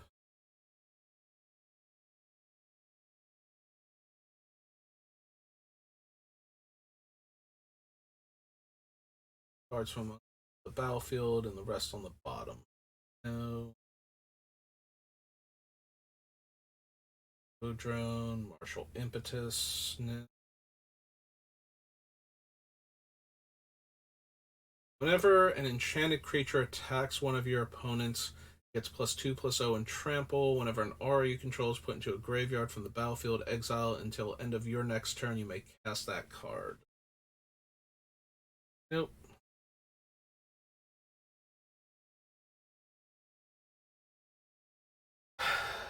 Well, so far for Miriam, all of the dragons we have are legendary. Oh, wait, except that the token isn't legendary.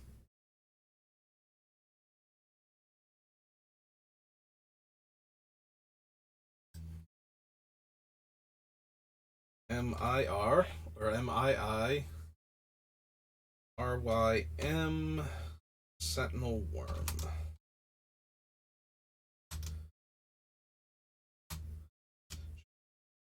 3 red, Dragon Spirit.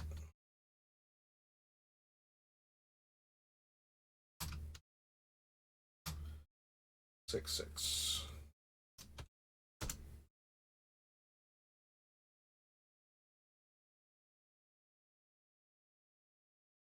Battle Bond, and we do.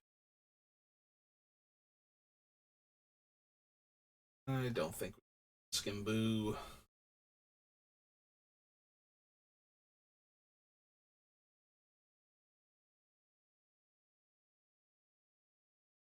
X.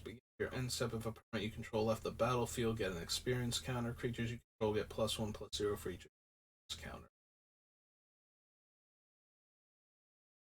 Copy of a creature an opponent controls, except other creatures with the same name as it are goaded.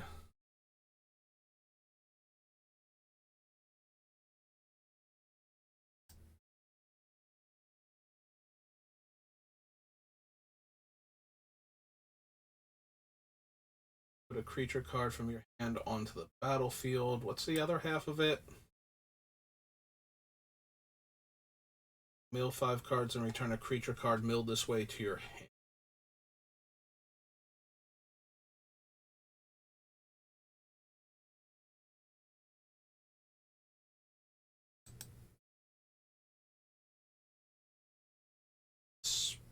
Pixie, I was about to say Sprite.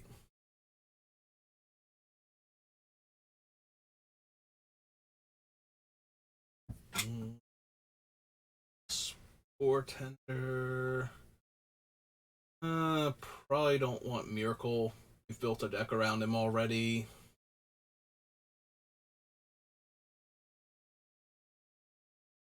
Making enchantment token copies of our dead creatures isn't anything I think this deck wants, so.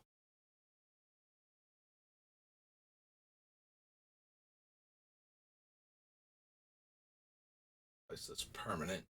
Nope, again, we're not casting a ton of spells from exile.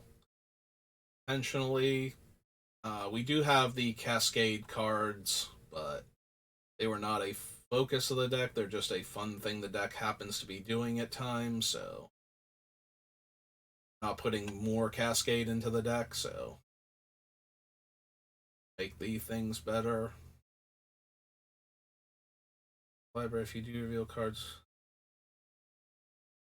Whenever you cast a spell, put it on the bottom of its owner's library. If you do reveal cards from the top of your library until you reveal a non-land card, you may cast that card without paying its mana cost, then put all the revealed cards not cast this way on the bottom in a random order. This ability triggers only once.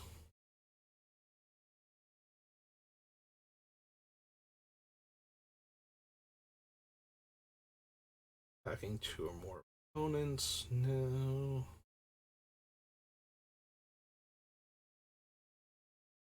Not running gates, so I don't think we want 9 fingers.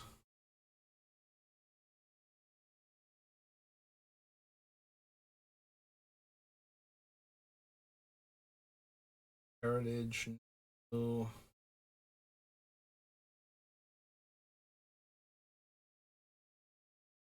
Target creature you control, then return it to the battlefield.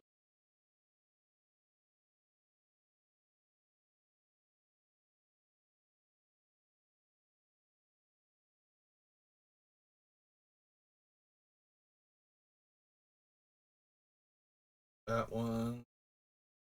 Whenever Owlbear Cub attacks a player who controls 8 or more lands, look at the top 8 cards of your library. You put a creature card from among them onto the battlefield tapped and attacking that player. Put the rest on the bottom of your library in a random order.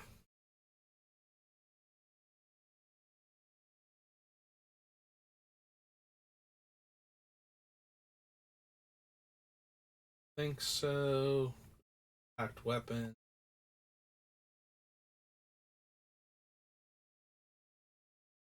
Spell. Oh, this creature deals damage equal to that spell's mana value to target opponent. Hearts.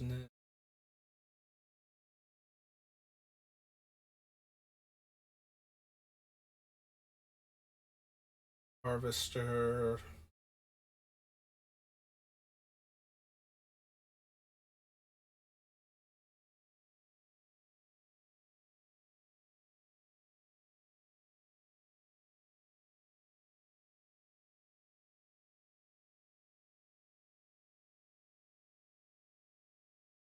Psionic Pool. Tap and untap are, yeah. Many, if any, of those. For the mana ability gets +2/+2. Untap it, yeah. Draga.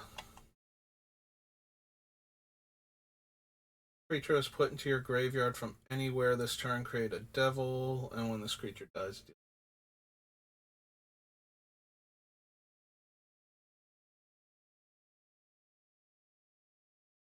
initiative, double the toughness. Background. Exile instead with a hit counter on it. When it attacks, if you've completed a dungeon, the defender loses one for each card they own in exile with a hit counter on it.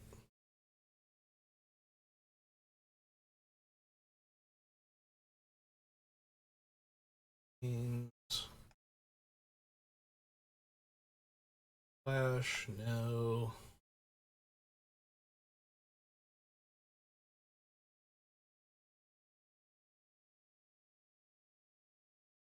Target creature from a graveyard until the end of your next turn, you may cast that card. This is the sorcery adventure half of it.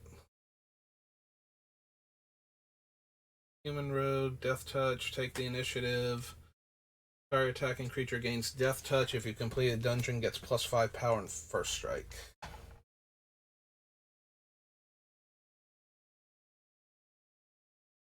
Equip Shaman, Warlock, or Wizard 1.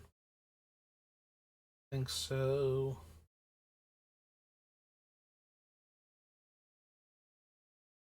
Blocked by creatures with 3 or less. Equip 3.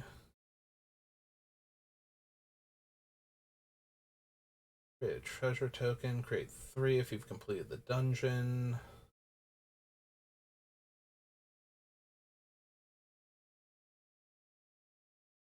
Create your card with an adventure and ward.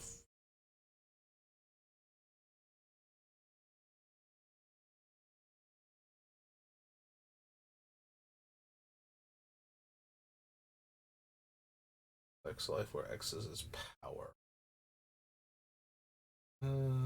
Take the initiative.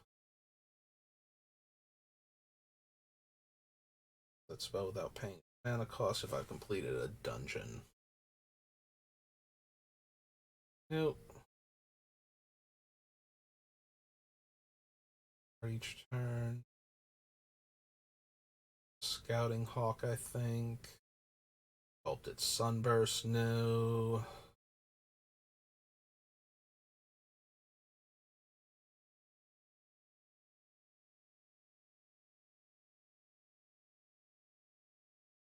Search for Tomorrow. Seasoned Dungeoneer. End of turn, it explores. I think so. Sacrifice another creature, draw X cards, where X is that creature's power. Becomes a copy of a creature, no.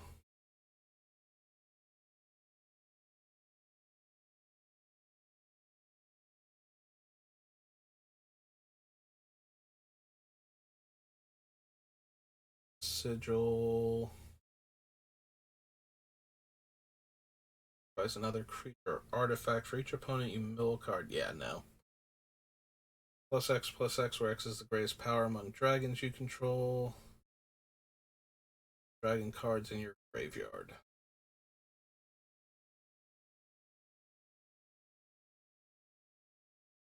Gator. Solemn Guide. Earth.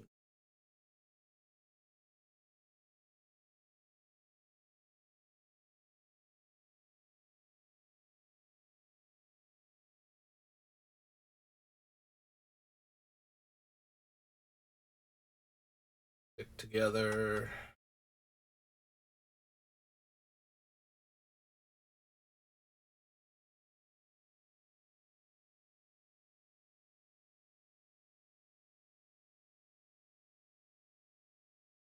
Storm King's Thunder.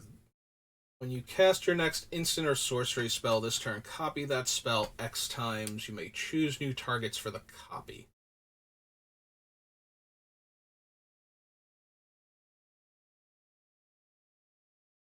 Actually, kind of tempting. Like, being able to pay X mana, where X is the amount of mana I have left over, to copy an instant or sorcery that many times. I can actually see that maybe making the deck, so.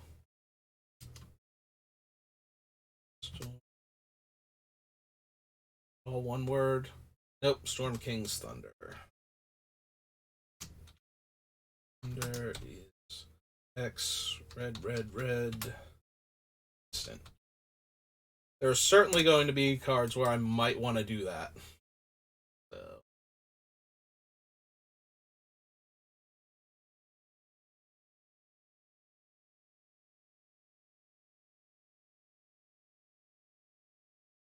Battlefield, create a treasure token. When it attacks, you may sacrifice one or more treasures.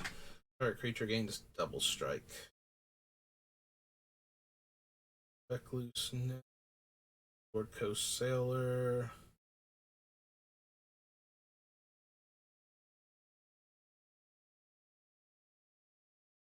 Which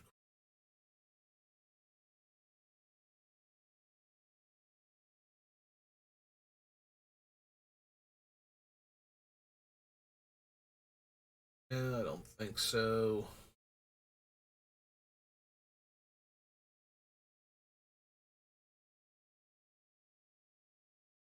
So, top card of your library, plus X plus O, where X is that card's mana value. You may play it this turn. Alright, one last page. I think I'm going to call it here because I do feel like I desperately want to go lie down for a bit now. Like, I am fading super fast.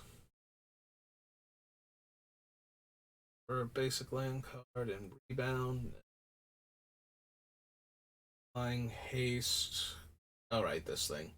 No. Second card, draw a card. Second spell, make a knight. Double the power of each dragon you control until end of turn.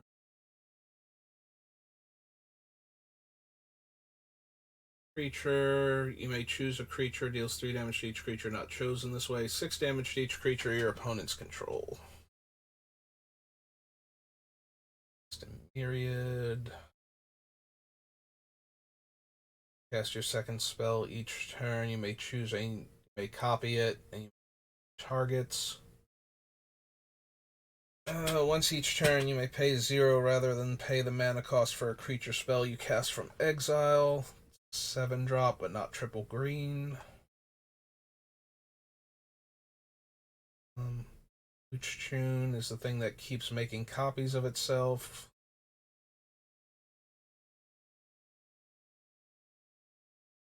Take the initiative when you attack. You or a player you're attacking has the initiative. You make 2 1/1s that are tapped and attacking. You take the initiative, tap, add 2 green. If you complete a dungeon, add 6 green instead.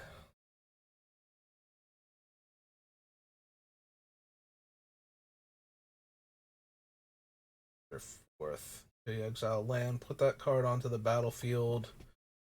The rest on the bottom of your library in a random order. Then exile it with 3 time counters on it, and you can suspend it.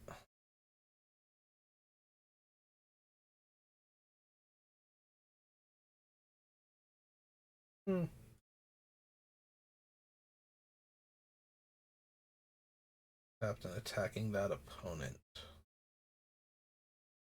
Don't need puzzle box. Snowball's toughness. This mana can't be used to cast spells from your hand. Helping much then. Card at random for Viconia. I think so.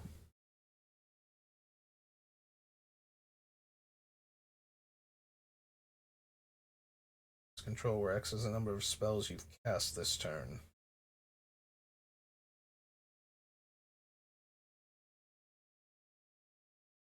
I don't need Lolo. Rock, the Wall of Wonder, Wand of Wonder.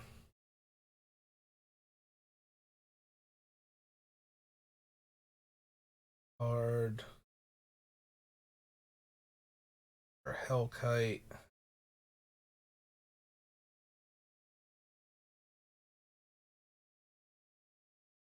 Adventurer. All creatures instead. No. Destroy target permanent opponent controls. Its controller reveals cards. Oh, right.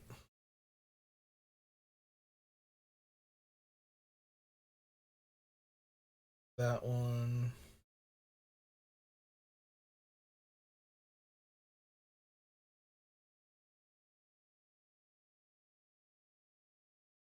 Oh, right. That's the same one that was in the other commander deck. Vigilance Trample Ward 2.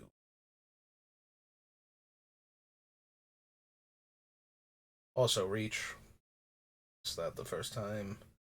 Enters the battlefield during the declare attacker step. For each attacking creature, you may select which player or planeswalker that creature is attacking. Meh. Enters the battlefield, return up to one other target creature to its owner's hand. And sorceries you cast cost one less. Red Dragon, no. Instead, roll that many dice plus one and ignore the lowest. Counter on him. Background.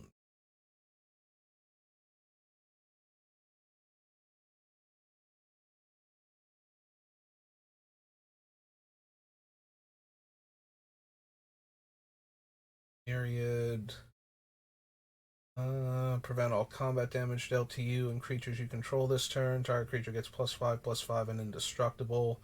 All creatures your opponents control able to block that creature this turn do so. Creatures you control gain indestructible. You and target opponent each draw 2 cards.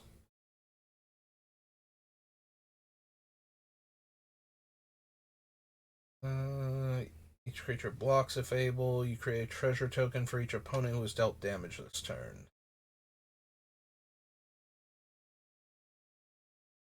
When you next cast an instant or sorcery spell that targets only a single opponent or a single permanent opponent controls, for each other opponent, choose that player or a permanent they control, copy that spell.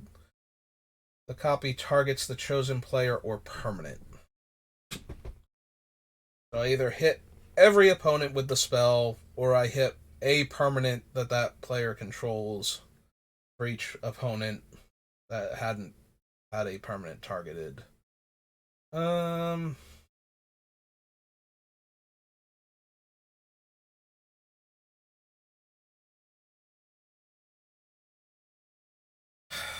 don't know how many cards I'm going to have that fit that criteria.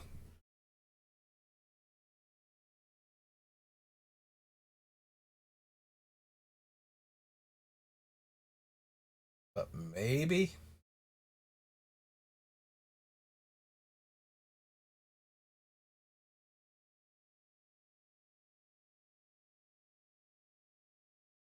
I kind of skipped over Zelix, but I don't think we care. Create 1/1 black horror token. Target player mills 3. Cast an instant or sorcery spell that targets only a single opponent or a single permanent an opponent controls. For each other opponent, choose that player or a permanent they control, copy that spell, and that copy targets the chosen player or permanent. I'm gonna have some number of things, but I don't know how many are going to target a single player or permanent. Like, I don't want to run too many of those. Like, we're gonna have some number of like swords, path,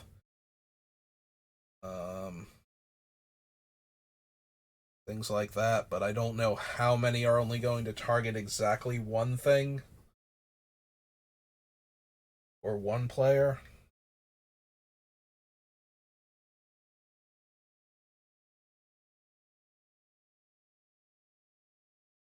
Yeah, I don't think so. Alright. Alright, like I said, that's going to do it for me. I am suddenly completely drained of energy, so I'm going to go crash for a little bit, and I don't know if I'm going to do anything else today. We'll see, but I'm feeling aside from the sudden exhaustion, I do feel a bit better than I did when I started, so like my throat is no longer bothering me, which is weird because I've been talking this whole time, so but yeah, at 4.5 hours, so I think that more than makes up for taking yesterday off and just playing Magic. Um, so yeah, I'll see what I want to do later, but for right now, I'm gonna go take a nap. So thanks for watching. I hope you're enjoying this build for um, Omnath, and that you're looking forward to seeing all the random crazy things that I wind up picking for him. And I will see you next time. Have a good rest of your day.